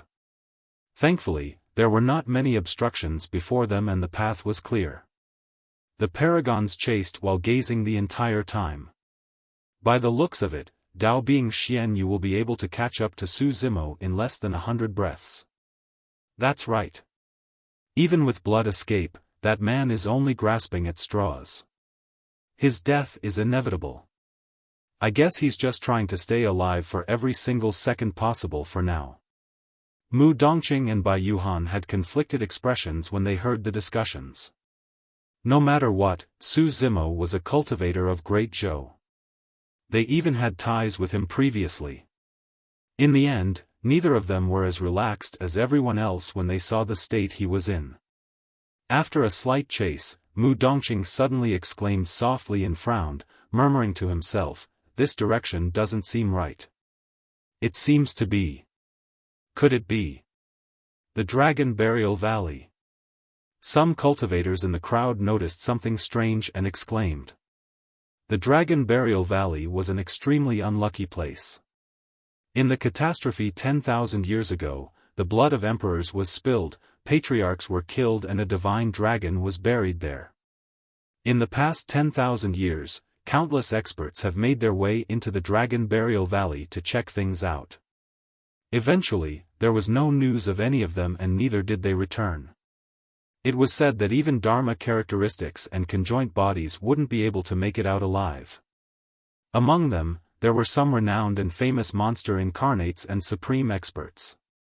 In fact, there were even people who regarded the Dragon Burial Valley as the 10th forbidden ground apart from the 9 forbidden grounds. Suddenly, all the paragons read Su Zimo's mind. Since he knew he was going to die, he might as well leap into the Dragon Burial Valley so that Dao being Xianyu gets nothing at all. Dao being Xianyu's expression was grim in midair. Clearly, he had read Su Zimo's mind as well. His blood qi surged and his dermic powers gushed. By now, his speed was already at its limits and there was even a buzzing sound coming from the voids. The vermilion fruit was born in the depths of the Great Qian ruins and was extremely close to the Dragon Burial Valley. Now that Dao being Xianyu was pursuing Su Zimo and his blood escape with full speed, the two of them arrived at the location of the Dragon Burial Valley before long. Not far ahead, a gigantic ravine split the entire Great Qian ruins into two. The ravine was dark and chilling, exuding a shuddering aura. From midair, it looked like it was a titanic creature with its mouth open, ready to devour any food that presents itself. "Little beast, how dare you!" Dao being Xianyu was flustered and could not help but shout sternly. He would suffer great losses if Su Zimo were to truly leap into the Dragon Burial Valley. The Divine Phoenix Bone and secret behind the double immortality and Divine Phoenix Bone would be buried in the Dragon Burial Valley forever alongside Su Zimo's leap. Arriving at the edge of the Dragon Burial Valley, Su Zimo looked down and felt his head spin. His injuries were way too severe. Be it physically or mentally, he was at his limits after his golden core was destroyed, inner core shattered and the release of blood escape after a drawn-out battle. A conflicted look flashed through Su Zimo's eyes.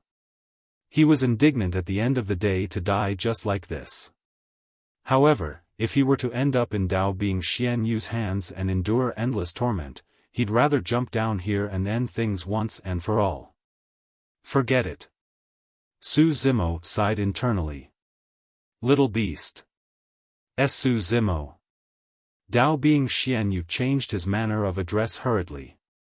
Standing at the edge of the Dragon Burial Valley, Su Zimo swayed as though a slight wind could knock him over. Dao being Xian Yu did not dare to close in at all. Su Zimo, there's no need for you to do this. Dao being Xian Yu said with a deep voice, we can make a trade. As long as you hand the divine phoenix bone to me, I can forget about the grudges between us. Su Zimo looked at Dao being Xian Yu mockingly with his back facing the Dragon Burial Valley. Although Dao being Xian Yu was smiling on the surface, he cursed internally, don't worry, I'm a man of my words. As long as you're willing to hand over the divine phoenix bone, I'll leave immediately without hurting you at all. You want the divine phoenix bone? Sure. Su Zimo smiled and jumped behind, remarking indifferently as he fell into the Dragon Burial Valley, come down and take it. You. Dao being Xian Yu was enraged and disappeared from the spot in a flash. In the blink of an eye, he had already arrived at the edge of the Dragon Burial Valley and stopped hurriedly. He wanted to extend his robes to pull Su Zimo up, but it was already too late. He could only watch as Su Zimo fell into the darkness, vanishing entirely. 10,000 years ago, a few emperors of the human race joined forces and fought a legendary war against the divine dragon, forming this gigantic ravine. The ravine was not only the tomb of the divine dragon, there were even more frightening powers mixed within it. Even a dermic weapon would turn into dust if it fell inside, let alone the body of a cultivator. Dao being Xian Yu did not dare to head down and could only watch as the divine phoenix bone disappeared from his sights. Little beast, do you think that this is over? Since you killed my grandson, I'm going to exterminate the Su family and no one will be spared. Dao being Xian Yu had a menacing expression that was beyond horrifying.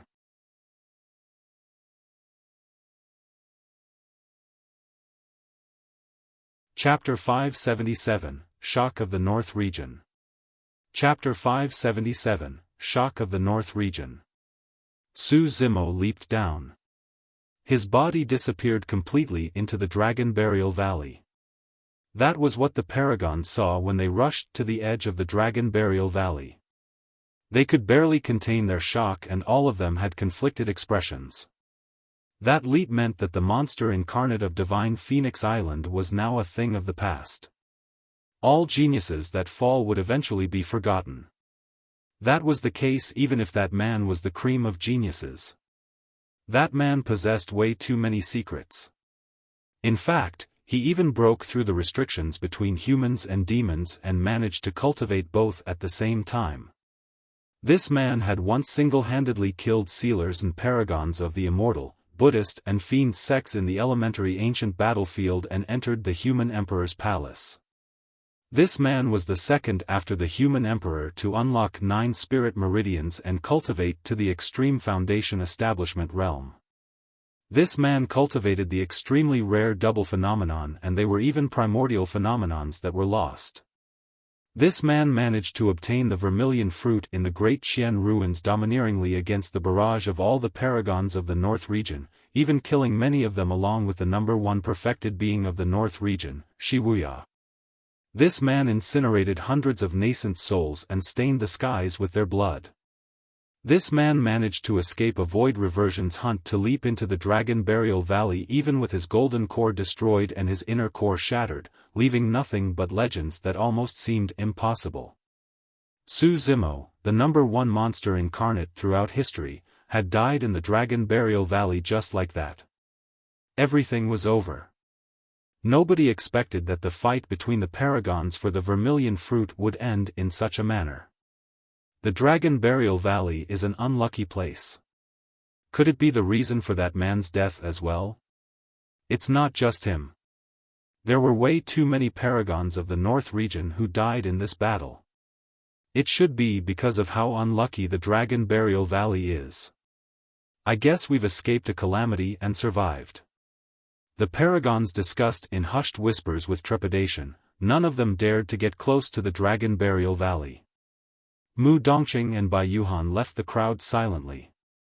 We've got to inform the third princess as quickly as possible about everything here, Mu Dongqing said with a dark tone. Bai Yuhan frowned. You can see the relationship between the third princess and Su Zimo as well. If she finds out about this, she's going to be heartbroken. Sigh, I can't bear to do it. It's not a matter of whether you bear to or not, Mu Dongqing said with a calm expression. There's no way to hide this matter at all. She will find out about it sooner or later. I know, Bai Yuhan nodded and sighed gently. Mu Dongqing retrieved a spirit crane from his storage bag and recounted the entire incident as clearly as he could before releasing the spirit crane. A few days later. Capital of Great Zhou, Rain Admiration Pavilion. A spring shower had just poured down and a few shimmering droplets hung on the lotuses in the pond and the bamboo on the shore, sparkling with a bright luster. Two women stood beside the window looking at the picturesque scenery outside. They spoke softly with chuckles, sounding extremely charming. Both of them were extremely beautiful, akin to fairies from heaven. One of them was elegant and classy. Wearing a faint yellow dress, she exuded a hint of nobility through her brows. The other was cute and charming, wearing a pink dress. Every smile of hers turned her eyes into crescent moons. Sister, congratulations. Father is going to pass down the seat of the throne to you, the girl in pink said as she tilted her head with a bright, playful smile. The dignified woman shook her head. There's nothing to be congratulated about. I'm a woman after all. There are bound to be people objecting to me inheriting the throne. What are you afraid of? Father is in support of you. The girl in pink raised her fist. The elegant woman did not reply and merely gazed into the distance in deep thoughts. A long time later, she finally spoke. Yener, actually, it's all because of one person that father is going to pass the throne to me. I know. Young Master Su. The girl in pink blinked and said with a chuckle. Yes. The elegant woman nodded. Zimo is at Extreme Foundation Establishment, the second after the human emperor. Both father and the seniors of Great Zhou have high regards for his potential. It's because I've got some ties with Zimo, therefore. The girl in pink could not help but tease here. Sister, things between you and young Master Su are far from simple ties. In my opinion, you're a couple, hee. Stupid lass, you don't know anything. The elegant woman glanced at the girl in pink in a charming manner. The two peerless women in the Rain Admiration Pavilion were the sisters, Ji Yaoxue and Demoness Ji. Right then, a streak of spirit light flashed and curved in midair, flying towards Ji Yaoxue.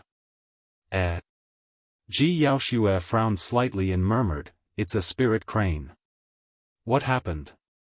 Reaching out with her smooth jade-like hand, she received the spirit crane. When she opened it, she froze on the spot and blood drained from her face. A long time later, Ji Yaoxue's figure swayed and she nearly fell down. Gripping onto the window aisle of the Rain Admiration Pavilion, she used so much strength that her fingernails dug deep into the wood. Demoness Ji hurried forward to support Ji Yaoxue. I am fine. Ji Yaoxue shook her head gently. Although she could still stand, an unresolvable sadness flashed through the depths of her eyes.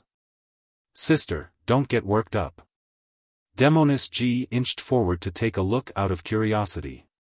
What? She could not help but exclaim when she read what was on the spirit crane. Every single piece of news on the spirit crane was one more explosive than the other. The final statement clearly stated that Su Zimo's cultivation was ruined entirely and he leaped into the Dragon Burial Valley. Also, a void reversion from Glass Palace declared that he was going to destroy the Su family and spare no one. There was no difference between leaping down the Dragon Burial Valley and death. Instantly, Demoness Ji's eyes fogged up with a layer of mist. In the cultivation world, she was Demoness Ji who charmed the entire world. However, there were many times when she was still just a young maiden at heart. Ji Yaoxue closed her eyes expressionlessly. A long time later, she opened her eyes with a resolute gaze. She pulled out a spirit crane and wrote a few lines on it. Swiftly protect the king of Yen, Su Hong, and escort him out of Yen country. If Su Hong refuses to accept it, force can be used on him at this critical juncture. Handle this personally and do not let anyone else know about it. This mission must remain confidential, otherwise, his life might be in danger. Ji Yaoxue released the spirit crane immediately after penning her words without hesitation. The spirit crane flapped and shone with a bright spirit light before disappearing into the horizons. Ji Yaoxue was already exuding the aura of an emperor with complete dominance. Demoness Ji did not have the mood to linger in the palace, turning to run outside as she wiped away her tears in secret. She wanted to confirm with Gu Shi whether the news was real.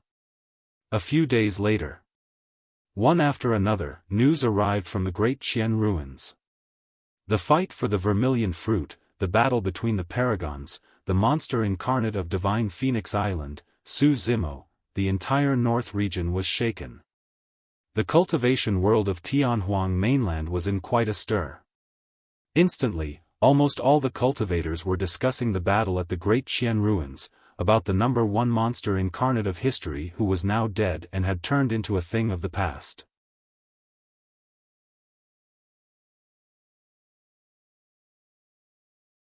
Chapter 578, Slaughtered City. Chapter 578, Slaughtered City. Ethereal Peak.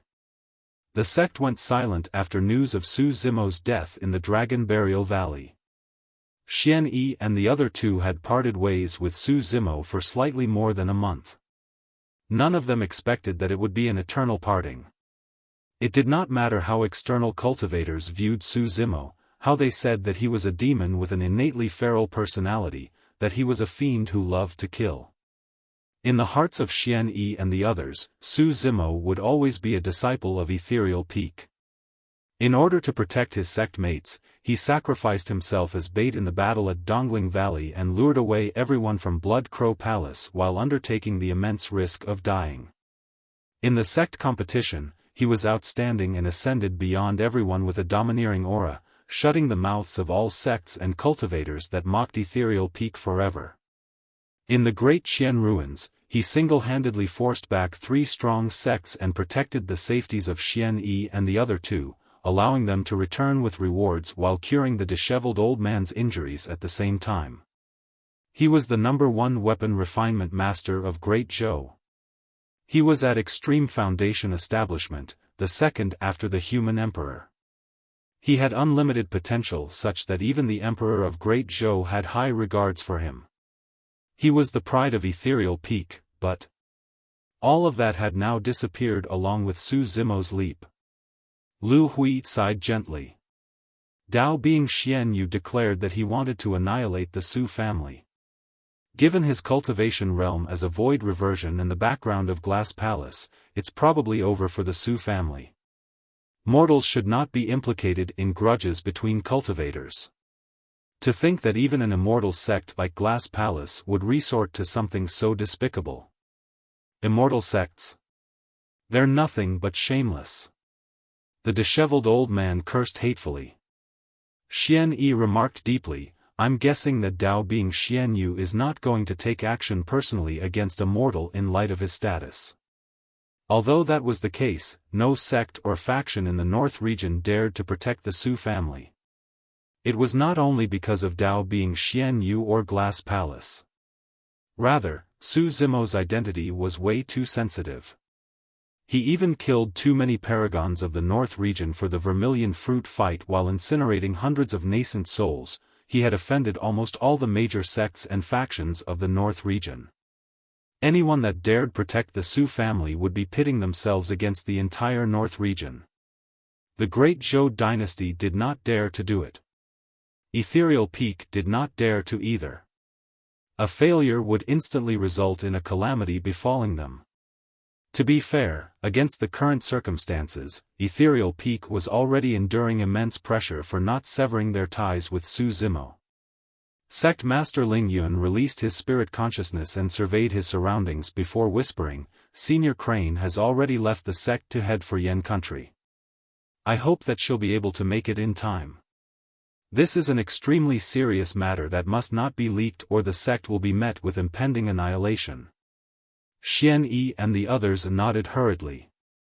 At that moment, a powerful and familiar aura sped over from not far away. The old Immortal Crane was back. Everyone from Ethereal Peak was alerted. Pushing through the door, the old Immortal Crane could not conceal her fatigue and surveyed her surroundings before sighing. "I was too late." Upon hearing that, everyone from Ethereal Peak felt their hearts skip a beat. The old Immortal Crane continued, "Xian Yu did not appear personally due to his status. He sent dozens of Glass Palace disciples in a group to the capital of Yen country, and the king of Yen, Su Hong, is nowhere to be found." Everyone from Ethereal Peak heaved a sigh of relief, but they were confused. If Su Hong's whereabouts were unknown, he should be safe for the time being as long as he was not in the hands of Glass Palace. Why would the old Immortal Crane then say that she was late? Why was there a hint of sadness in her tone as well? The old Immortal Crane continued, "The group from Glass Palace was furious due to their fruitless trip and laid down the order to slaughter the entire city in order to force Su Hong to show himself." Everyone's mouths dropped agape as they looked on with disbelieving expressions. For the longest time, they could not recover from their misery. Slaughter the city, those words were short but they sounded extremely grim. Almost everyone from the capital of Yen country were mortals. Against the powerful might of cultivators, those mortals had no way of defending and their lives were similar to ants. Although they did not witness it personally, everyone from Ethereal Peak could imagine the desperation and helplessness those mortals felt against the cultivators. Everyone seemed to be able to hear the tragic cries. Everyone seemed to be able to envision endless arms flaying, seeking help. The old Immortal Crane closed her eyes, as though she could not bear to recall, and sighed. "By the time I arrived, the capital of Yen was filled with rivers of blood and mountains of corpses. It was devastating and looked like it was hell." The disheveled old man clenched his teeth and snarled, "Bastards! Creating such massacres against mortals because of the grudges of cultivators. Are they truly not afraid of divine retribution?" Lu Hui's voice was quivering. "There's no such thing as divine retribution in this world," Xian Yi mocked bitterly. The old Immortal Crane continued, "More than halfway through the massacre, cultivators of the fiend sects arrived, led by their pure maiden. They fought against the Glass Palace cultivators and forced the latter back.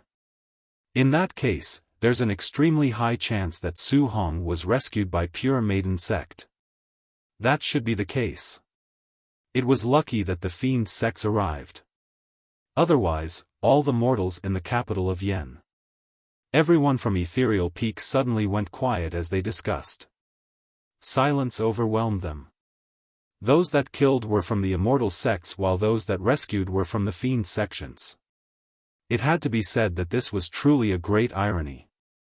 Who were the true immortals and who were the true fiends? Right from the beginning, Ethereal Peak was established for the sake of protecting the masses while exterminating fiends and demons. But now, when they said the words, "It was lucky that the fiend sects arrived," everyone felt their values collapsing within them. Did it mean that they had to kill Zimo for his demonic cultivation?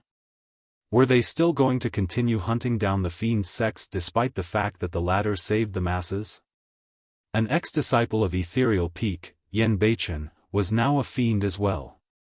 Furthermore, he was a great fiend among them, an Asura.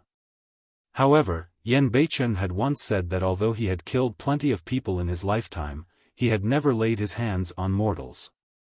Asuras killed divine beings but they did not massacre for fun. Wasn't a fiend such as him much holier when compared to the masses from Glass Palace?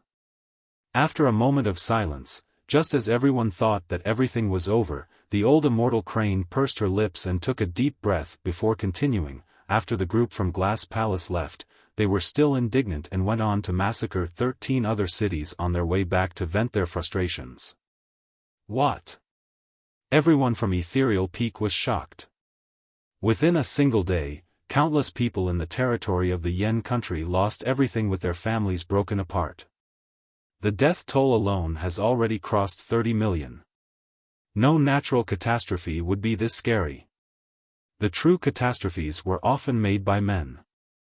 Gripping his fists, Xian Yi said coldly, although Glass Palace is an immortal sect, aren't they afraid of incurring the wrath of the entire cultivation world by massacring innocents like this?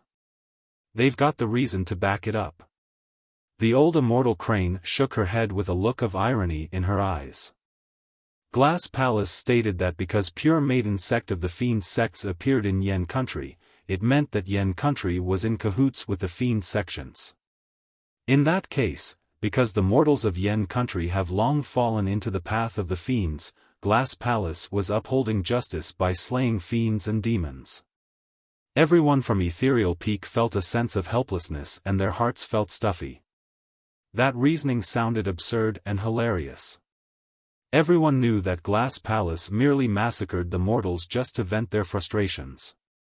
However, nobody could refute it. That was the way the world was, strength reigned supreme. Everyone from Ethereal Peak who knew the entire events of things knew that the mortals of Yen country were innocent. However, how many people could tell the real truth? In other vassal states, in other corners of the world, there were still countless mortals who did not know of the truth, applauding the immortals for exterminating evil while upholding righteousness. The mortals at the lowest rungs were the easiest to be hoodwinked and deceived.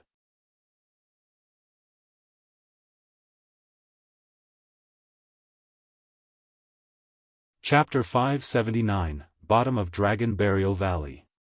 Chapter 579, Bottom of Dragon Burial Valley. A month had passed since the Battle of the Paragons at the Great Qian Ruins. The news spread through Tianhuang mainland and almost the entire world knew about it. Middle Continent, Elixir Yang sect. In a majestic cave abode, a man and two women stood. The man had decent features with a grim expression. This was the ex-disciple of Ethereal Peak, Ji Chengtian. Among the women, one of them wore a white, pure blouse and had extremely beautiful features. However, she exuded a faint coldness. The other woman was extremely handsome and her features looked like a painting. However, she was dressed like a flirtatious young man. One of them was Leng Ro, who had already joined Thousand Cranes sect, and the other was Tang Yu of Elixir Yang sect. The three of them stood facing one another silently. The atmosphere within the cave abode was somewhat tense. Heis. A long while later, Ji Chengtian sighed gently and spoke, "Has the news been confirmed? Has junior brother Su truly jumped into the Dragon Burial Valley?" "Yes." Tang Yu nodded. "Many people witnessed it personally. The news can't be fake." Leng Ro did not speak the entire time, her gaze turning colder by the moment. Ji Chengtian shook his head, lamenting while sighing, "This matter has been blown out of proportion." Tang Yu pursed her lips with a conflicted expression, gazing into the distance and murmuring, "So, you're the monster incarnate of Divine Phoenix Island." It's no wonder. When news of the monster incarnate of Divine Phoenix Island reached her in the ancient battlefield, Tang Yu had a brief moment of suspicion. After all, Su Zimo had some similarities with the monster incarnate of Divine Phoenix Island. However, later on, she rejected her suspicion. Their differences were way too obvious as well. As she recalled everything that happened in the ancient battlefield, Tang Yu felt sadness. While the two of them had not spent a long time together, she was secretly awaiting their next encounter internally. But now, her hopes had turned into emptiness. Does Xiaoning know about this? Suddenly, Ji Chengtian asked. She does. Tang Yu replied. She locked herself up and refused to eat or drink. It's been an entire day. Thankfully, Night Spirit is watching over her so she isn't in any danger. In another cave abode. Xiaoning leaned against the wall, huddled against her knees. Her eyes were red and swollen as she sobbed softly. Night Spirit watched over her silently, a humane look of worry could actually be seen in his eyes. Thereafter, as if he thought of something, the killing intent in his eyes surged. West Region. In a desert. A fatty sat squarely beside a tomb, muttering to himself, "Bro, why are you gone just like that?" Little fatty sat beside the tomb and bawled like a child. North Region, Great Xian Ruins. This day, 2 unexpected guests arrived at the ruins, looking fatigued. One of them was extremely tall at more than 2 meters and had long hands and legs. His arms were slumped naturally and were longer than his knees. The tall man carried a long rod and his eyes shone fiercely with a scarlet glint. The other man was bare-handed. Although he was slightly shorter, his body looked even more muscular and mighty. Both of them had a lot of hair, and although they were in human form, they could not conceal the demonic chi they emitted at all. They were demons. If Zimo was here, he would definitely recognize that these 2 men were Monkey and the spirit tiger who had gone missing for many years. Monkey entered the depths of the ruins and broke through the encirclement of the otherworldly soldiers with the long rod in his hands, charging right for the Dragon Burial Valley. The spirit tiger followed behind him and took care of the otherworldly soldiers at the back. After more than a year, Monkey and the spirit tiger had both formed their inner cores. They had not only grown in terms of cultivation realm, their combat strength was rather frightening too. It was especially the case for Monkey. No otherworldly soldier could withstand the touch of his rod. A single slam and they would dissipate to dust. Before long, Monkey and the spirit tiger arrived at the edge of the Dragon Burial Valley. Gazing down the cliff beneath him, the spirit tiger felt his head spin and could not help but gasp, retreating a few steps back instinctively. Monkey narrowed his gaze as well. They could sense an extremely terrifying aura and energy fluctuation coming from the Dragon Burial Valley, and it was shuddering. "Boss, we should head back first. After all, this is the territory of the humans." "I've got an uneasy feeling." The spirit tiger looked nervous. After cultivating an inner core, demons could speak in human tongue as well. He was also very sad over Zimo's death. However, at the end of the day, unlike Monkey, he would not make the trip thousands of miles tirelessly just to take a look at the place of Zimo's death. "Boss, there's no point standing here and looking. He's already jumped." The spirit tiger persuaded again, "We should head back and just take over a few mountains. Our days will be so enjoyable at that time." Monkey did not reply and merely gazed at the Dragon Burial Valley quietly. The scarlet glint in his eyes intensified and his killing intent was almost corporeal at this point. A long time later, Monkey finally turned around slowly. The scarlet glint in his eyes faded gradually as he nodded to the spirit tiger. "Let's go." Monkey and the spirit tiger soared through the air and disappeared at the horizon in the blink of an eye. Not long later, a gigantic tear opened up in the void above the Dragon Burial Valley without any warning, surging with chilling winds. 2 figures leaped out from within. The old man at the front was still rather composed.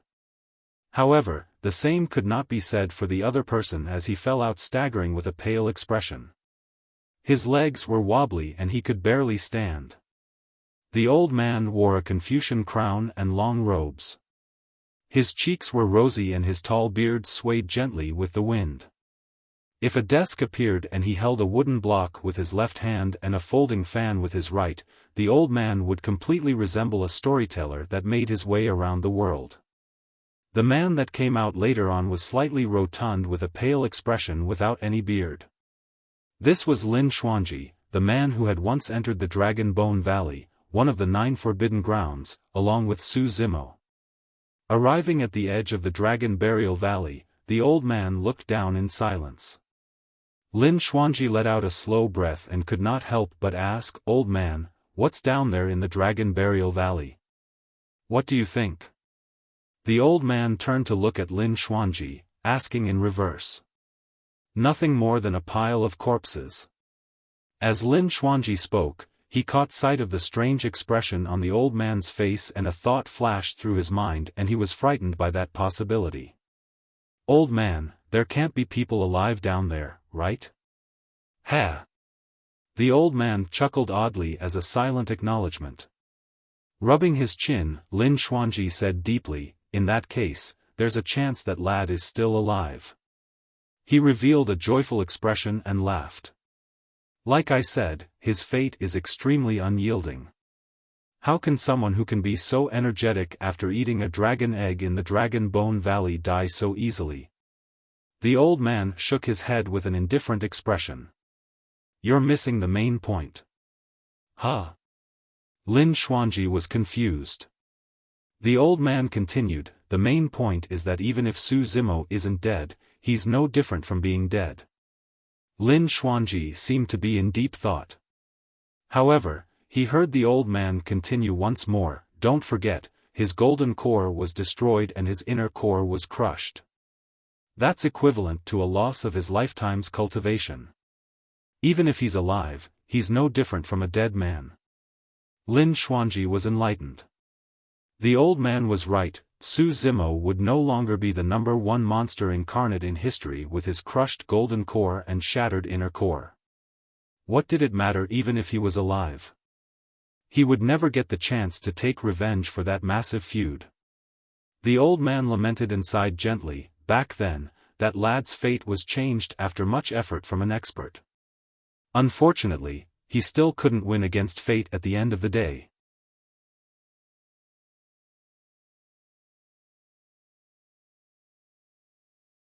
Chapter 580, Trying the Best to Fight Against Fate. Chapter 580, Trying the Best to Fight Against Fate. A long time later, Zimo stirred awake. Gradually, his 5 senses started recovering. The first thing Zimo smelled was a faint scent of books and ink.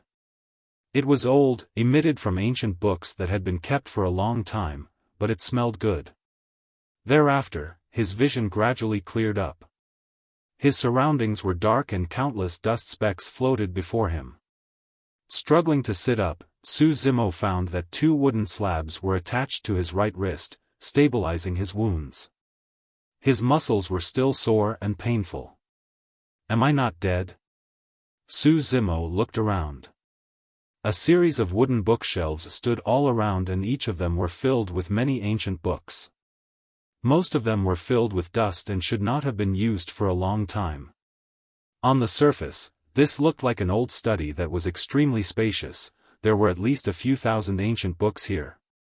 Zimo could only feel his head spinning and his consciousness was still fuzzy. He remembered leaping into the Dragon Burial Valley after being pursued by Dao Bing Xianyu. However, he couldn't remember anything thereafter. Shaking his head, Zimo looked around and accidentally caught sight of a bronze square tripod at the side, gradually recalling some things. The moment he leaped into the Dragon Burial Valley, he initially thought that his death was certain. However, when he caught sight of the fainted little fox in his embrace, he felt his heart wrench. That little thing's fate had been way too tragic. She lost her mother when she was young and was imprisoned by the scarlet-armored gigantic crocodile for dozens of years. After finally gaining freedom to follow him into the outside world, she was met with such a cruel fate. Was the little fox going to die just like that without getting a chance to experience the beautiful world outside? Unable to bear the thought of that, Zimo opened his storage bag and withdrew the bronze square tripod with all his might, hiding inside it with the little fox. The Dragon Burial Valley was known as an unlucky place. Countless top experts and supreme powerful beings were buried there. Nobody knew of the dangers within it. The bronze square tripod might be their only shot at survival. Although he was inside the bronze square tripod, Zimo could still sense clearly that he was falling rapidly. The sound of winds wheezing filled his ears. An extremely terrifying aura surged outside the bronze square tripod. An endless amount of power collided against the walls of the tripod repeatedly. It intensified in a frightening manner. Bang! Bang! Bang! With each collision, a deafening bang could be heard. The sound was so ferocious that it seemed like the bronze square tripod was about to break into shards. Zimo coiled his body and protected the little fox in his embrace as best as he could. However, against the tremendous impact, he slammed against the walls of the bronze square tripod left and right. His tendons and bones broke, and coupled with the injuries he had already sustained, it felt like his skeleton was about to fall apart. The terrifying bangs sounded like they could drown everything. Zimo merely felt his ears buzz and his orifices were oozing with blood. The external power from the Dragon Burial Valley was way too scary. If not for the protection of the bronze square tripod, Zimo and the little fox would have turned into dust instantly without any corpse remaining. A while later, they were met with an even fiercer impact. Slamming heavily against the walls of the tripod, finally, Zimo could not hold on any longer and fainted entirely. When he woke up once again, he was already in this spacious study. Could there be someone still alive in the depths of this Dragon Burial Valley? Zimo thought to himself.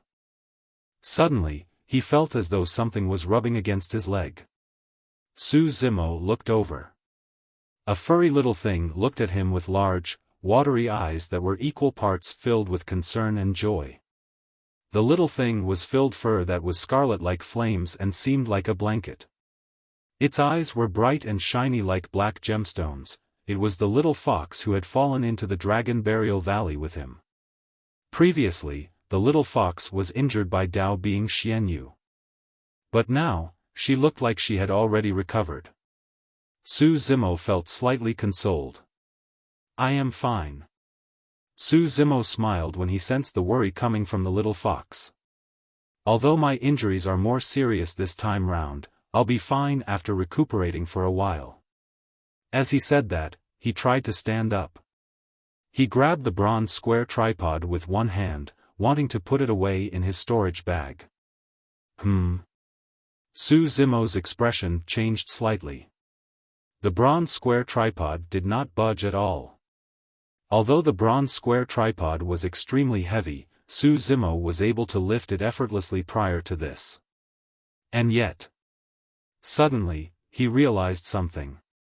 His golden core was already destroyed and his inner core was already shattered. His cores were directly broken by someone. Instinctively, Zimo tried circulating his inner core and a sharp pain shot through his chest. Ugh! He grunted deeply and his body wavered as a layer of sweat appeared on his forehead. His inner core was dark and dull, covered by a web of frightening tears. Zimo sensed everything carefully and his expression turned even more terrible. There was already no way to salvage his inner core. The situation was even worse for his golden core. The dantian around his abdomen was empty, like a hollow black hole, without any trace of spirit energy. Zimo took a deep breath and slowly condensed the spirit chi in his surroundings. He could still sense the existence of spirit chi and was able to absorb it. However, after the spirit chi entered his dantian, it vanished and could not be retained inside. Right now, his dantian was like a leaky airbag. Although water could enter, it could not be retained. In other words, even if Zimo wanted to cultivate once more step by step from the chi condensation realm, it would be impossible. That was also the reason why the cruelest punishment for a cultivator was to cripple their golden core. That was because they wouldn't even get the chance to cultivate anew. Zimo clenched his teeth and an unyielding look flashed through his eyes as he channeled his bloodline to move the bronze square tripod with all his might. At the same time, he absorbed spirit chi and made use of the brief moment when it circulated within his body to open his storage bag to put the bronze square tripod away. That was an extremely simple move. However, Zimo expended an immense amount of effort as he panted heavily, drenched in sweat with a pale expression. Zimo chuckled bitterly. Up till this point of his cultivation, he had overwhelmed all other cultivators of the same level in an indomitable manner and had even crossed major realms to kill his opponents. He was known as the #1 monster incarnate of history to the major factions. To think that he would end up in such a state one day. Although Zimo still possessed a tremendous power of bloodline, it was no longer possible if he wanted to fight against true paragons of the Golden Core realm. There wouldn't come the day when he would be able to take revenge on Dao being Xianyu. Is this going to be my fate? Zimo gripped his fists so fiercely that even his knuckles were turning white. I'm not willing to accept it. I refuse to accept it. I'm indignant. I'm going to fight against my fate even if it takes me everything I've got. Even when his sharp fingernails dug into his palm and blood oozed out, Zimo did not realize it, there was even a faint demonic blood glint shining from the depths of his eyes. The little fox squatted beside Zimo's legs and looked up at him worriedly. Although she could not speak, she could feel the pain and relentlessness in Zimo's heart at the moment. There was nothing more despairing than the loss of hope. Suddenly, a chant sounded from outside the door. Thus I have heard, to cultivate one's body with compassion and imbue kindness into Buddha's wisdom to gain enlightenment. Arriving here, known as the infinite immeasurable world, empowering billions of living beings. The voice was pure and flawless, reverberating endlessly and cleansing one's mind.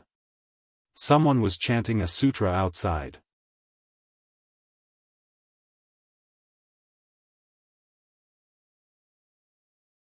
Chapter 581, 10,000-Year-Old Buddhist Temple. Chapter 581, 10,000-Year-Old Buddhist Temple. The voice interrupted Zimo's thoughts. Someone was truly alive at the depths of the Dragon Burial Valley. Zimo pushed the door open and walked out to see a young monk assuming a lotus position on a praying mat. The young monk's palms were placed together before his chest as he chanted softly. Zimo was momentarily stunned. He thought that anyone who lived at the bottom of the Dragon Burial Valley would definitely be an incredible person. However, he had not expected it to be such a young monk. The young monk before him should only be at Golden Core realm at most. Although Zimo's cultivation was gone, his eyes were still sharp. Sensing something, the little monk stopped chanting and turned around. His eyes were clear as water, as though they contained pure sincerity. The little monk smiled gently and stood up, greeting with clasped palms, "Patron, you're awake." Zimo walked forward and bowed. "I am Zimo. Thank you for your life-saving grace, fellow Taoist." "You don't have to do that, patron." The little monk smiled. "I've only brought you here because my master sensed you." "Master?" Zimo's tone was ladled with surprise. It seemed like this little monk was not the only one at the bottom of Dragon Burial Valley. Nodding, the little monk looked towards a gigantic hall not far away. "However, my master is currently in seclusion and will not see anyone for the time being." The doors were shut on a majestic hall not far away. Zimo nodded and asked, "How long was I unconscious for?" "A month or so." Zimo pursed his lips in silence, feeling a hint of bitterness in his mouth. Because his cultivation was destroyed, his body's healing capabilities had also decreased massively, he had not recovered entirely even after a month. After a short moment, Zimo asked again, "May I ask when your master will come forth from his seclusion?" "I don't know." The little monk shook his head. "It can be tomorrow, it can be a year later, or even 100 years later." "100 years." Zimo chuckled bitterly. Sensing Zimo's disappointment, the little monk consoled him sincerely, "Patron, there's no need to hurry. Time is fleeting and 100 years will pass by in the blink of an eye, like a divine steed crossing terrains." The little monk looked like he was younger than 20. Those words truly did not sound like they should be said by him and seemed odd. The little monk continued, "Patron, if you find yourself getting bored, you can casually look through the sutras in the sutra chamber. Those Buddhist sutras contain a lot of knowledge and the secrets of the universe. Even a wise old person might not be able to comprehend the wisdom within fully. Those sutras contain endless joy, and time will pass by unknowingly once you're immersed in them. 100 years will pass by quickly. It was easy for the little monk to say that, but Zimo truly could not gather his interest. Embarrassed to decline the goodwill of the little monk, Zimo nodded with a smile and started surveying his surroundings. The courtyard did not have many structures, only two. One of them was the sutra chamber and the other was the majestic hall. There wasn't even a meditation room. This was an extremely simple and old temple. Ancient and aged. The only two structures looked like they were from a long time ago and had endured through the seasonal changes and the sands of time. Two vegetable gardens were planted before the big hall, giving them some green food. The main entrance of the old temple was extremely battered and creaked with the gust of the wind, as though it could fall over at any moment. Why is there such a strange old temple at the bottom of the Dragon Burial Valley? Zimo had a lost expression. For a moment, a thought seemed to have flashed through his mind. However, Zimo's mind was way too chaotic at that time and most of his attention was spent thinking of how to recover his cultivation.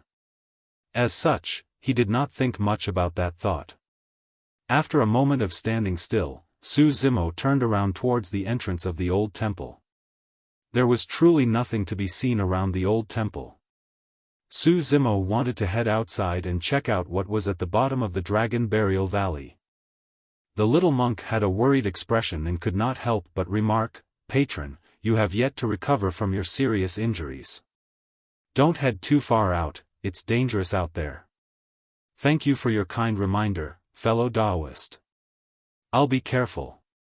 Zimo expressed his thanks with cupped fists before turning to head out. The moment he stepped out of the old temple, he felt a chilling gust of wind breeze by and could not help but shudder. Before him was a meandering valley with countless crushed rocks on the ground. The cliffs on both sides were filled with strange rocks. It was dead silent throughout the entire valley. Zimo frowned slightly and hesitated for a moment before continuing ahead. Although the little fox had a frightened expression, she still chose to tag along behind Zimo. Zimo reared his head and looked up. A fog surged above the valley. 10,000 years ago, when countless experts fought against one another, the remnant of their energies formed a region of chaos and interweaved above. Any living being that was drawn into it would be shredded into a mist of blood. Now that Zimo's cultivation was crippled and he had lost every single method of ascending into the skies, it was easy for him to jump down from above, but impossible for him to return up. Zimo realized that if he could not recover his cultivation, he would most likely grow old and exhaust his remaining lifespan at the bottom of this valley. Yet, how could he recover his cultivation? His golden core was already shattered into pieces and had dispersed entirely. His dantian was now a leaking existence that could not be used to gather spirit chi. There was no way for him to recover his golden core. The only thing that he could recover was his inner core.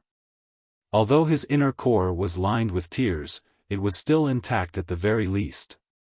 However, how could he recover it? Zimo had not cultivated to the realm of being able to absorb the essence of the world.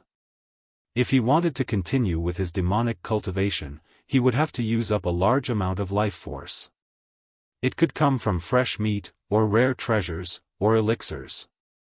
However, apart from him, the little fox, the little monk and his master and two ordinary vegetable patches, there was nothing else at the bottom of the Dragon Burial Valley.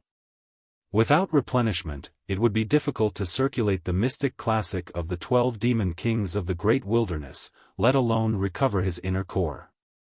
Although Zimo sank into his thoughts, his footsteps did not stop as he continued walking forward instinctively. After they passed a bend, the little fox suddenly stopped in her tracks and bit Zimo's trunks, holding him back fervently. Alarmed, Zimo snapped out of his thoughts. Corpses were sprawled on the ground one after another before him. Some of them laid horizontally, some of them sat on the ground while others were torn and distorted. They came in various shapes and positions. The corpses strewn on the ground extended all the way to the edge of the valley with no end in sight. Zimo realized that these corpses should have been buried here in the valley during that catastrophe 10,000 years ago. Although 10,000 years had passed, those corpses were pristine and did not show any signs of decay. In fact, Zimo caught sight of a perfect body among the corpses. How frightening was that expert when he was alive! These were people whose bodies have not decayed after 10,000 years. Suddenly, Zimo sensed a scarlet glint shining from the corner of his eye and turned over to look instinctively. His pupils constricted rapidly and his hairs stood on end. A few drops of fresh blood were splattered on the walls around him. Zimo merely took a single glance and felt a piercing pain surge through his eyes. His eyeballs felt like they were about to explode. Which expert did that blood belong to for it to be this terrifying? Even after 10,000 years, the splattered blood almost killed Zimo. Right then, he felt an immense sense of danger jolt into his mind.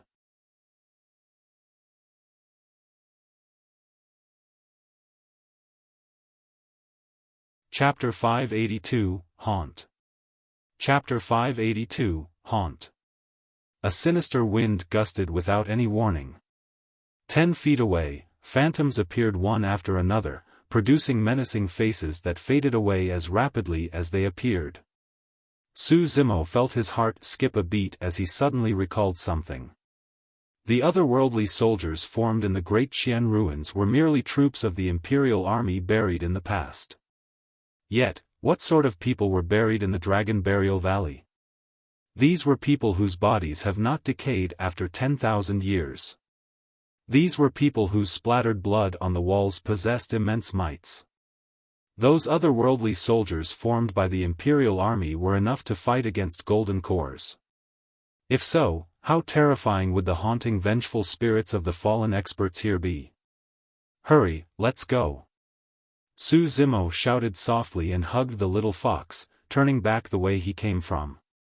Thankfully, they were not far from the old temple.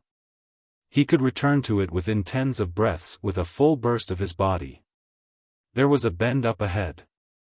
Although Zimo had been distracted along the way, he could vaguely recall that this was the only bend he had turned. In other words, he would be able to see the old temple once he turned around this bend. However, after heading over, Zimo stopped in his tracks instinctively. There wasn't any old temple before him. Instead, there were corpses that were mounted like a mountain. Not far away, a gooey river of blood flowed, blocking the path forward with a nauseating stench of blood. Frightening faces floated on the surface of the river with sinister smiles. Zimo narrowed his eyes and focused his gaze. The sight before him did not vanish still. On the contrary, those corpses came alive one after another. They struggled and stood up with rotting flesh hanging from their bodies. Slowly, swaying, they staggered toward Zimo with a disgusting stench. Pairs of arms protruded one after another from the river of blood up ahead as well. Many people drenched in blood crawled up the shores and grinned brightly with bloodshot eyes. Zimo felt chills run down his spine and cold sweat poured down his forehead. The little fox was even more rattled and burrowed herself into Zimo's embrace, chattering. She covered her eyes with her tiny paws and did not dare to stick her head out. There were only two possibilities to what was before them. First, it meant that the Sutra chamber and little monk that he had seen earlier were all illusions and that there wasn't any old temple at the bottom of the Dragon Burial Valley at all. Second, he had not left where he was initially. By right, he would have seen the unknown old temple once he turned around the bend. But now, Zimo had been sprinting the entire way and hadn't rested at all. He clearly felt that he had turned the bend and yet, instead of any trace of the old temple, he was met with this mountain of corpses and river of blood that had a torrential malevolent aura. Both possibilities did not seem optimistic for him. The first possibility meant that there was an extremely terrifying existence here that could bewitch his five senses and conjure illusions before him. The Sutra Chamber, the old temple and the little monk were all fake. The Dragon Burial Valley was formed 10,000 years ago. How could there be an old temple at the bottom of it? The only thing that Zimo believed in were the eyes of the little monk that were clear as water. Those eyes could not be fake at all. The second possibility was that Zimo encountered what was known in the mortal realm as a ghost wall. He felt that he had been sprinting forward endlessly without any rest at all. In reality, he had not left the place at all. There were malevolent ghosts that blinded his five senses with the use of supreme dermic powers, causing him to run in circles after losing his sense of direction. All of a sudden, Zimo felt that something breathed down the back of his neck. Pust. Instantly, his hair stood on end. Without even thinking, his eyes shone fiercely as he slapped in reverse. Piak. His fist flew through the air with a crisp sound. There was nobody behind him. Zimo took a deep breath of air. Just as he was about to turn around, he discovered that there was a woman with disheveled hair standing not far away, wearing a white blouse with bloodstains on it. The woman's back was facing him and her face could not be seen as she stood there motionlessly. Any existence at the bottom of the Dragon Burial Valley was definitely way more terrifying than those in the Great Jian ruins. The otherworldly soldiers in the ruins were incorporeal. Zimo did not know how frightening this woman was in her past life or how much vengeance she held, but her malevolent chi had materialized into actual flesh. Even if Zimo was at his peak condition, it would be hard for him to escape death if he encountered these existences, let alone the fact that his cultivation was crippled now. He did not dare to act recklessly and glared at the white-bloused woman with a tense expression. All of a sudden, the white-bloused woman moved. Everything beneath her head did not move at all. However, her head twisted to the back sinisterly and faced Zimo directly. Her mouth, nose and ears were filled with blood and she had no eyeballs, merely a pair of bloody, empty sockets. The woman smiled creepily and her grisly red long tongue extended like a serpent. The little fox had just poked its head out to look through the gaps in her paws when she caught sight of that. "Ah!" she exclaimed and fainted from the shock.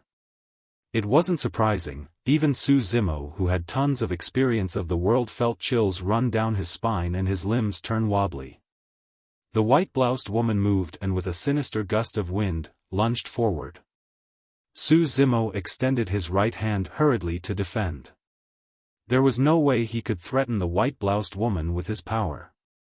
The divine phoenix bone might be the only thing that could work. Swoosh! Suddenly, the white-bloused woman stopped in her tracks and looked down somewhat warily at Zimo's right hand with her empty, bloody sockets. Tisk, tsk, tsk. She snickered sinisterly and in a flash, vanished right before Zimo's eyes. Zimo was alarmed and checked his surroundings hurriedly.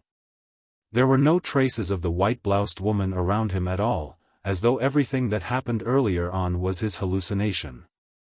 Zimo knew that the difference between them was way too great. Although that white-bloused woman was created from malevolent chi, her strength was most likely not weaker than void reversions with boundless dermic powers. In fact, she might even be comparable to Dharma characteristics. Up ahead, the bloody corpses with rotten flesh crawled out from the blood river one after another and closed in rapidly. A bloodied figure suddenly lunged over with a menacing face, opening its mouth to try and bite Zimo's neck. Zimo twisted his right hand and used it like a dagger, thrusting it into the bloodied figure. Shing! A blaze surged. Without making a single sound, the bloodied figure was engulfed in a set of bright flames. The other corpses and bloodied figures hurriedly stopped in their tracks. They were malevolent entities and the things they feared most were lightning and flames. Naturally, they could sense the terrifying power that was hidden in the divine phoenix bone. Even so, the corpses and bloodied figures refused to leave, merely standing not far away to watch Su Zimo with stoned gazes and stick saliva dripping slowly from their mouths. At that moment, a white figure appeared silently behind Su Zimo and gradually materialized. It was the white-bloused woman who had gone missing earlier on. The white-bloused woman licked her lips and a scarlet glint appeared in her hollow sockets. She extended her skeleton palm that shone coldly on its fingertips slowly towards the top of Su Zimo's head.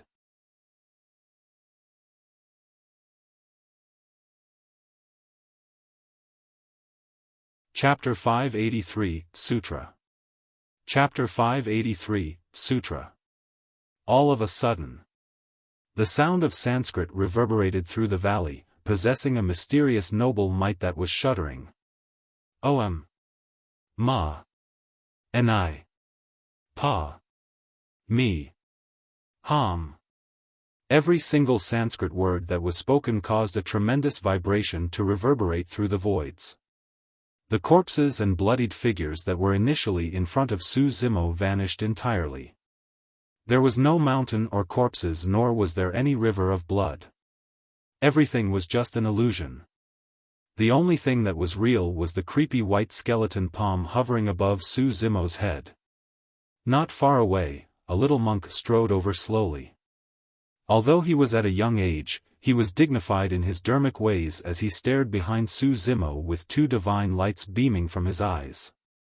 He held a string of Buddha beads in his right hand and chanted Sanskrit endlessly. There was a lotus seat on his left palm that emanated with a mysterious glow. As the little monk walked over, the illusions that were initially in Su Zimo's line of dispersed and the meandering ravine reappeared. He was standing at the bend in the valley and the battered old temple was not far away.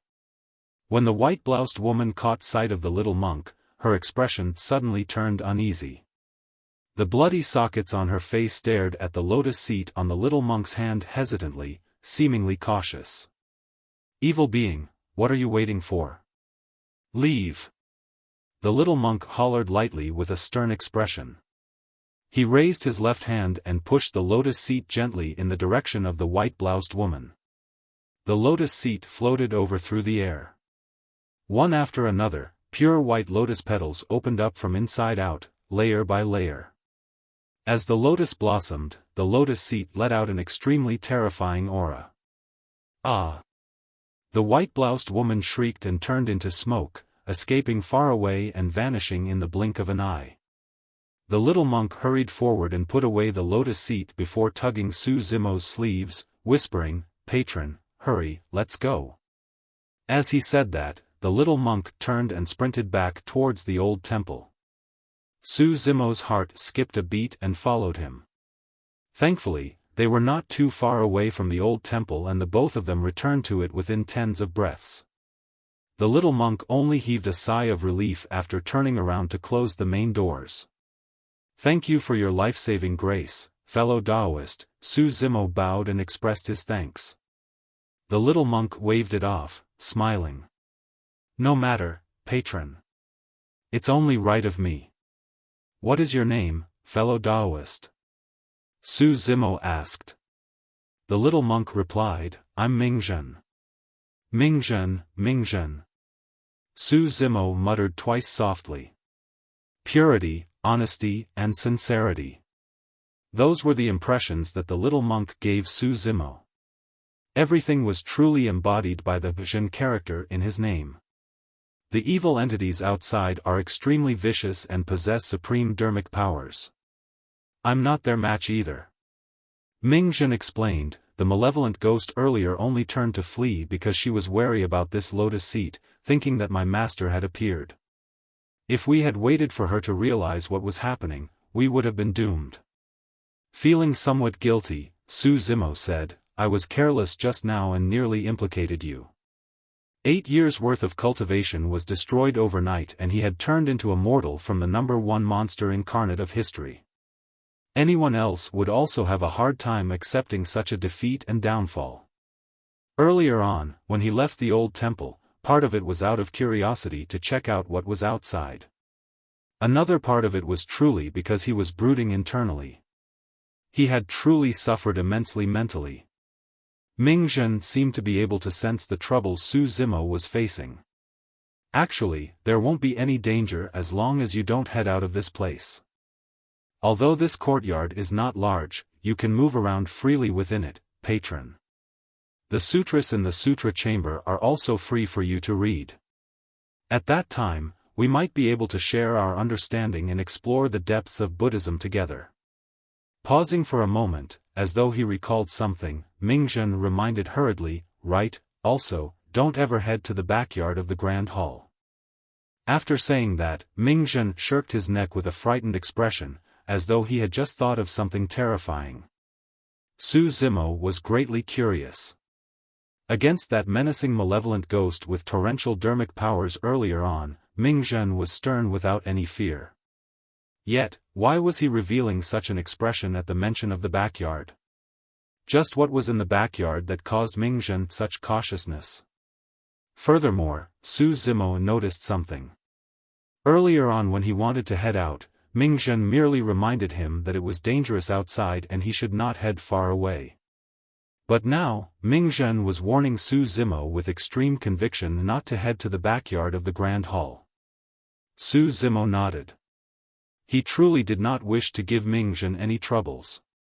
After Mingzhen gave the reminder, he returned to his praying mat and took out the thick ancient book from before, flipping it open carefully to continue reading. The little fox gradually stirred awake during this period of time. However, due to the shock that she received, she insisted on staying in Su Zimo's embrace and refused to go anywhere. After taking a look, Mingzhen seemed to recall something and handed Su Zimo the ancient book in his hands with sincerity. Patron, if you don't know what sutra to start with, how about this? You will definitely benefit immensely. This sutra possesses the secrets of the universe and you will gain a different realization with every new reading of it. It's truly amazing. Su Zimo laughed bitterly internally. Right now, he did not have any mood at all. Even if his cultivation was still present, he wouldn't be able to endure sitting through to comprehend these difficult sutras. Su Zimo declined.